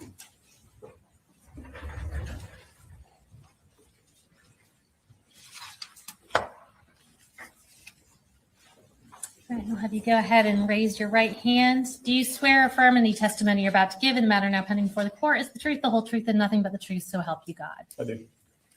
All right, now if you can start by introducing yourself, I'm going to have you spell your last name for the court reporter. My name is Daniel Catapano, Catapano. And where are you currently employed? The Barrow County Sheriff's Office. How long have you been in Barrow County? This will be my 7th year. Okay. And what's your role there? I'm a patrol deputy and a field training officer. What shift do you typically work there? The D shift, which is 7 a.m. to 7 p.m. And were you working for the Barrow County Sheriff's Office on September 4th of 2024? Yes, ma'am. Are you post-certified? I am. And were you post-certified on that date? Yes, ma'am. Did you on that morning respond to Apalachee High School in response to an active shooter? Yes, ma'am. Tell us a little bit about what your role was in the investigation once you arrived at the school. So we got there fast as we could, obviously. Upon arrival, ran into the school, started clearing rooms and rendering aid when we could. Okay. And what area of the school were you working on when you were there? I went everywhere in the school. Okay. Just kind of ran around. All right. Chaotic scene. Yes, ma'am. And I'm going to kind of shift you to sort of a different front. After the dust had settled and you kind of found out about the victims in this case, did you realize that you were personally acquainted with one of the victims? Yes, ma'am. Tell us who that was. Ricky Aspinwall. And tell us about how you knew. Is that Richard Aspinwall? Yes, ma'am. Tell us about how you knew him. He was my football coach, my track and field coach throughout high school at Mountain View High School in Gwinnett County. And what year did you graduate there? 2016. And is that where he worked before he worked at Apalachee High School? Yes, ma'am. All right. In the capacity as a teacher and a coach? Yes, ma'am. Okay. And so did you pretty much know him throughout your high school career? Correct. I'm going to show you what's been marked as State's Exhibit 40, and this is previously shown to the defense attorney. Can you identify the individual in that picture? Yes, ma'am. Richard Aspinwall. And Judge, at this time, we would ask to tender State's Exhibit 40 and publish it to the jury. No, good. All right, 40.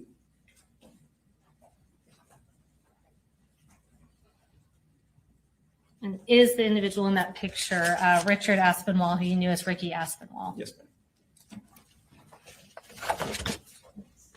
No further questions. The defense may have some questions for you. Good afternoon. Sir. Just got a couple of questions for you. I understand you are in charge of keeping the logbook. Crime scene log, I'm sorry, the crime scene log. crime scene log. And tell us what you do to keep a crime scene log. What are you looking for? So you, basically it's a form that shows who came in and out of the scene, the time, the date they left the scene. Okay. So you kept all of the times that people came and left. Yes. Did you do any collection of any of the evidence at all? No, sir. Okay. So that was done by someone else. Correct. And I think you indicated that you initially got the call from someone else. Correct. Do you recall the time that you got that call? I do not.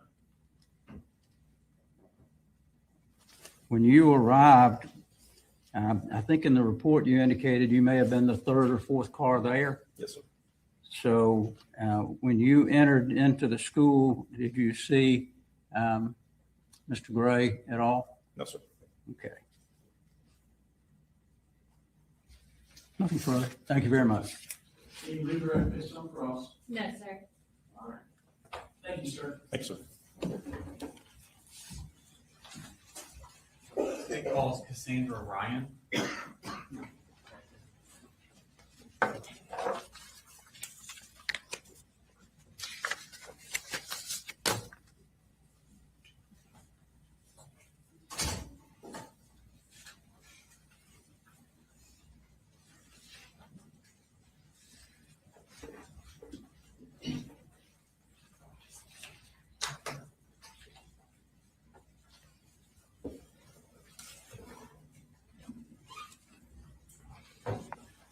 Please raise your right hand, please.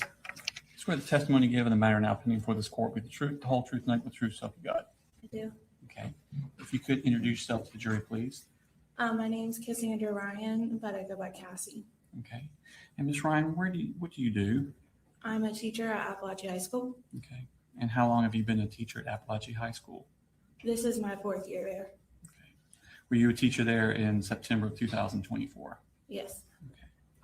Now I want to take your attention specifically to that year. What did you have like a specific assignment of what you're supposed to do before school starts? Yes, I had, we call it front loop duty, but basically we're just waving the students in the morning during their drop off. Okay. And is that the bus entrance or the car rider entrance? Car rider. Okay. And then at first period, what do? Do you have a job then? That was my first period planning, and I had a teacher that pushed into my classroom. So I just planned while he taught his class. Okay. There's a map next to you. It's a kind of a partial map. Could you show the jury where, there should be like a little pointer. This thing? Okay. That's official. If you could show them what classroom you were in for first period. Okay. Is that the classroom you stayed in throughout the day? Yes. Okay. Mm-hmm. But you're not teaching this first period class? I'm not. Who is teaching that class? Mr. I can't remember. That's okay. That's okay. So first period, you're not teaching? No. Okay. What about second period? Yes. Okay. What course are you teaching? Algebra 1. Okay. And is it in that same classroom? Yes. Okay. Is there another teacher in the room with you for second period? Yes, Coach Edwards. Okay. And why is Coach Edwards also in the class with you for that class? It's a co-taught classroom, so there's one teacher in there that is the math certified teacher, that would be me. And then there is a special education certified teacher in the classroom because the roster has a significant amount of students that have specific learning disabilities that can range. Okay.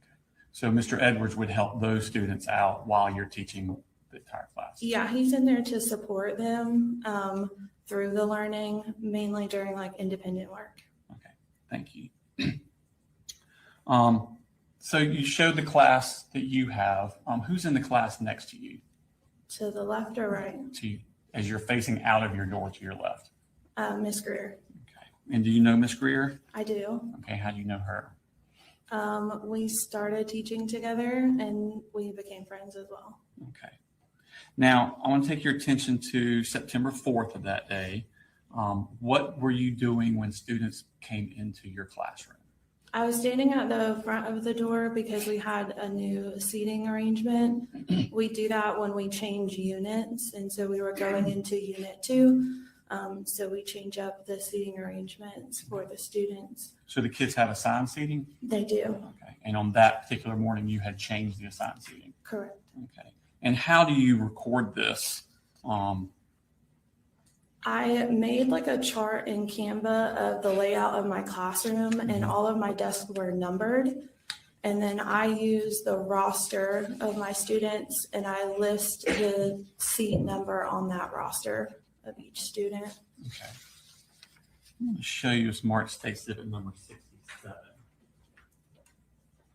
Ask you to recognize what this is.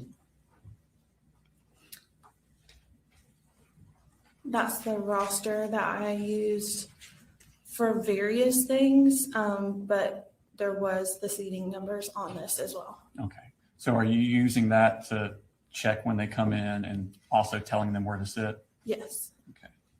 I'm going to show you, again, if that accurately reflect the seating chart you had that day? Yes. During this time, I have Tender State Exhibit number 67 in evidence. No, 67 is admitted. I'm going to show you Smart State Exhibit number 37. Total 67. So the numbers on the left are the seating numbers or the ones on the right? The numbers on the right. That would be correspond to a seat in your. Yes. Okay. Show you Smart State Exhibit number 37. Actually recognize what that is. This is a roster of my classroom. Okay. And were those the kids that were present in your classroom that day? September 4th, 2024. Yes. Okay. And were all of those students on that day under the age of 18? Yes. Was Stephen Edwards also in your room on September 4th, 2024? Yes. Okay. Your Honor, Tender State Exhibit number 37 into evidence this time. No objection. 37 is admitted. Now I'm going to show you what's marked as State Exhibit number 38. I should identify what that is. This is the seating chart layout that I created of my classroom. Okay. Has names been added to the numbers? Correct. Yes. And are those names added to the numbers accurate as to where the children were assigned to be seated that day?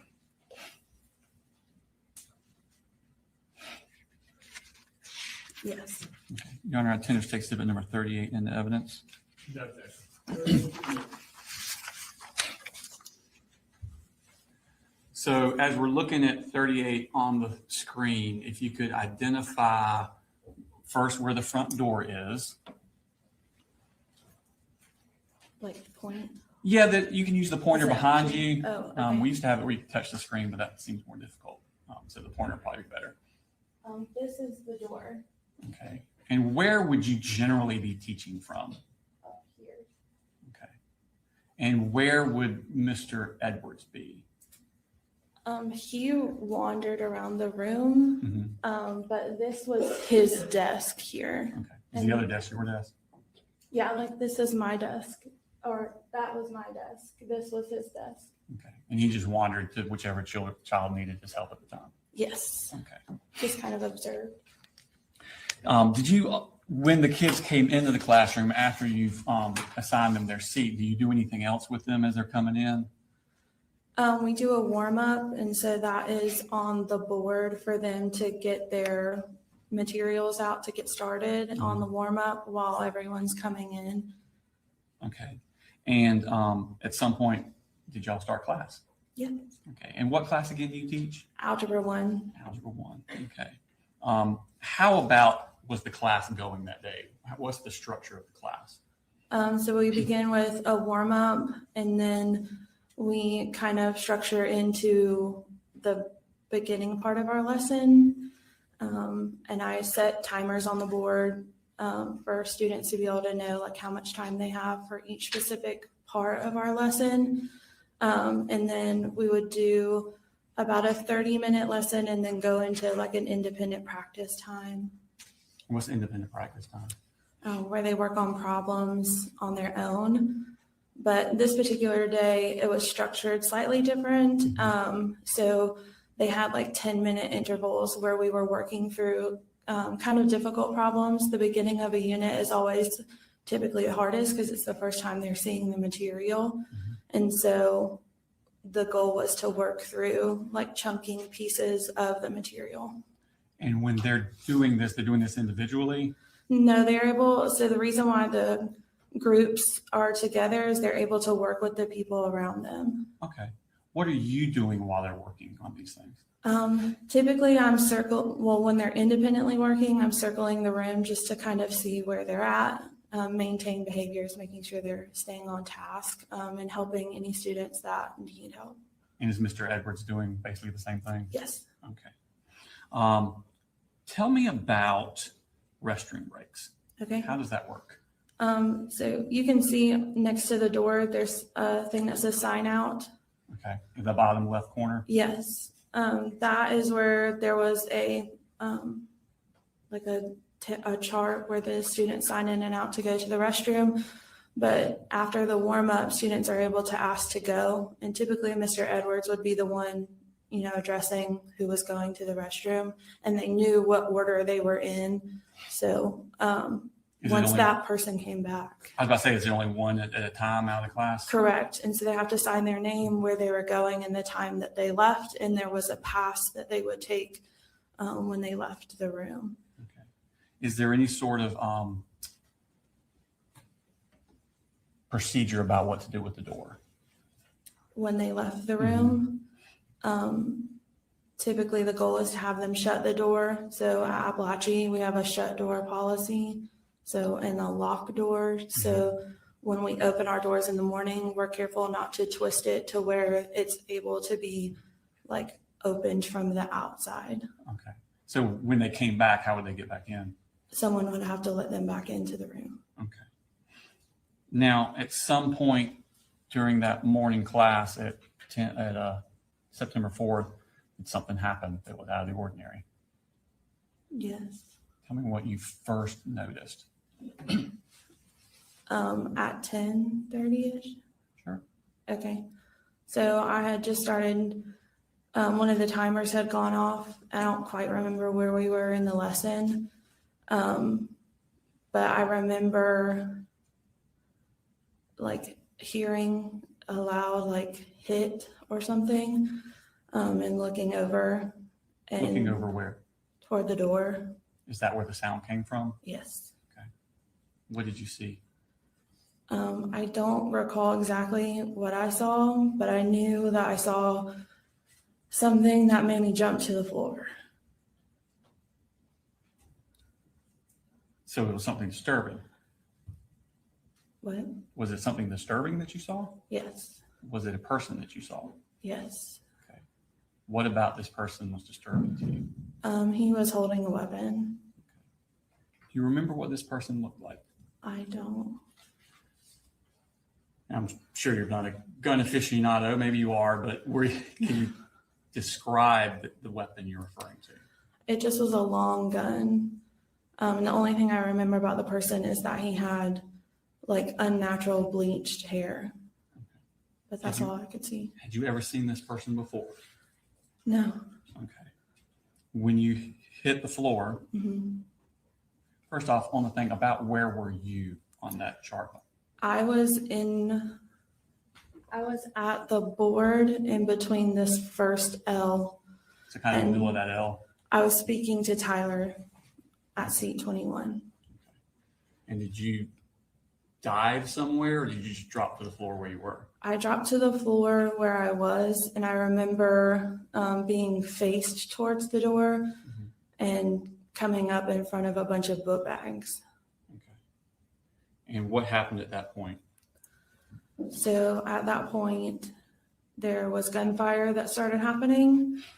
And and I could feel like debris and bullets going over my head What was happening inside the room? inside the room. What were the other students doing? The students began to duck down. A lot of desks were moving around. And it was hard to hear because once the gunshots started happening, it kind of messed my hearing to where it just, all you heard was like ringing for a little bit. How many gunshots do you think you heard? A lot. Okay. And was it like a few and then a break and then a few and then a break, or was it? No, it was like a rapid, the whole thing. Were you able to see anything in reference to the shooter during this time? No. How long did the shooting last? Seconds. It didn't feel like seconds, but it was seconds. Okay. When you look up, was the shooter still in the room? No. Do you know how far he came into the room? I think he just stepped 1 foot in. Once he left, was the door open or shut? Once he left, I remember starting to get up and I saw the door closing and Ronaldo was throwing chairs toward the door. Okay. Tell me about what happened at that point. What's going on inside the room? So I remember seeing Ronaldo throw the chairs and then dart to the corner of the room. When I stood up, I was starting to walk toward the door, and then I heard Natalie say, "Mr. Hine, I've been shot." And when I looked at her and I looked down, I could see the pool of blood, and I could see her wound. Was that Natalie Griffith? Yes, Okay. What wound did you see? Where was it? it was on her wrist, up right above her wrist. I could see the bone exposed. How was she? Was she conscious? She was, yeah. Okay. And was she saying anything or doing anything? She just kept repeating that she had been shot. And so I grabbed her and laid her on the ground. And then I grabbed a nearby hoodie and wrapped it around her wrist to try to help the bleeding. And then I heard Melanie say that she had also been shot. Is that Melanie Delira Castaneda? Correct. Okay. Am I pronouncing that name right? Is it Delira? I think it's Castaneda. Okay. And did you see her wounds? I could see that she had been shot through the shoulder, and I saw the blood there, but I couldn't see the actual flesh of the wound. Okay. And how was she? She was very quiet. I think she was scared, but I've known Melanie for a little while before, and so she does have a very calm demeanor, and so she was very calm and quiet, and just grasping her shoulder. Did she appear to be in pain? Yeah. Okay. Did you notice any wounds to Nautica Walton? I did. So once I had laid Natalie down and I put Melanie next to Natalie, there was a group of girls that were already in the corner. And one of them, Hayden, had asked if we should move the smartboard in front of the door. And at that point, I was trying to assess what was happening. And so I then saw Nautica on the ground, and she was quite frantic and grasping at the back of her leg. I couldn't see her wound or any blood, but she was in severe pain. And did you see Taylor Jones? I did not see Taylor Jones. Were you aware of any injuries to Jackson Beaver or Ronaldo Bates? I was aware that Ronaldo when, after the police had come in, he had said something that he was also injured.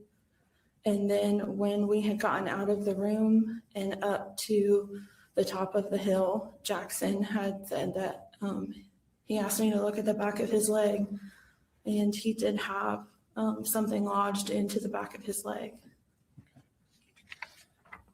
Did you see Christian Angulo in the room? Mm-hmm. Where was he located at?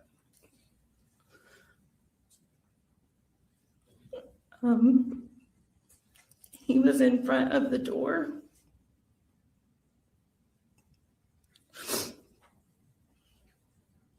And he was on the ground.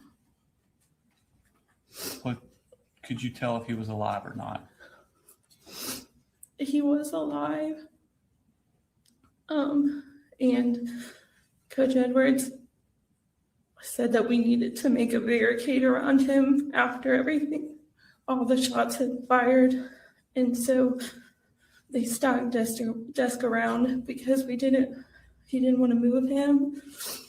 And while I was helping Natalie and Melanie and Nautica in the corner, there was a moment where me and Coach Edwards had looked at each other and said that they needed to come because it wasn't good.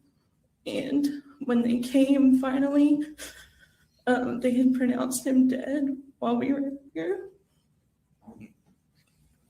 It shows Mark States David number 30.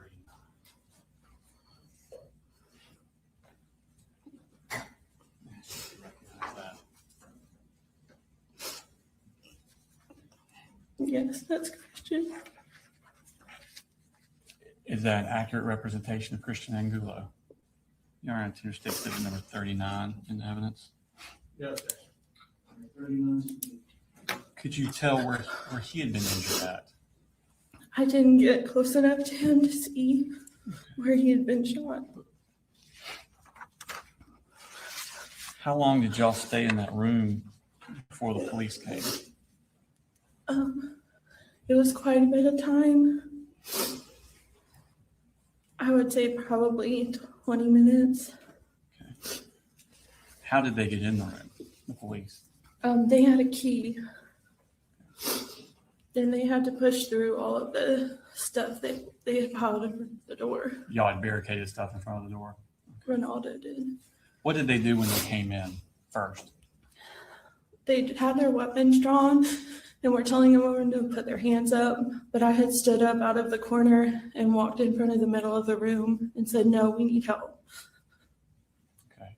And did medical personnel start coming into the room? They did not. So I had started to tell them where everyone that I knew was hurt. And they had at the beginning asked me to help carry Natalie because there was only a few of them. And then more ended up coming into the room. Okay. So they took Natalie out?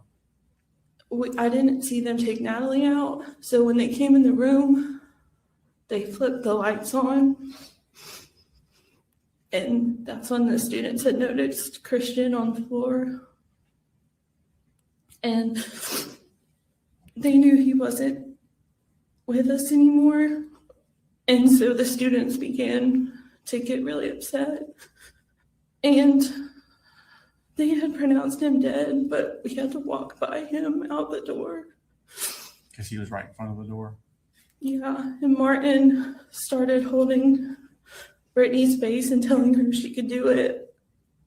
And I had to grab Hayden and tell her that it was going to be okay just to get them out the door.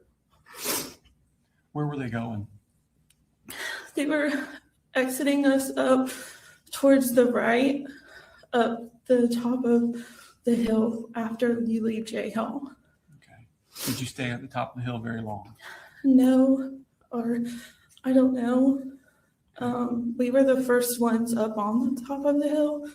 So y'all were like the first students evacuated? Mm-hmm. Okay. Did other students start coming out from other classrooms? They did. Did y'all stay on the hill or did they move you somewhere else? They started ushering us towards the football field. And what happened when you got to the football field?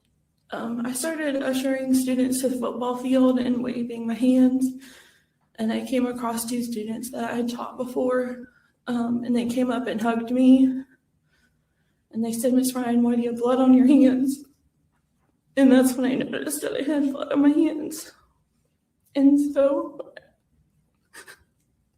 I just hid my hands because I didn't know where to go wash them yet. And we got up to the top of the hill. And I can't really remember what they were wanting us to do, but we just got all the students to the middle of the football field. At some point, did you realize that one of your students was missing? Yes, a student approached me and asked me where Mason was. That they had looked online and saw that he was in my classroom. And so I began helping them look for him. And at one point I came across Miss Schumerhorn. Mason's mother? Yes. Okay. And we began looking for Mason, and Miss Lee, which was his advisor, came and helped start looking for him. And we were thinking that maybe he heard what happened and had ran. Why did you think that? Because he had done that before. Not in high school, but in his earlier education. Does he have a learning disability? He does. How long did y'all look for Mason? Hours. It shows March 67 and 68.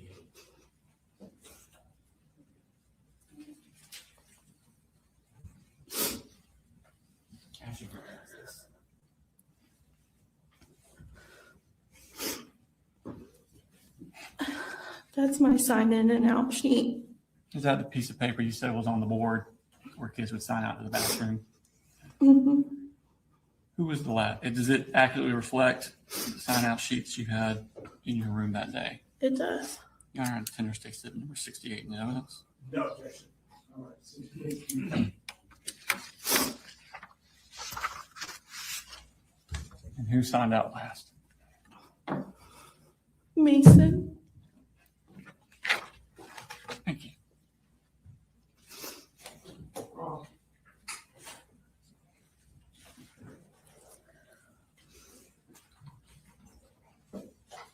No question, John. Thank you, ma'am.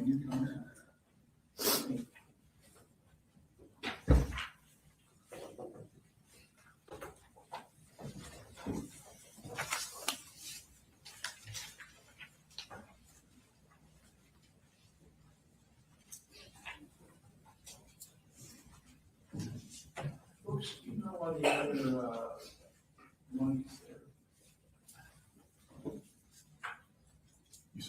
Do you know why that's there?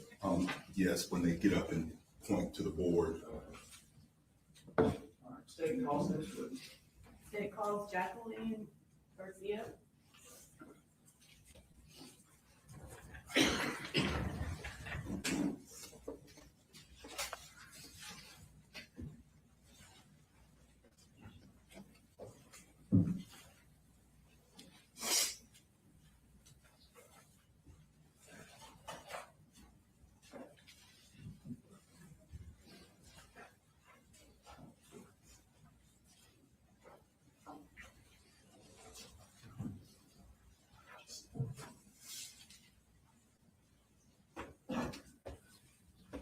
Please raise your right hand.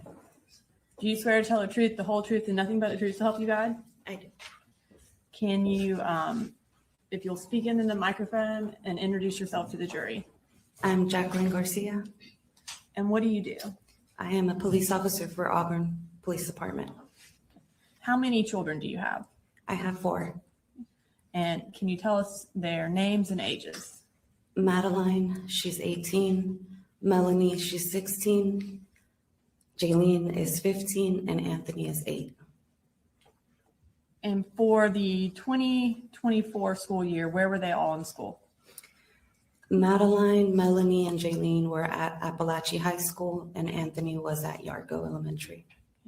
And as far as your 3 that were at Apalachee High School, what grades were they in? Maddie was in 12th grade, and Melanie and Jaylene were in 9th grade. And is Fort Yargo Elementary also close to Apalachee? Yargo Elementary is right next door. Back in September of 2024, were you in law enforcement then? I was just starting. Okay. Prior to going into law enforcement, what were you doing? I was a teacher at Cadence Academy across the street from Apalachee High School. Okay. And I'm going to pull up State's Exhibit 3.2, which is an overview of the school. Okay. I'm sorry, 3.3. Can you tell the jury on there where Cadence Academy is in comparison to where the high school is? So it is And right there across. should be a pointer over there. Yep.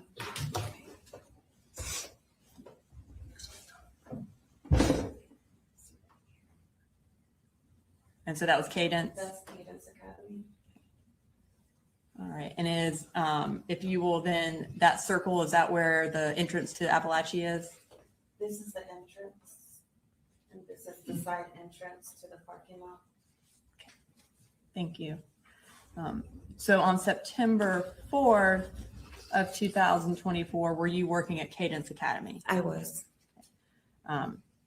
And I think since you started law enforcement shortly after that, was this one of your last weeks there? Yes, I had just put in my 2 weeks notice. Were all of your children at school on September 4th? Yes, they were. For Melanie, who was her second period teacher? Coach Ryan. And who was Jaylene's second period teacher? Miss Greer. We heard a 911 call earlier from a Jaylene. Was that your daughter who called 911? Yes.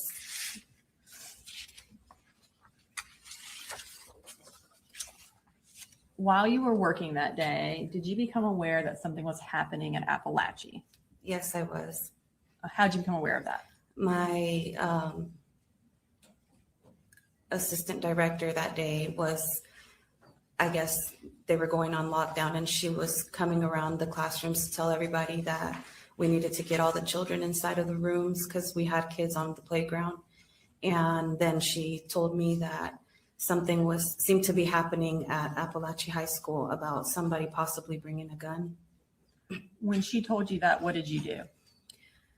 I was about to go on lunch, and so I knew that there were previous fights at the school. So I assumed that maybe just there was a fight and somebody brought a gun. So I was about to go on lunch, excuse me. So I was gonna check once I left. And what did you do after that? I ended up leaving to go to lunch, and I saw there was my previous lieutenant who was directing traffic right in front of Cadence.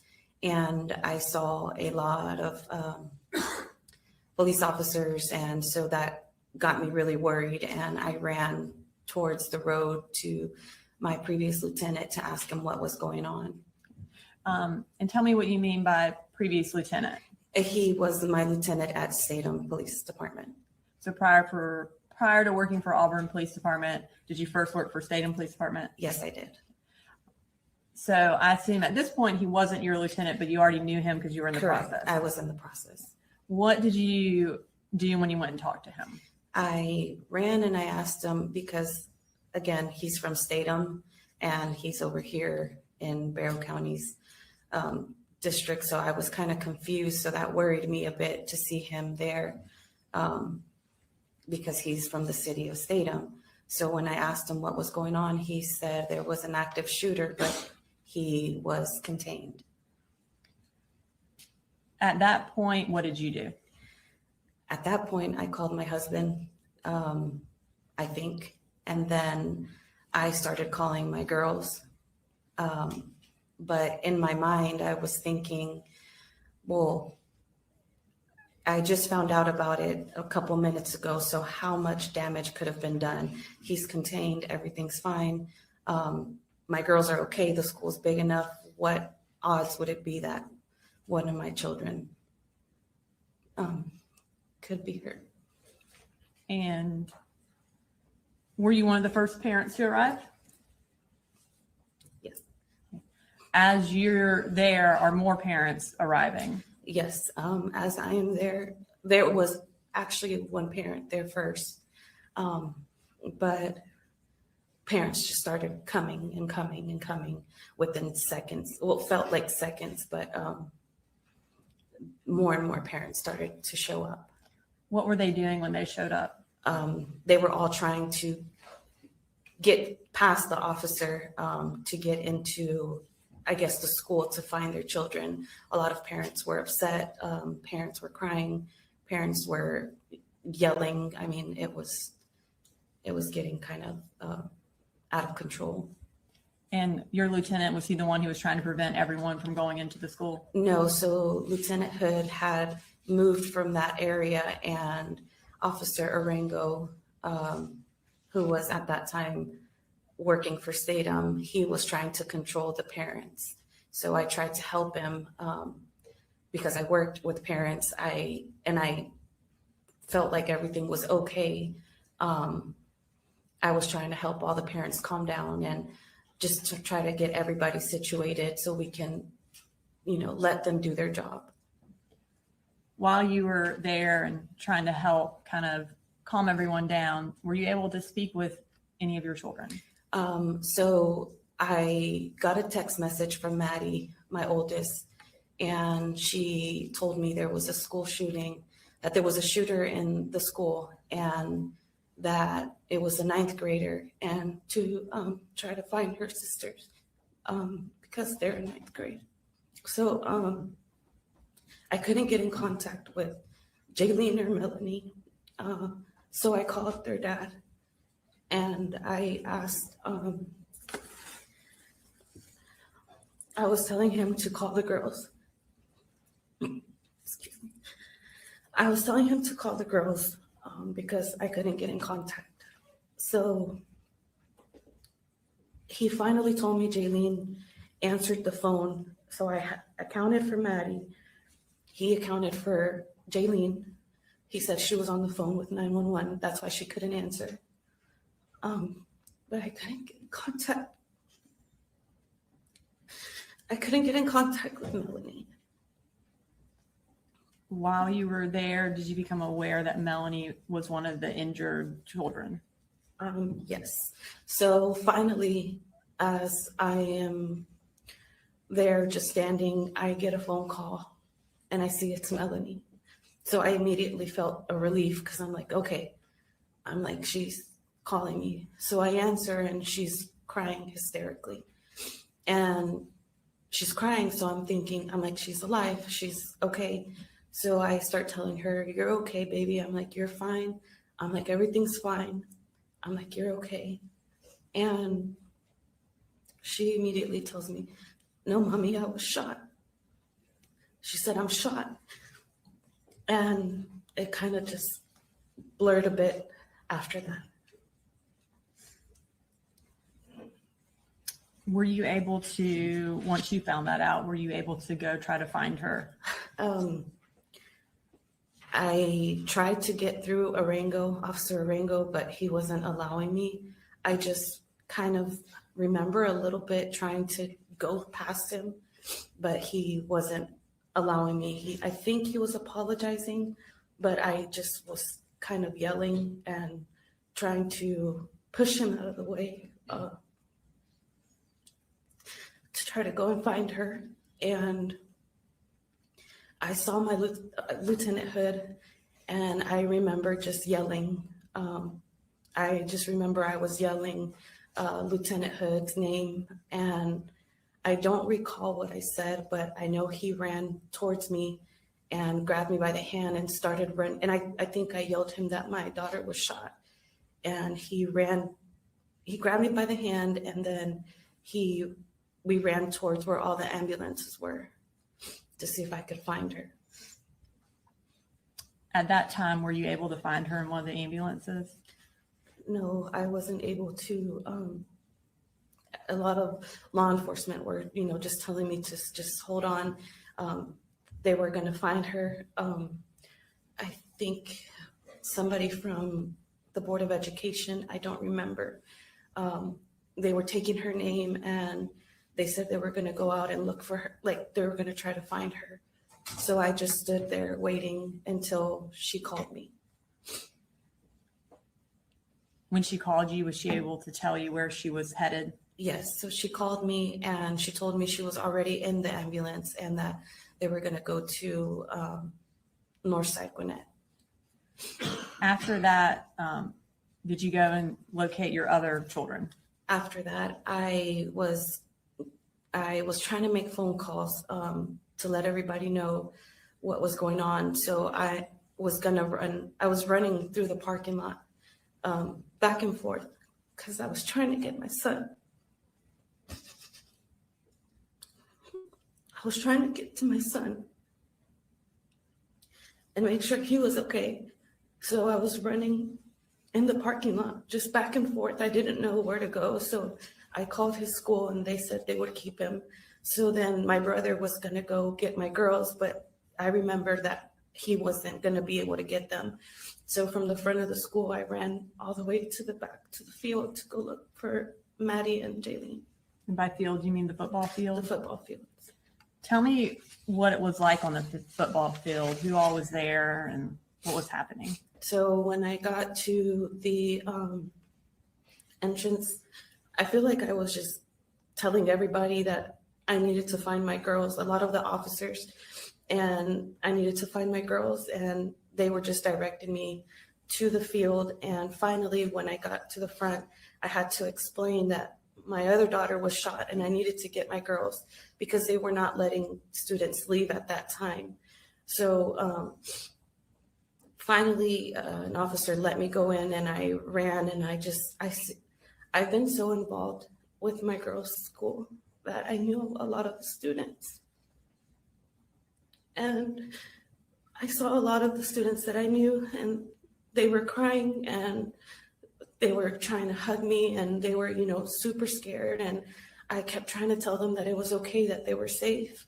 And it was just full of students. I mean, everywhere I looked, there were students just super upset, super scared. And I had to just keep going to see if I could find my girls.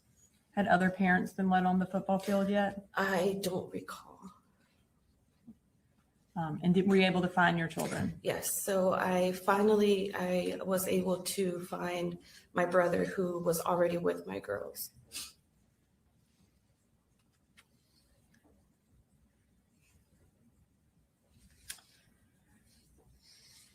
So you mentioned that there was Officer Arango who was present at basically the entrance to the school where you originally went. Yes. Did he have a body camera on at the time that you were there? Yes. Have you had an opportunity to watch that body cam? Yes. And is it a fair and accurate recording of what happened when you ran across the street from Cadence up until the point that you left to go find Melanie? Yes.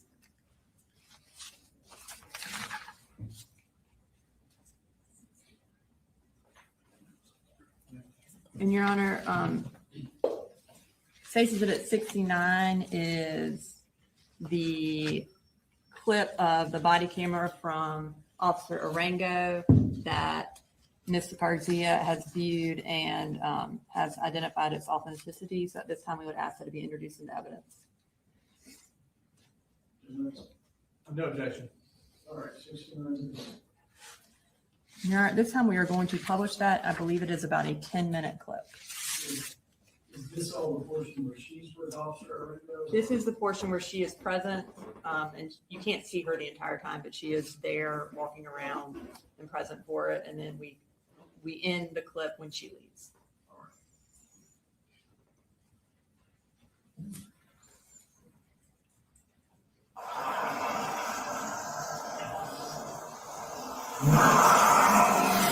And is that you there? Yes.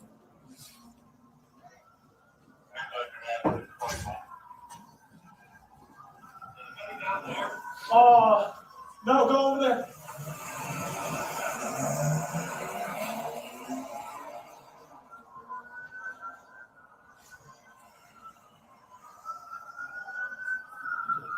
Sorry, sir, the school's on lockdown. What? Yes, you heard me. A shooting? Yeah, just stay over there, sir. Oh, man, I didn't see my kids. You're with them? Sir, please, make sure. Sir, I understand. Man, I didn't see my kids all right. We're gonna go check in there right now. There's nobody go in the building, sir. Please, let us do our job. Let us. You feel my hurt? Not that we know, sir, but please just stay over here. Okay? Please, let us do our job. We're overwhelmed, okay, sir? But you need to stay out here, please. I understand your frustration. I understand that you're worried. Please stay over here.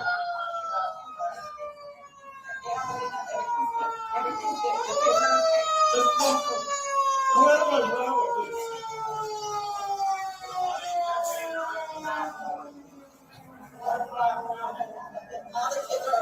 All the kids are okay. He was in my daughter's class, so I understand. It's okay. Calm down. It's okay. What grade? That's great. It's okay. What grade is it? I haven't had it. Yeah, he's at you. We're okay.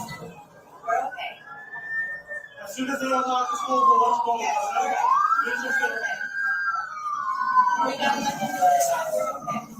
Let us do our job. Please, sir.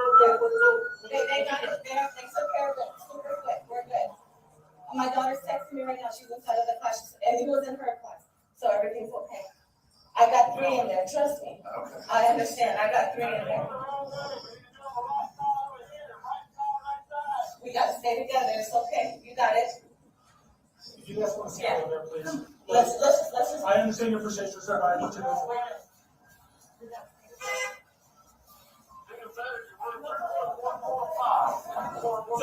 Señora, quédese ahí un momentito, deja que hagamos nuestro trabajo y ya se entiende muy bien que su hijo sabe ir a entrar.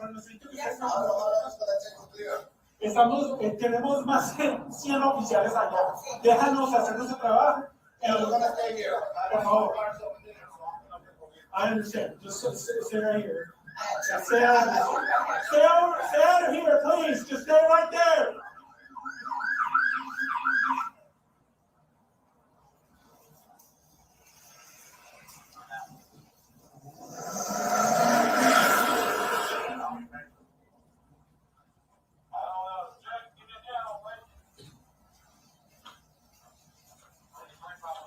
Okay, sir. I understand you want to go in and make sure it gets off out there. Let us sort out first, we're clearing everything. We got one. We don't know if there might be any more. Just let us sort out, please, okay? I understand. I understand you're not scared. There's kids in there. I understand.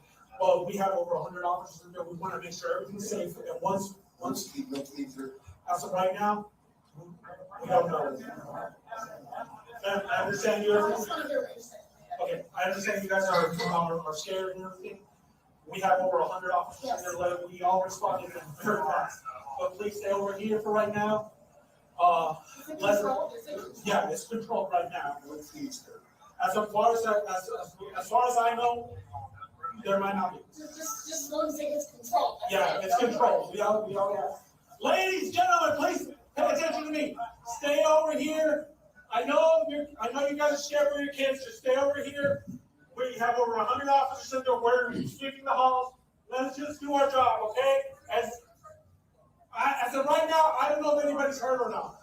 But once we figure it out, we'll let you guys know. But please let us do our jobs. We can't have parents just rushing to school because we have over 100 officers in there. We don't want anybody to get hurt, okay? Just stay over here. Señor, quédese aquí un momento. Si hablan español, escúchenme. Entiendo, tenemos más de 100 oficiales allá adentro, lo que necesitamos. I understand, ma'am. Just stay over here. If you're off duty, just stay over here, please. But right now, we have over 100 officers in there. I need you to stay here, okay? Let us do our job. Let us clear it out. And once we have something, I'll let you know. Just please, let us do our job, okay?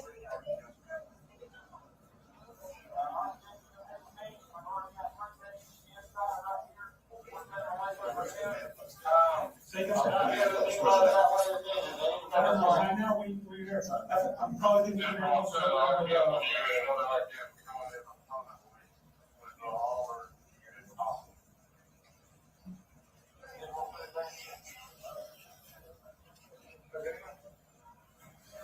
And are those all the parents that are showing up and people just kind of parking wherever they can? Yes.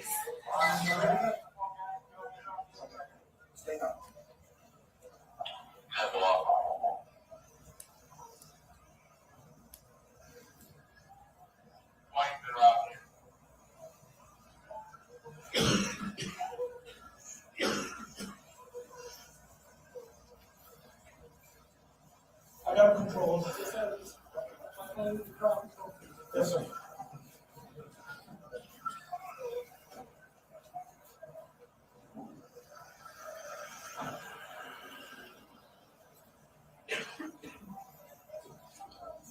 Yes, sir.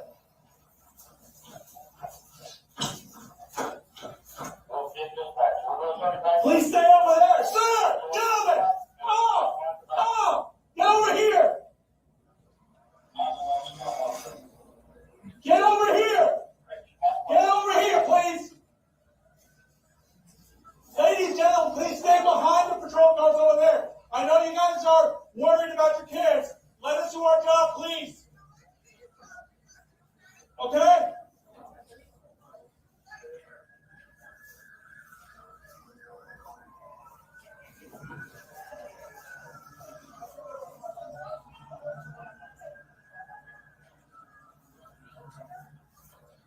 Gentlemen, please, let us do our job. Stay over here.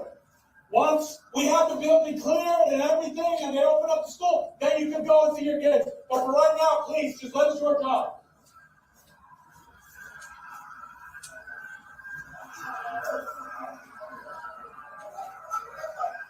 Just right now, you can just stay over here, keep over here.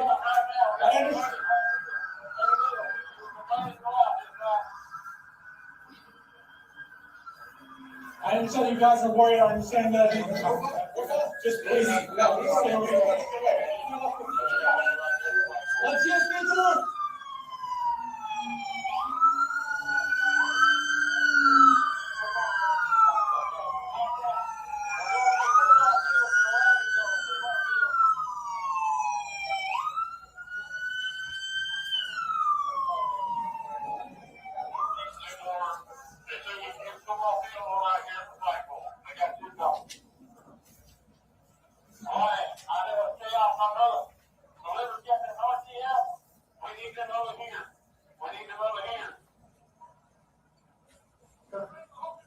Yes, sir.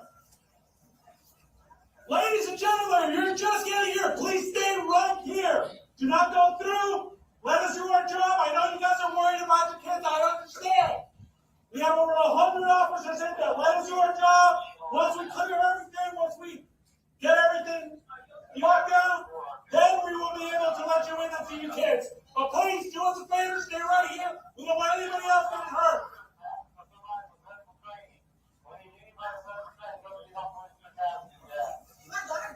Please let me go back there. I'm sorry. Please, no, I didn't go back there, please.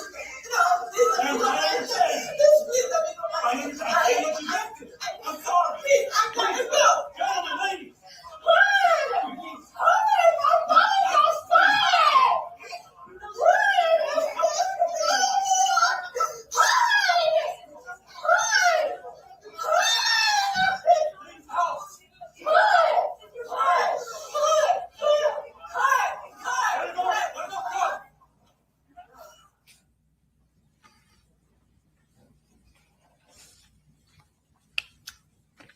After you found your girls in the football field, did you eventually leave to go to the hospital? Yes, Did you see any other parents as you were driving to go to the hospital? I did. And did you recognize any of them or know any of them? At the beginning, I didn't. As I was driving off, I remember there was one person in particular that I saw as I was driving. She just looked so scared, and she was running, and she looked scared. She was crying. She was running, and just her face would just stuck with me for, I don't know, she just looked so scared. And after that, I ended up finding out that was Natalie's mom. Natalie Griffith's mom? Yes. And when you say she was she running down the street to try to get to the school? Yes, she was running down Tom Miller because they were no longer letting people park. They had closed off the streets. And I don't know where she parked, but she was running down Tom Miller, but she just had the most worried face. And I remember when I passed by her as I was driving, I just thought, I don't know, her face just embedded in my memory. She just looked so scared. You indicated earlier that Melanie first went to Northside Gwinnett. Was she eventually transferred to another hospital? Yes, so she originally was at Northside Gwinnett, and then she was taken to Children's, I think it was Emory or Decatur, I don't recall. The Children's Hospital in Atlanta? Yes. Where was your daughter injured? She was injured in her left shoulder. While she was at CHOA, did she have to receive surgeries? Yes, she did. And how many? I think it was 2. How long was she in CHOA? She was in CHOA, honestly, I don't even know. I think it was a couple of days, maybe 3-4 days. How old was she on the day of September 4th of 2024? She was 15. And after she was released from CHOA, when was she able to go back to school? She did not go back to school until, I think it was January. And were her activities limited after she was released? Yes, so she plays soccer and she was unable to play soccer for a while. Did she have any emotional effects from the shooting? Yes, she did. She's very shy and very quiet, but she became angry. She became angry, and I didn't understand why. But once I was able to get her to open up, she said she was angry that she couldn't do anything for Mason and Christian. And she felt like it was not fair that she was here and they weren't. Has she been to counseling? She's in counseling. I'll have you for the question. Cross. No questions, John. Thank you, Andrew, for your What is the state's situation? Approach 4:30. That was our last witness that we have scheduled for the day, Your Honor. All right. Ladies and gentlemen, as I indicated to you all during jury selection, we were going to attempt to stop around 4:30 most days. So we're going to go ahead and break for today. I have to keep saying it. Stay off the media, stay off the news, stay off social media. Don't discuss the case with others. And we will see you back here tomorrow. Thank you.